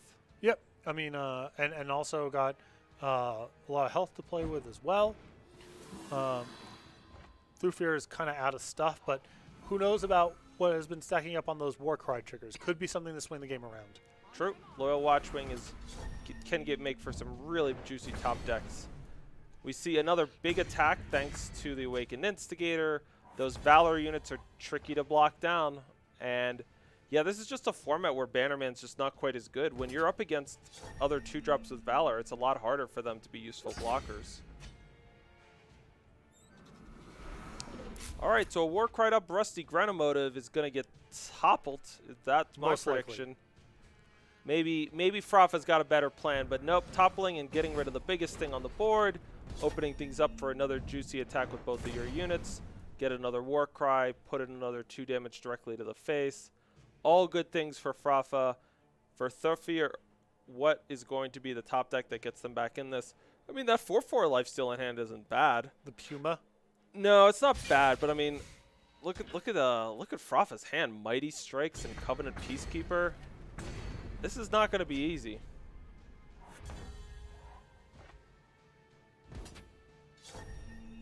A Loyal Watchwing keeps on pecking in. Yeah, we'll see the Puma here.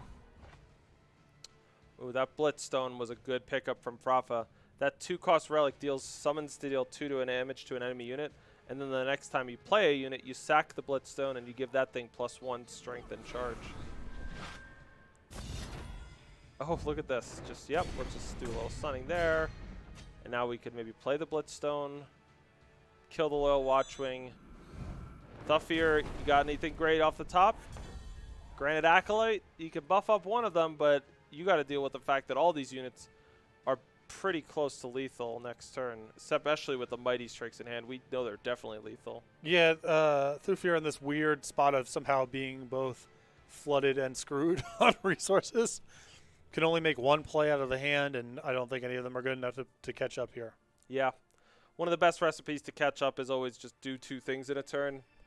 5 power, a couple of 3s, and a 4. It just maybe doesn't give you quite enough there. And I mean, that Puma as a 4/4 lifesteal had a lot of promise in terms of turning this game around, but it's just got stunned and is going to be basically not yet unstunned by the time this game ends. Yeah.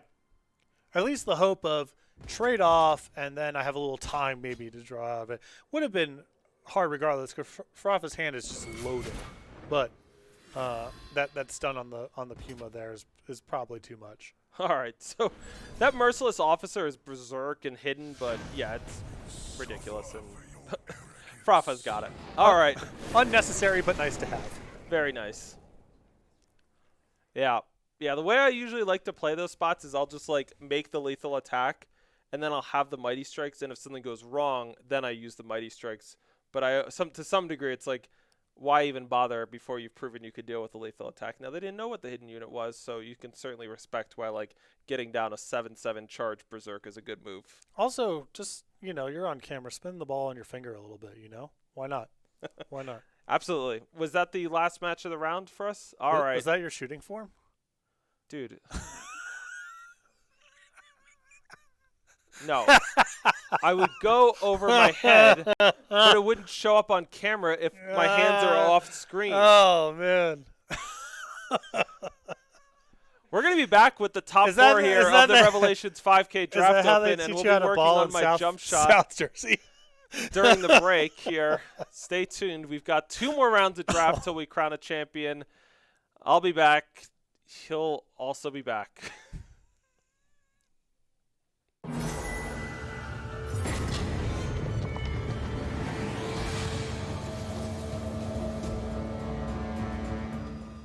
All right, so let's dig into a little bit of how you managed to win this tournament. Obviously, we've talked about your run, but you don't become very successful. You mentioned you have experience in the past with other strategy card games that has leveled up your general skills. But in terms of your journey from when you started playing to Eternal to now, you've won a big tournament. You've mentioned you've done well in previous tournaments, and you're going to be going to Worlds. Are there any moments that stand out to you as like, oh, I get it now? Something clicked in terms of a moment where it's like, I'm going to be just so much of a better player because I figured out this thing about the game. So learning the meta is the key part to success, in my opinion, when it comes to competitive. I mean, you gotta test all those matchups, and you also gotta have good teammates to test with. That put my Eternal game over the top of where it came. I wasn't on a team for a long time, and I started my own. So I started the team Invoke Lethal. Me and my friend Johnny Doyle. He used to stream Eternal, but he quit for reasons. Something came up, but yeah, me and him started team Invoke Lethal together, and it was the best decision I ever made because I threw together a bunch of really crazy players.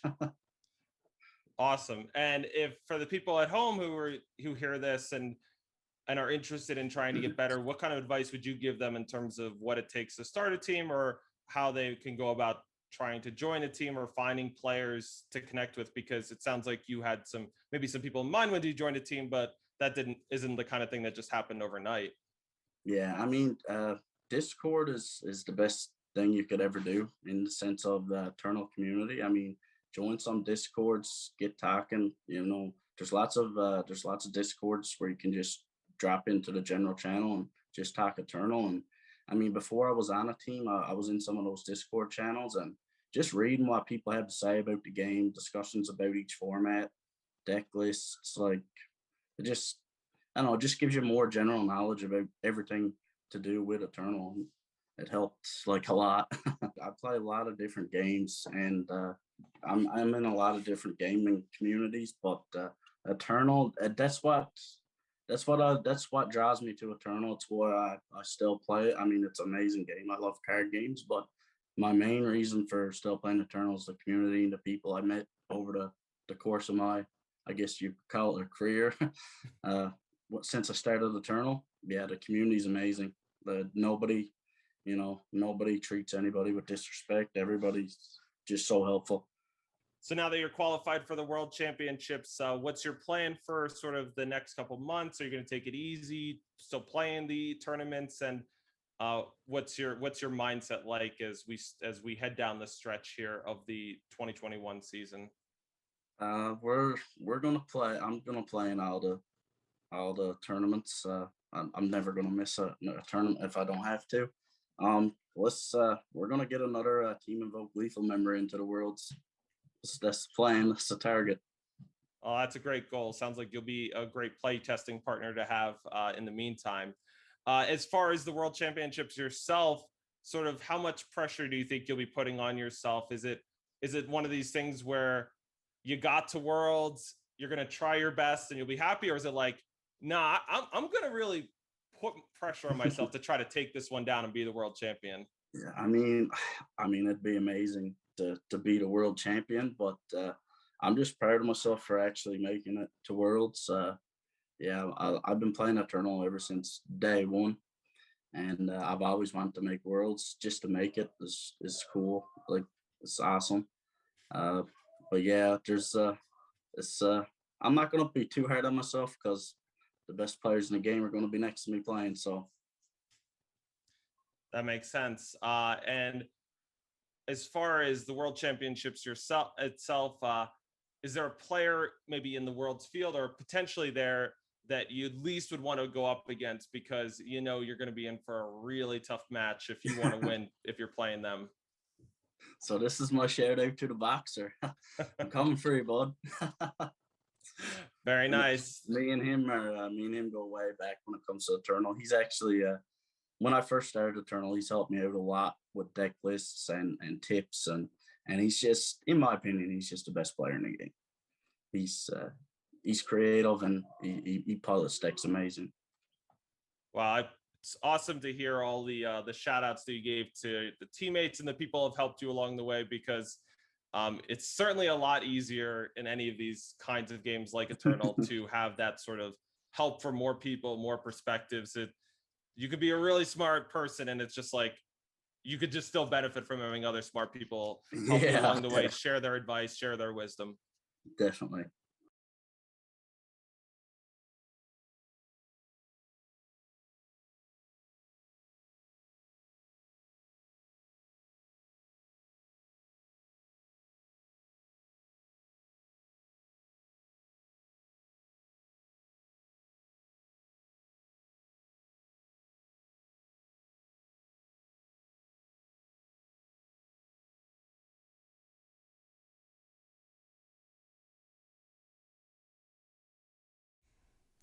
All right, top four time here at the Revelations 5K Draft Open. We've got two semifinal matches that are going to be both running in progress this round. Sometimes for our tournaments, we hold them and run them back to back. You know, today with two drafts going on, a bit of a longer day, we want to make sure our players can get through this all in a timely fashion. So we're going to be starting with one of the two semifinals. As that one concludes, we'll jump into the other one. And then, of course, after this round, we've still got one round left, the finals, figuring out who is our Draft Open champion, who's got the seat at the World Championships. Yeah, so a lot on the line here, Cash. The top four is an important inflection point potentially for some of these competitors. This year, qualifying for the World Championship does include coming in the top four at two of these events. Historically, it's been sort of a winner-take-all sort of thing. This way you can accrue an invite over time. So they've met that bar. Additionally, a bigger chunk of the cash prize purse by making it to the top four. But for all these competitors, obviously first prize, really the thing they're gunning for here. We know we have two Fire aggro decks, one Stone Scar and one Rakano. And we have a three-faction Fire Primal Justice deck of three of the four decks and one we haven't seen yet in action, so we'll find out later in this round.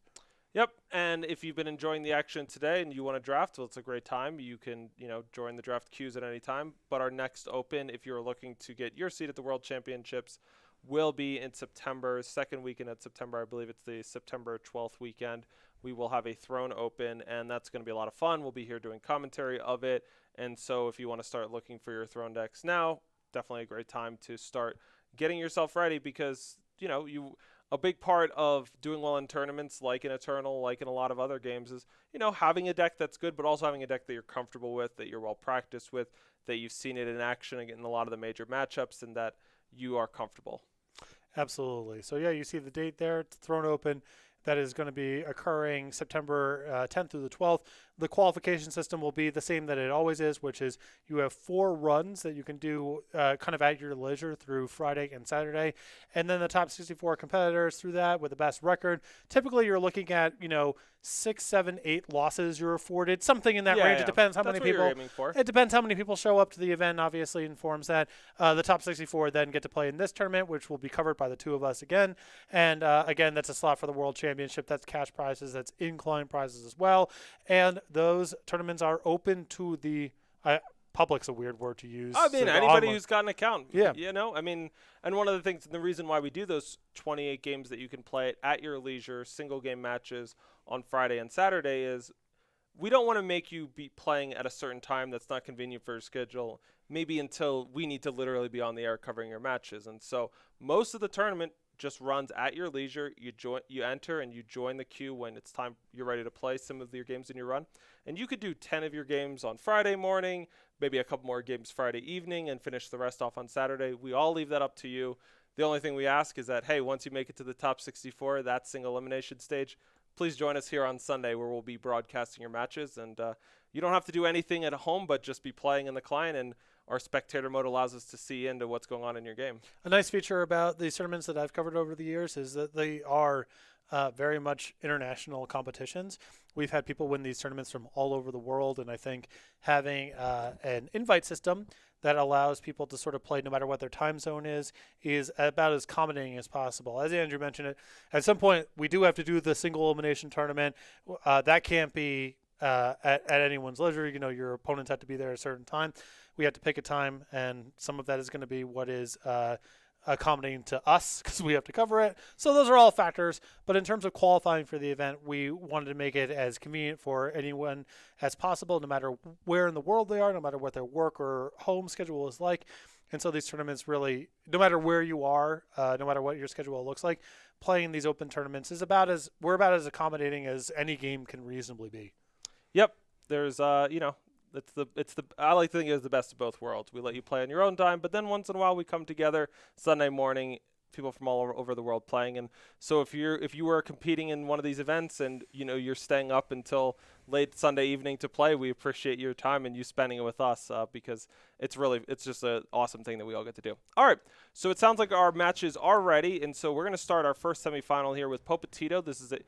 And the Overmaster. These are 2 very successful Eternal tournament players, and we're going to see what they've got in store for us with this match, with the Overmaster drawing down a second time here, but both players ultimately keeping 7 cards.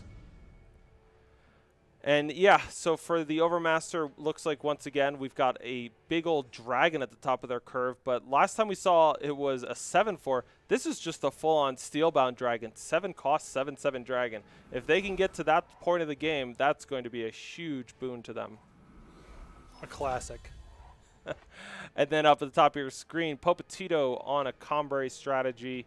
Haven't gotten to see Popatito in action yet this weekend. We haven't seen this deck at all, but everything from what we're seeing looks pretty solid with cards like Genius Combatant and Skyscraper going to be kicking off the curve once they get to 3 power in a few turns.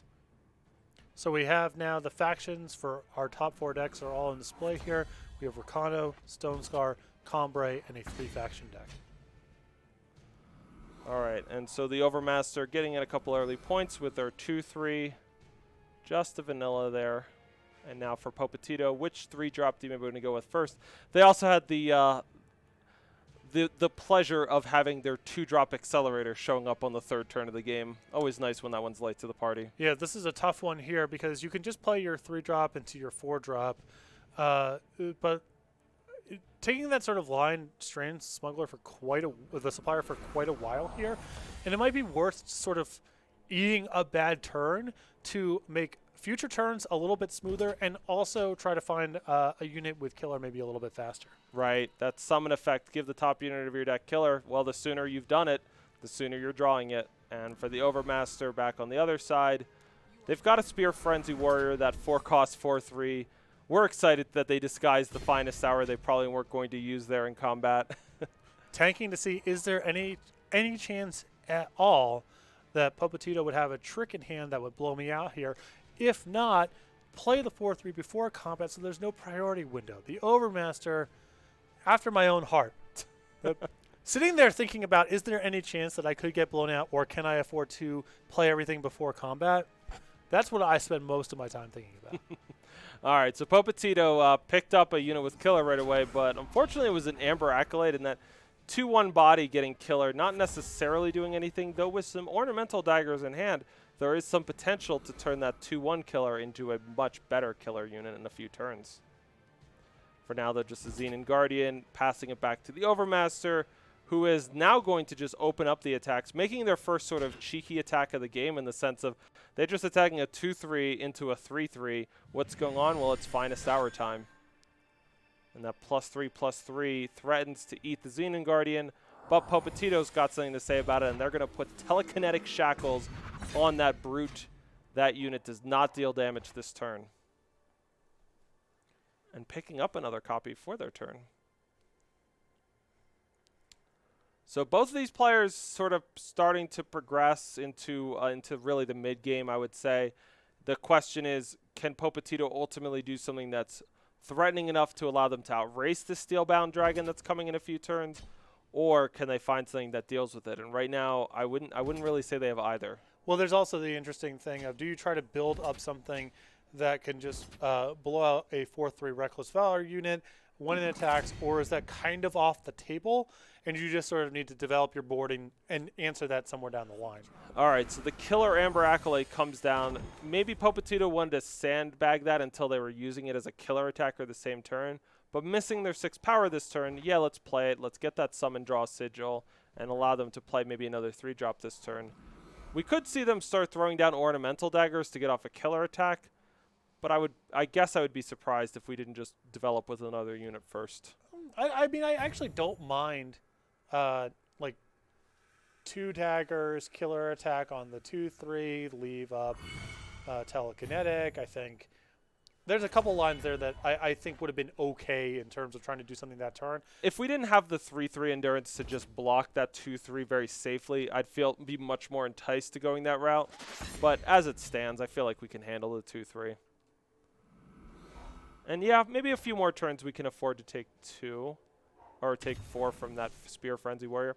All right, so Skysweeper, that hidden unit starts the turn. You get to ditch a card, give it +2/+2 in flying. And yeah, I would say Popetito has taken advantage of the fact that the Overmaster's curve was very spread out. We started off with some early plays, and now it's been a lot of waiting to get this Steelbound Dragon out. And the Strength of Many might not look like a great draw there, but I think it's going to end up playing out pretty well, assuming the Amber Accolade isn't used here. All right. A little bit trickier now. Totally. So the Ornamental Dagger allows the Amber Accolade to trade with the Spear Frenzy Warrior, but here it is, Steelbound Dragon, 7 cost, 7/7, and for Popetito, they just went straight into attacking into it. Yeah, I like this. You play that first. So that's combat trick. You mentioned Strength of the Many. Better when you have more units out. And now we see an attack, and now the Overmaster is like, what's going on here? They might know about the Strength of the Many from the draft pools. Do you want to pay it off here? Do you want to try to hopefully top deck your own combat trick? A couple of ways you could handle this. Yeah, I mean, blocking the Guardian is the best block against Strength of Many and the best block against Finest Hour.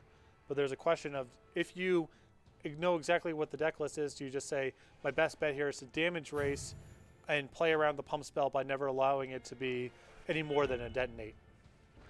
Yeah, for the Overmaster, they probably recognize so many of their eggs are in the Steelbound Dragon's basket, so even if multiple cards are what's used to trade with it, maybe that's just too bad for them. Unfortunately, they didn't top deck anything good here to swing things in their favor. I would say they only made that play in the hopes they would top deck something useful that would change the dynamics.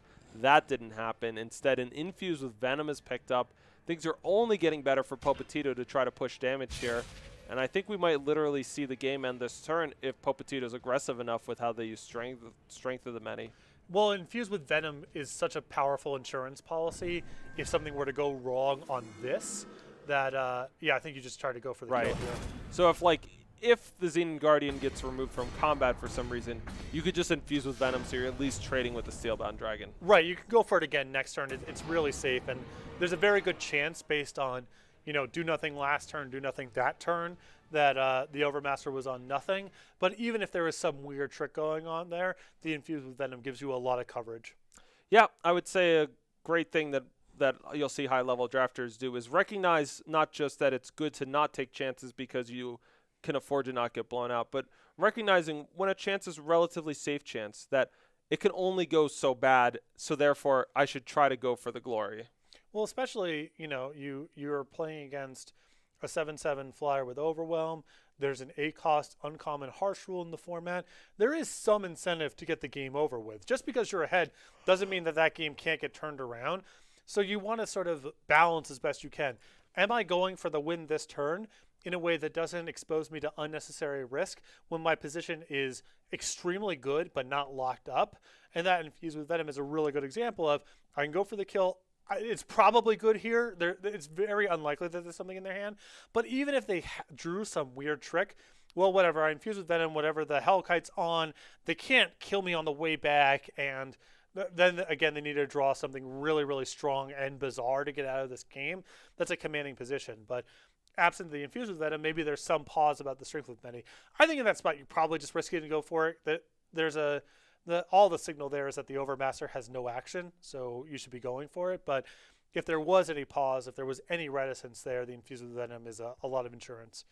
All right, so Popetito takes down game number 1 here in the first of our semifinals, and for the Overmaster, we'll see if they can manage to overcome this deficit by winning the next 2 games. As a reminder, it is a best-of-3 set. And yeah, for these players, it's always tough when you lose game 1 in these single elimination long days. Took a long time to get here, and all of a sudden your back's up against the wall, and that might be a common experience. I mean, I don't know if we've ever looked to see, like, has anybody what's the most number of game 1s somebody's lost when they won one of our top 64s, but It could be a psychological thing to overcome in addition to just you need to overcome it with the cards. Right. It's I think from the Overmaster's perspective, you just got to feel like I'm on the play. My deck is aggressive, and my draw there was a little clunky. They are playing with 2 7-drops. We've seen at least 2. And it's not those 7-drops are extremely powerful, but also having a card stuck in your hand, like how different is that game if the 7-drop is just any decent 3-drop?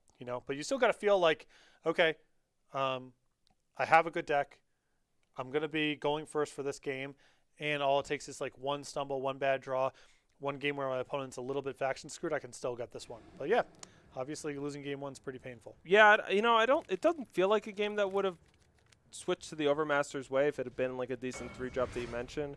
We've been talking about card advantage today, and it's there's a lot of ways to look at it, but how many cards is a Steelbound Dragon worth compared to your opponent's cards? Right. I think if there's an inflection point of that game, it's the turn that the 2/3 attacked into the Zenith Guardian. Because the writing was kind of on the wall that, you had to have a card in hand. They're definitely going to block there. And could you have tried to set up something where you get them on the block, you get them at a more inopportune time? But that was really where the tempo of the game swapped there, and Popetito never let go. All right, so we see a mod-ready drone come down as a 3/3, picking it up here in game number 2. A 1/3 flying endurance for Popetito as these players are in the early developing stages of the game. Popetito is going to be able to follow up here with a Genius Combatant. That 3-cost hidden 3/2 Valor, quite a potent attacker, very hard to contain early on. As we see the mod-ready drone just coming in for 3. Will we see a trade here? How does Popetito feeling about this game? With strength and telekinetic, I think Popetito's going to err on the side of no blocks. Let the board build up here, get in a spot where I'm executing double blocks, where the Overmaster needs to play a trick to go over the top. You're at 25. The game just started, and this hand is so powerful if the board gets a little bit sticky that I think Popetito is going to err on the side of not blocking and try to build up a board on both sides. Popetito agrees with you. They're just going to now follow up with Ursa Squadron, so they could have played a 3-drop in the form of Gaudy Showman or Covenant Peacekeeper, but maybe not feeling like it was the perfect time for those.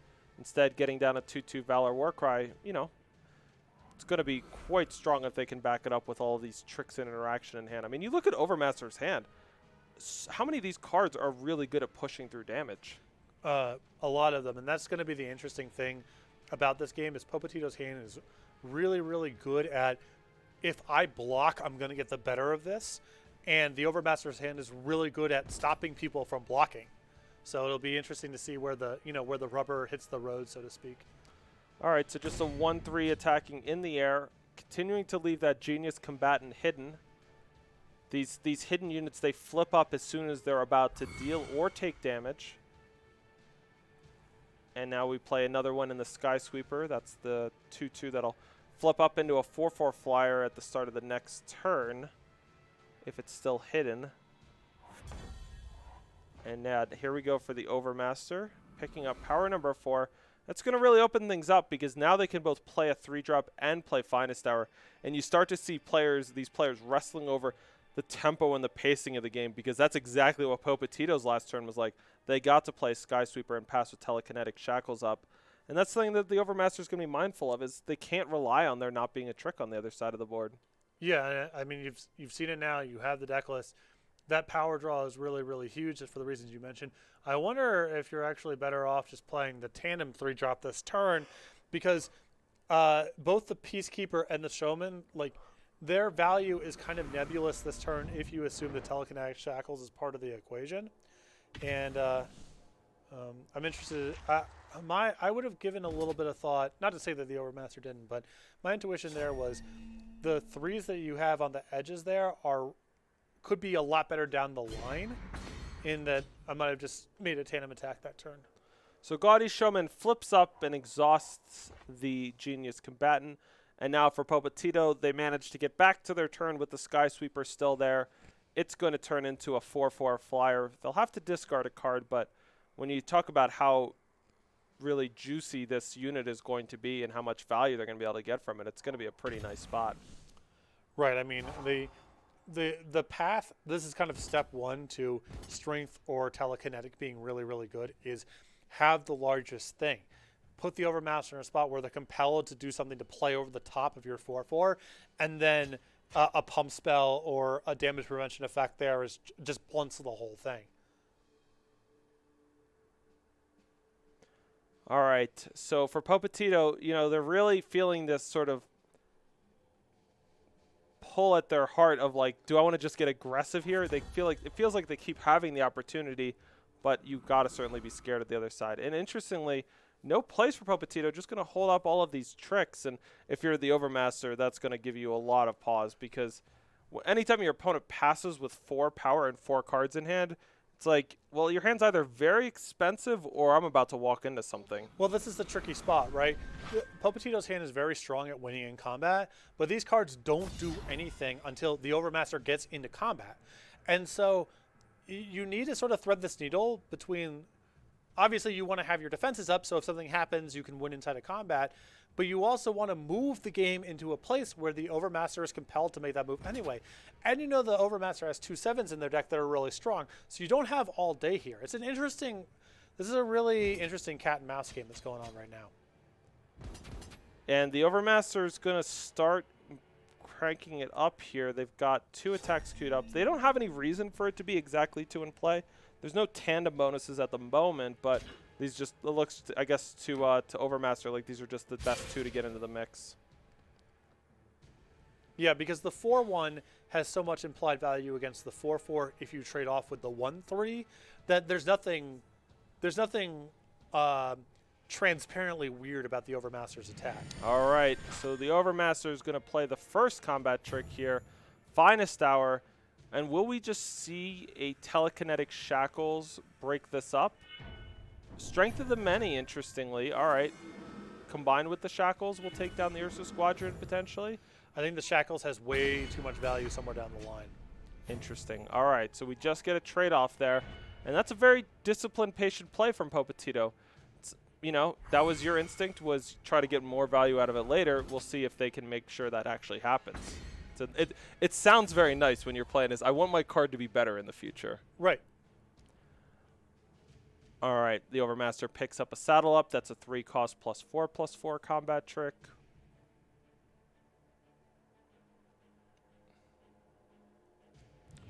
Going to go for Into the Furnace.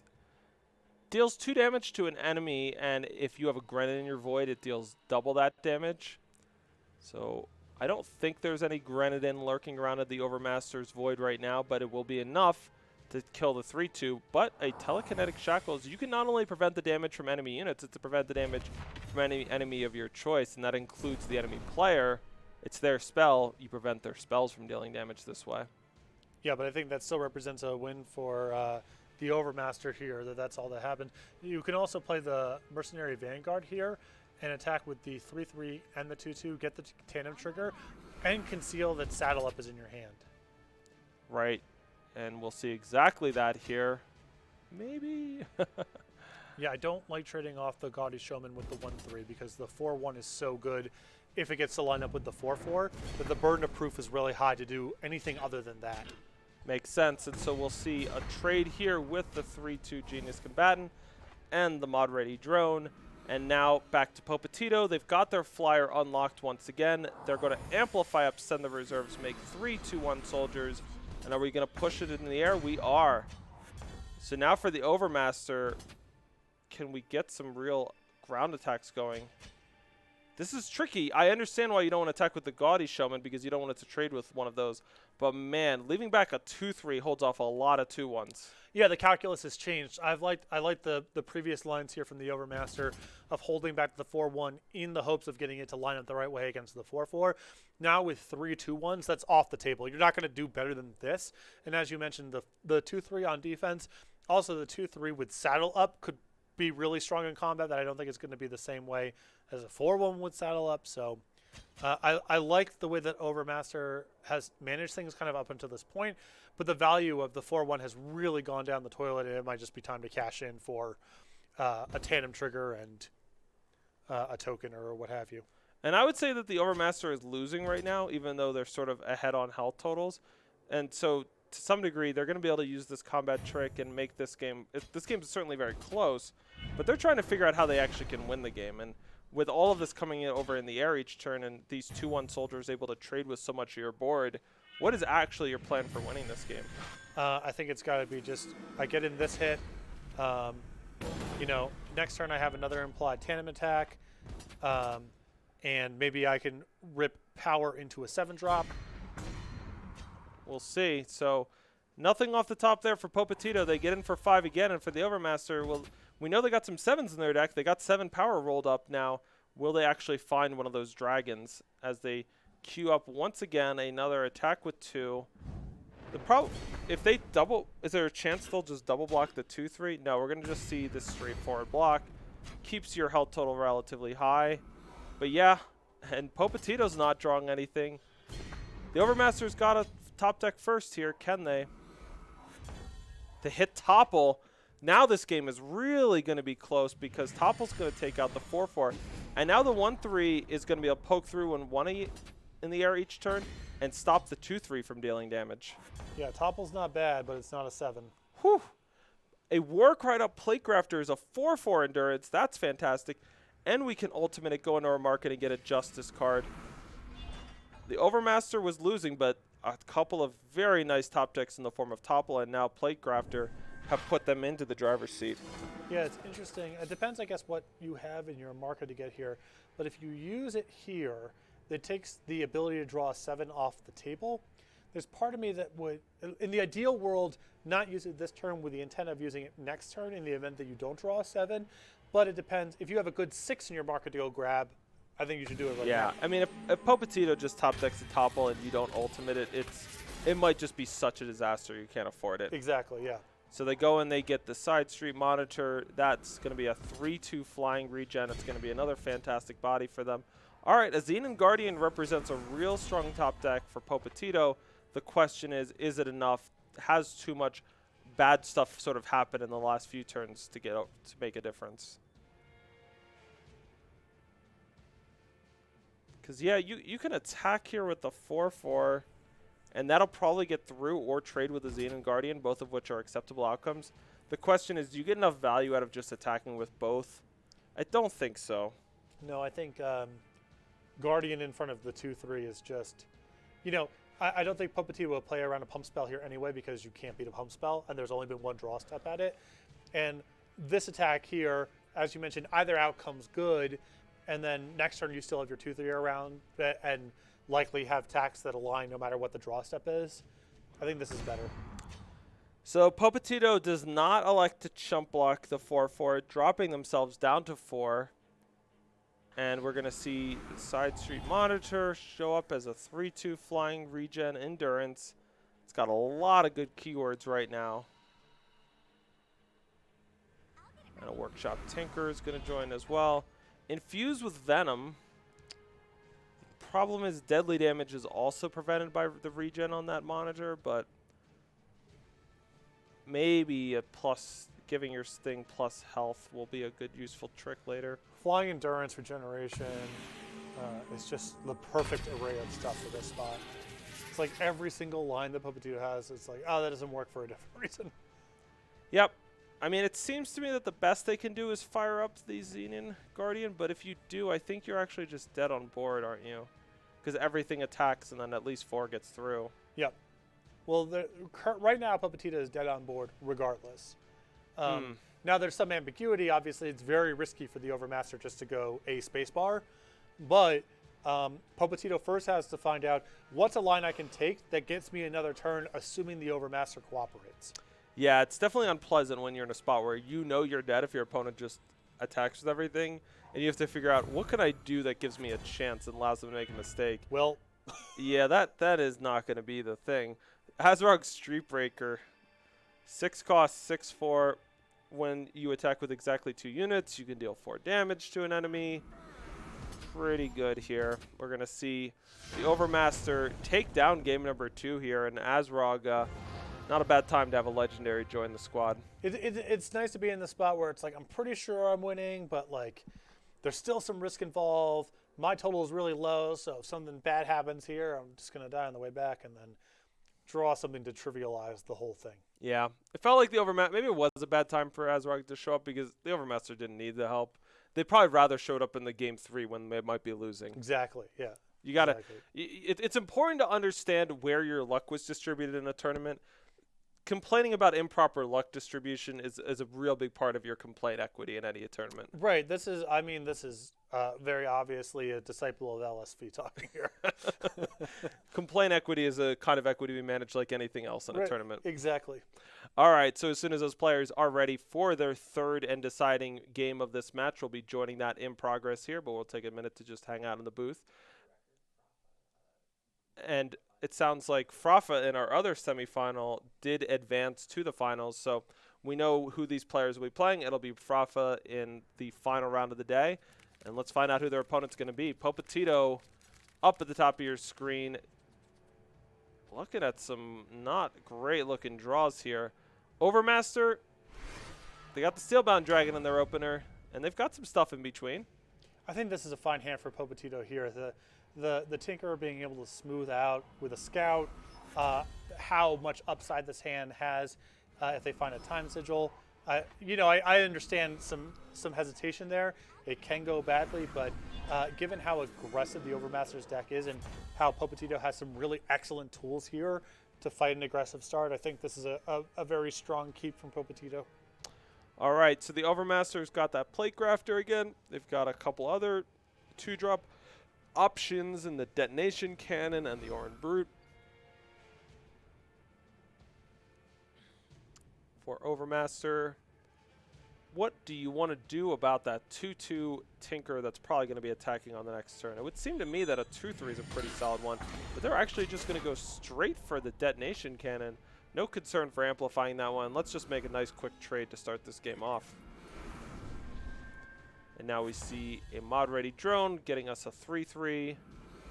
And now for the Overmaster, an Orange Jailer is something which could match up in size, but you got to always think more than just what's the best play this turn, but what is going to be the best for your curve in the next few turns. Yeah, I mean, I think the Overmaster would really like to spend 3 here to hopefully get a spot down the line where you can play 3+2 on 5. Popetito picks up another time card. We're not really in the danger zone yet. We can still play Tinker this turn, and that'll scout and hopefully smooth out our draw a little bit. Well, let's see if they can Oh, we see another Justice Sigil on top. I imagine that one's going to the bottom. It feels like we need either non-power or time sigils. Justice Sigils can take a breather. Yeah, I mean, if you draw a Justice Sigil next turn, your turn's a dead end. So you gotta look.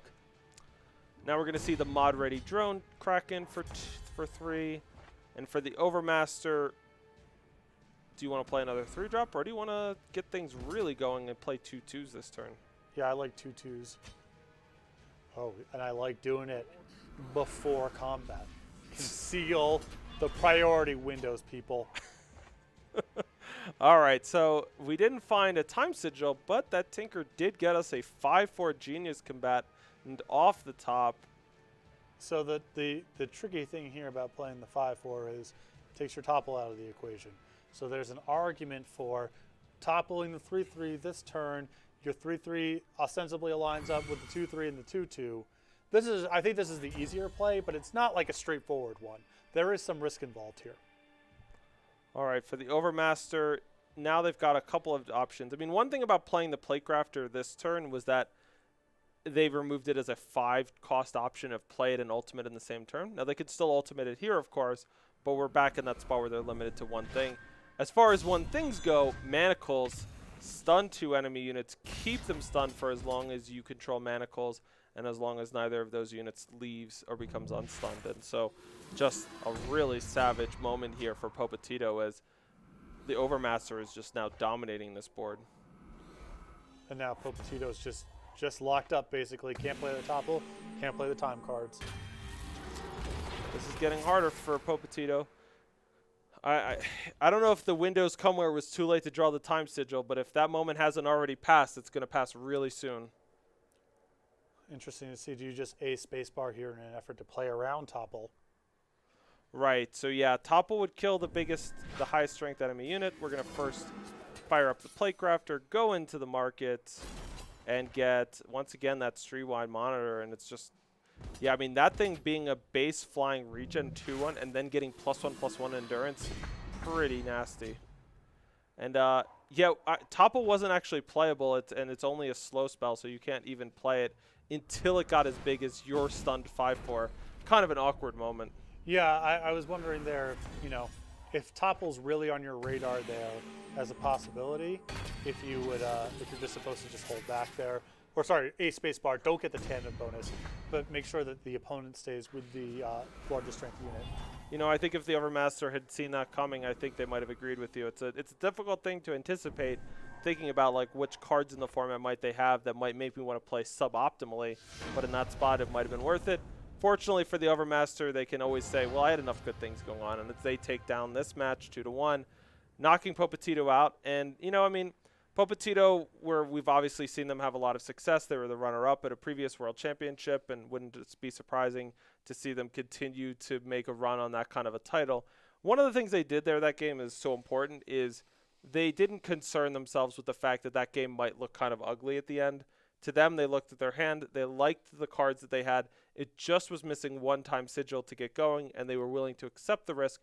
Maybe they don't get there every time, but when they do, they actually have a hand they like. The ceiling on that hand is so high.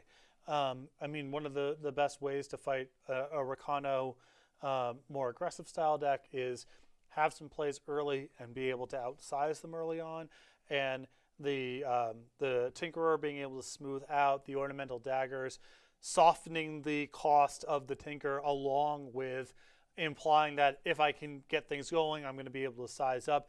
That's a very strong 7-card hand. That doesn't mean it works out every time. It just means the raw tools are there that if you draw a time sigil in a reasonable time frame, you should feel pretty good about your chances, especially going first. Didn't work out the right way, and it looks bad at the end, as you mentioned, but that doesn't mean the decision was wrong. I like that keep. It just didn't go the right way, and if you don't draw a time sigil for like 8 turns or whatever, that at a certain point, it's not really about what your opening hand was anymore. Yeah, if you're going to get unlucky and it's not going to work out, well, it probably didn't matter which way you made certain decisions. Right. Sometimes it's just not, the dice don't come up in your way or the cards don't come out the way you want them out of the deck, but that's what keeps the games different and varied and fun. All right, so we've got our final set. It's going to be the Overmaster versus Frafa here. We've got one match left in this draft open. We're going to find out who's going to take home the lion's share of that $5,000 cash prize pool. Who's going to be the champion and who's going to be qualified for the 2021 Eternal World Championships? We'll be back. This is our last break of the day, and then it'll be championship time. Stay tuned for that.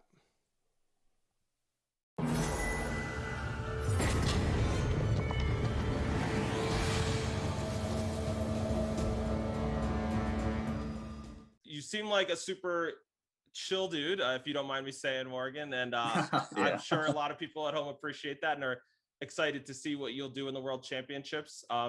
But before we go, though, do want to give you a couple moments if you want to throw any questions my way, whether there's something that you're curious about, what goes into making the game, something going on in the game, just anything that you can that you could do that I can maybe answer while I'm here, with the usual caveat that if you ask me to announce something, my answer will be, it's not my job to announce things in the middle of a World Championship interview. Yeah, I don't expect that.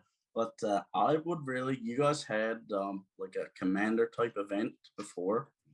And like I said, I used to play a lot of Magic the Gathering, and like commander's one of my favorite formats.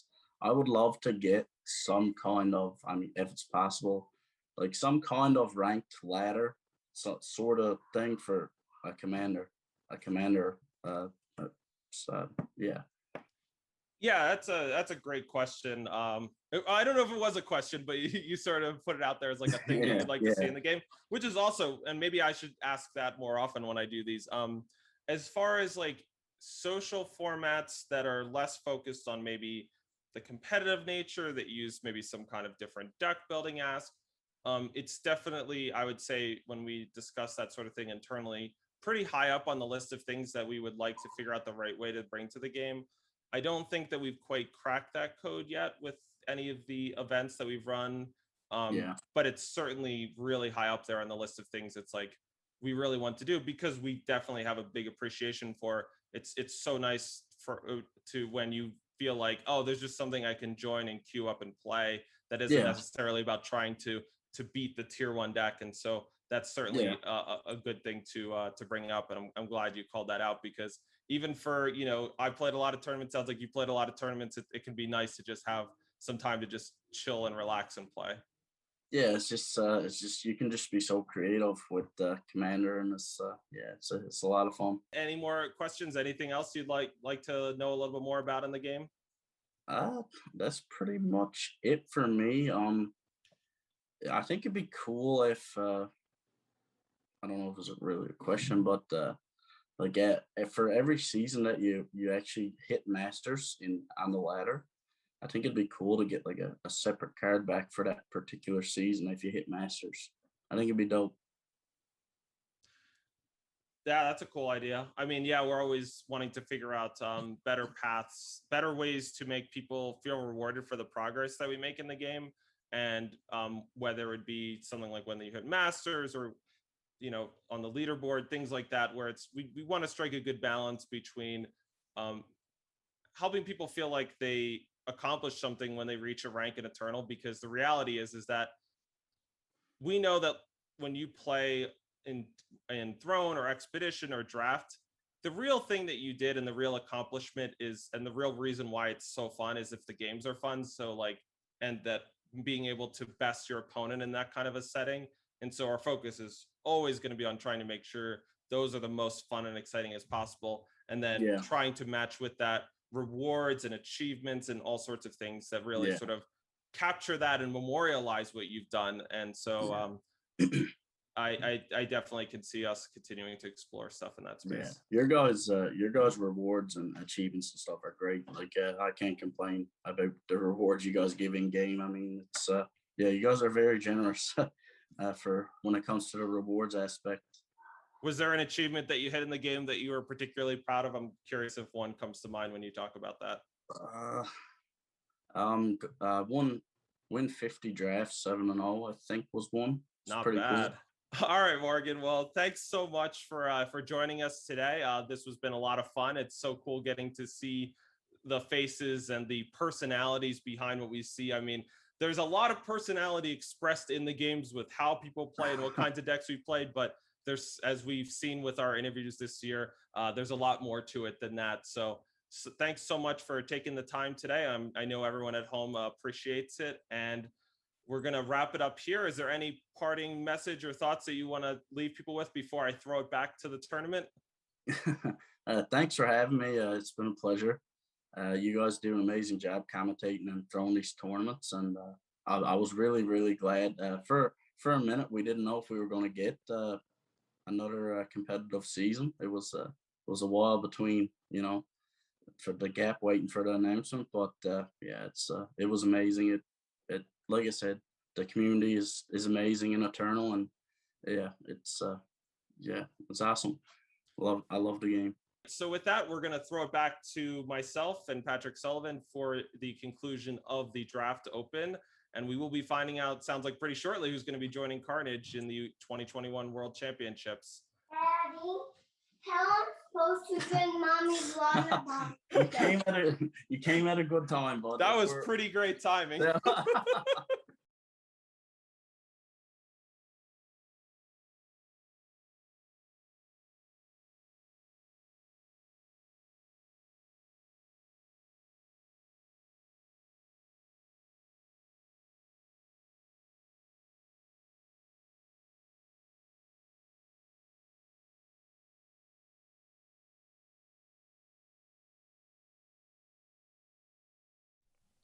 All right, it's finals time here at the Draft Open. Andrew Baeckstrom, and for one last time today, Patrick Sullivan going to be bringing you the action as we find out which of our two remaining players will be the Draft Open this weekend, and it's going to be between Frafa and the Overmaster. So with one match to go, what's on the line here? A spot at the World Championship and a lot of money. Separate from the spot at the World Championship, which is also a lot of money. So a lot of money. It's a lot of money. That's what's at stake. It's a lot of money. Yeah, a lot of money that buys you a lot of bragging rights too. As draft players, I find that constructed players, there's always this element of like, well, we were playing the best deck. Everybody knew what the best deck. We all were playing it. It was just, kind of a little crapshoot at times. There's a certain distinction that limited players and draft players like to take about being the best draft player. And so winning this tournament this weekend gives you as good of a claim to that stake of being the best draft player in Eternal as any. Street hustler. It's just a different vibe. It's a different element, different culture. Goes back a long way. If you're a constructed player, that's great. I appreciate the work. I appreciate the attention to detail. Not for me. I've always been a draft player, and so there's something about watching these tournaments that's very satisfying for me. I love watching it. It's a different culture. It's for the culture. Let's get to it. All right. So as soon as our two finals competitors are ready, we'll be joining their match and bring you each game of this best-of-3 set. Whoever wins will be, as we mentioned, the Open champion and going on to the World Championships this year. But for the loser, they picked up half of the progress necessary to get 2 top 4 finishes, which gets you into the World Championships. So a lot on the line, but a fantastic run by both players here. As Frafa is going to be at the bottom of your screen, kicking things off with a Fire Justice Primal deck, not with each sigil though. And at the top of your screen, we've got Overmaster. And don't worry, we're going to watch this one from the beginning. Right now, those scores are going to get set back to 0-0 in just a moment. At the top of your screen, Overmaster keeping a solid-looking curve, but without any 2-drops in the action. And Frafa kept a hand without Fire Influence, and they've got a Phoenix, a Library Phoenix, a World Pyre Phoenix. There's some trickiness here to this draw. Fortunately for Frafa, the Overmaster's hand is about as poorly equipped. Again, look at that. I don't want to get too derailed here, but the Overmaster, playing the second Fire Sigil instead of the Justice Sigil, does not want to give away the priority window on the Finest Hour. Yeah, well, smart auto pass will also deal with that for you. But yeah, you are right about that, of course. And so now Overmaster is going to have this fun little moment here. Do you want to play the 3-cost 2/2 with Summon Stun, or do you not? And they go for not. Yeah, I think with the 4/3 in hand, you're going to get a spot here for Summon Stun to be a little bit more valuable. All right. So Overmaster's first play of the game, what is it going to be besides power? I'm guessing the Spear Frenzy Warrior, 4/3 Reckless Valor, but not. We'll see. Anytime you're playing in a draft tournament where you're getting the draft pools of your opponent, it's probably worth knowing what are the stealth units that they have in their deck. What could that be? And nothing so scary that they're not just going to run out their 4-3 here. Yeah, I mean with the card pools being open, I guess the argument is with Finest Hour in hand, it's possible that you could underdrop that turn if you really wanted to play around Topple for the whole game. And with your opponent missing a faction, it's like especially appealing to play around the cards you know they can play. But I think that's just too inefficient. All right, so Overclock Sentinel shows up. That 3/5 when you play a relic, it and yourself get double damage this turn. So could be pretty juicy here as we've got one relic in hand with that Blitzstone. The Covenant Peacekeeper is going to lock down the Sentinel for the moment here. Meanwhile, the Cyber Hyena, 3-cost 2/1 Reckless Entomb draw card. Yeah, the Overmaster's not going to want to trade with that and give Frafa another card, so 2's going to come across. And now for Frafa, we got a lot of cards we can play, and we can't play multiple of them in the same turn. Where we can, I guess we can play both 2s, so we could go for Blitzstone. It's going to be Blitzstone plus Detonation Cannon. Certainly what it's looking like, but wow, just a preemptive Finest Hour here. Oh, right, of course, the Overclock Sentinel was going to make that thing deal 4. And so now you do actually have an option if you're Frafa. All right, so Frafa's not going to follow up with the Detonation Cannon. Manacles is the pickup for the Overmaster, but we're going to go with Mercenary Vanguard first. And look at this tempo swinging back the Overmaster's way. Yeah, Manacles gets so sick next turn. No reason to play at the turn that Frafa can't block anyway. All right, so for Frafa, picking up a Mighty Strikes. It's this with so many good cards in hand. If I'm Frafa, I want to figure out maybe if I can pump the brakes in some way because I am worried about how fast I might be getting killed here. Can you actually win a race? I don't know if you're going to miss your power if you can. Well, I think toppling is the best insurance against Manacles. Definitely. So Cyber Hyena has to attack. Here's the question for the Overmaster. Do you want to block and give them a card? You could just take 2. You're at 21. Yeah, I think with Manacles in hand, there's really no reason to interact with that game piece. And they missed a power drop last turn, so it implies that them drawing a power is really valuable. And also it could be a way for them to cash in a pump spell that's otherwise kind of hard to use. So I think this is a pretty clear no block, and it looks like the Overmaster agrees. All right, and now we will see the 4-3 be toppled, sending it back to the Overmaster. A Manacles or a Topple, both of which would open up a very nice-looking tandem attack here by the 2 units for the Overmaster. The question is, which do you want to go for first? And it looks like it's just going to be Topple. And now we'll see an attack for 6 come through thanks to the Mercenary Vanguard's ability. For Frafa, they're going to need to make have some real strong turns here as the damage is just continuing to pile up.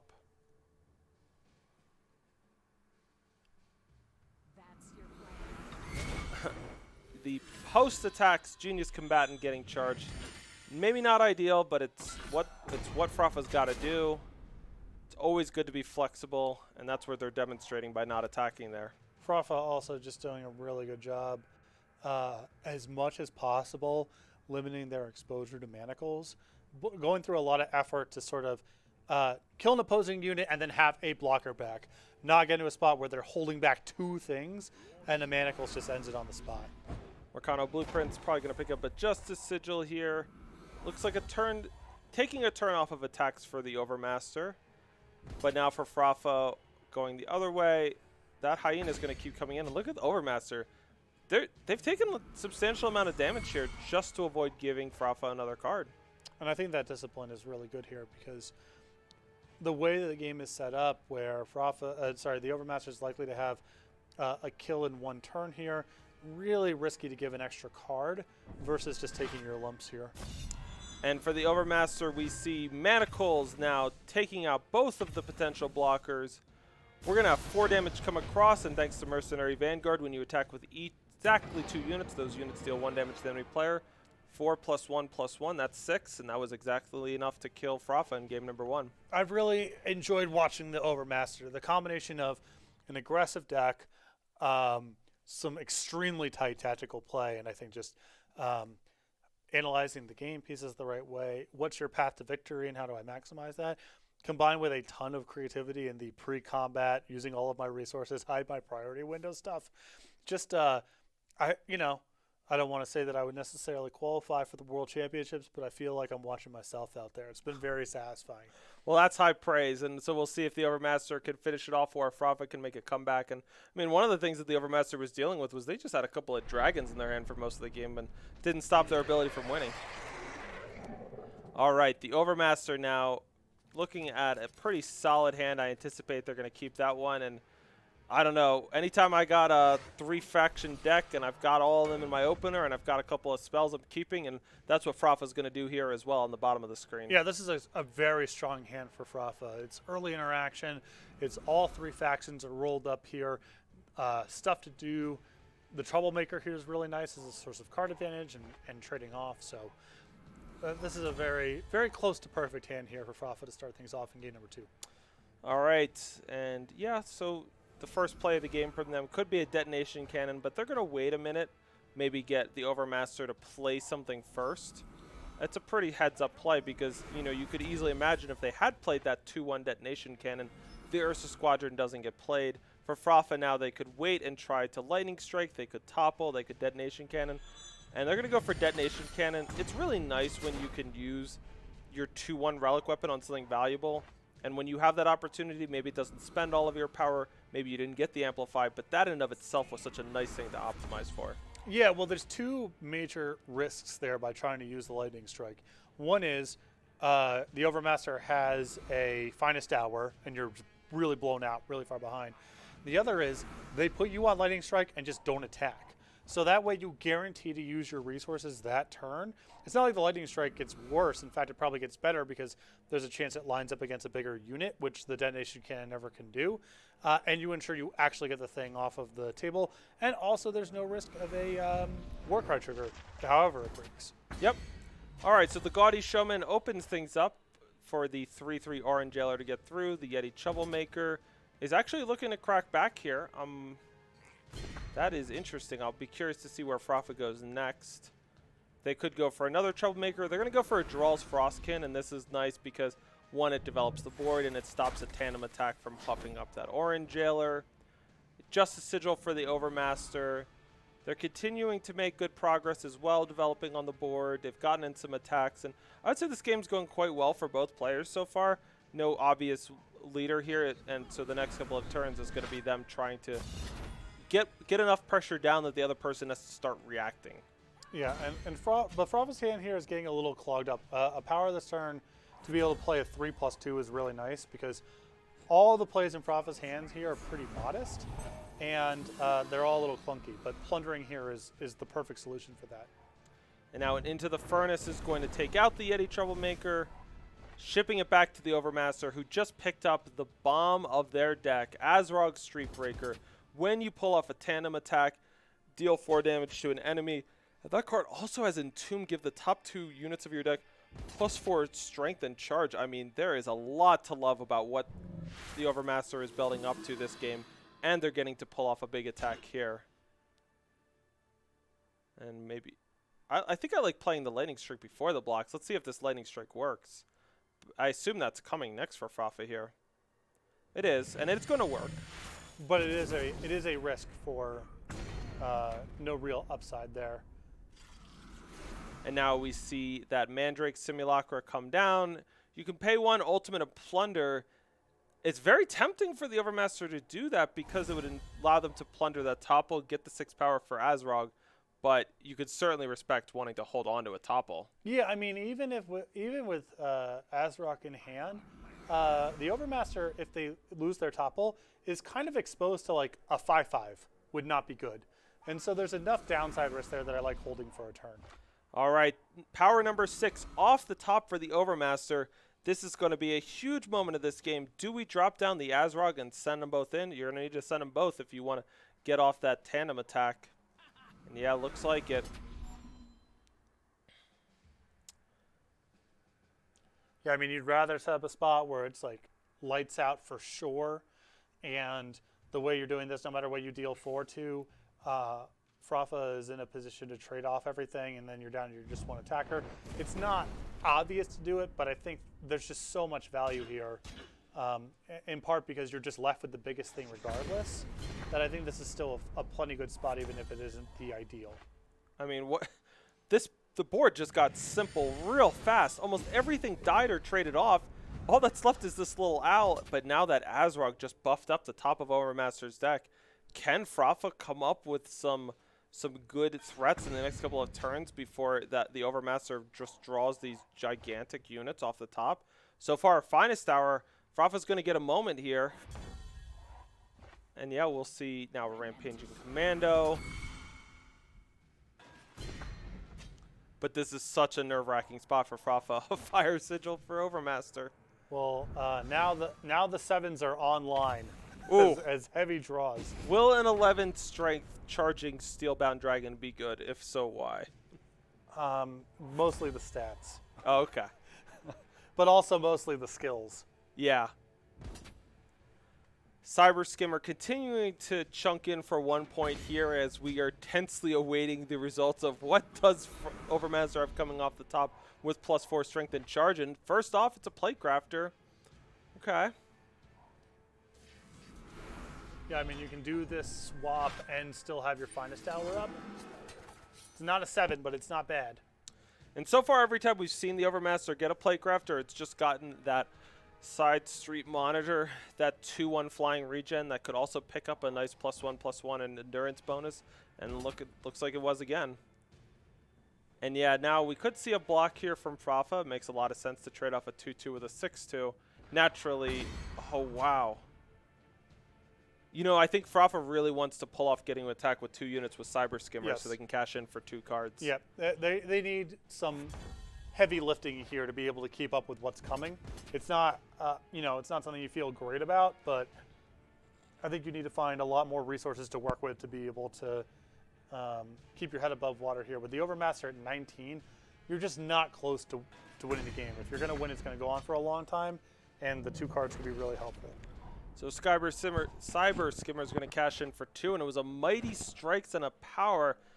For Frafa, that does not look like what they were hoping for. They had to want some kind of removal or unit that could trade with this Plate Crafter because,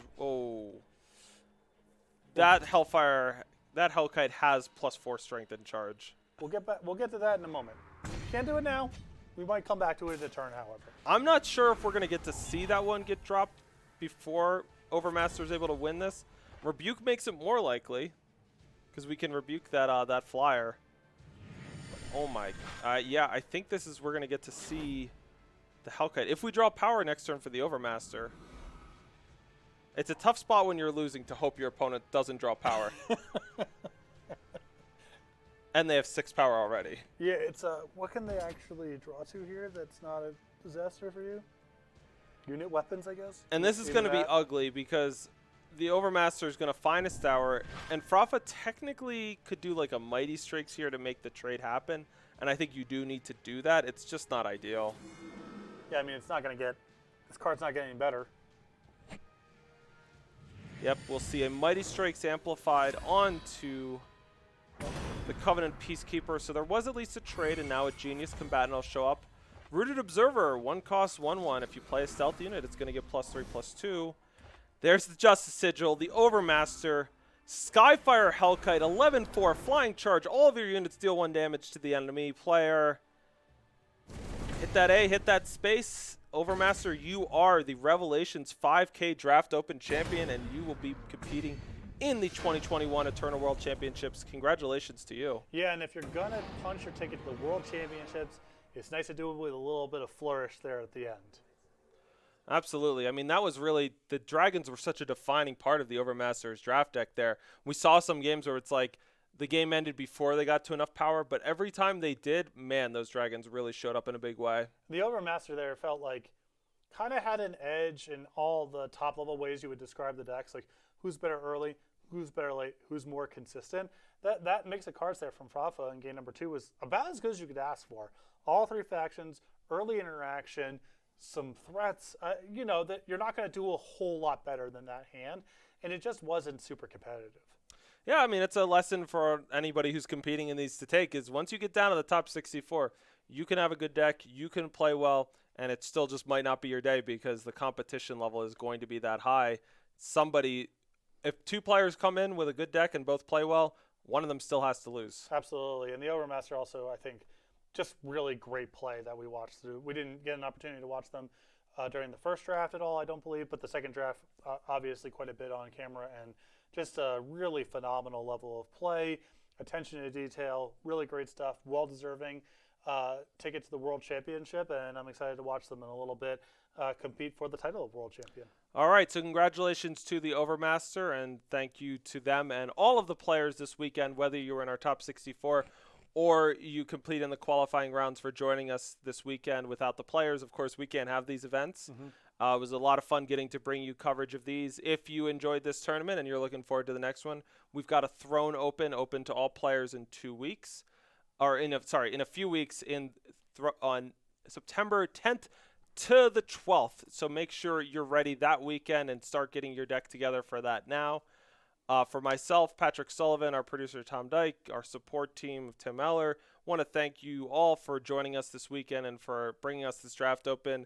You know, getting to do draft coverage has been one of the real highlights of this organized play season. It's been much more prominent than in past years, and this weekend you got to see why. You get to see some kinds of games that you just don't see during Constructed. Yeah, I mean, the wider the card pool, the more, varied the game states are. I think there's a lot of joy in Constructed of really doing that. Like, you're doing the research, you're playing all the matchups, you have the attention to detail, you know what your market targets are, you have a sense for the cadence of the game, you have a sense for when your opponent does this, that this is the texture of their hand. That stuff is great. That's really stimulating. I really love just like, here are the commons and uncommons, let's go. You're going to enter game states every single game, literally you have never encountered before, and working your way through that is really complicated, really novel, and I think it's stimulating for a different set of skills and perspective than Constructed does. So I like having sort of toggling back and forth between those two things. I think makes, certainly from a coverage perspective, it's a lot more fun and interesting to get the different experiences. And I think for someone who's committed to trying to qualify for Worlds, who likes playing in these events, it's more varied as well. So I'm glad that we're having as much draft as we've had so far. I'm looking forward to covering more of it. All right, so thanks once again to everyone for joining us, and as we mentioned, we'll be back next month with that Throne Open. For now, that's going to do us here from all of us at Direwolf Digital. Thanks again to all of our competitors for joining us, and we'll see you at the next one.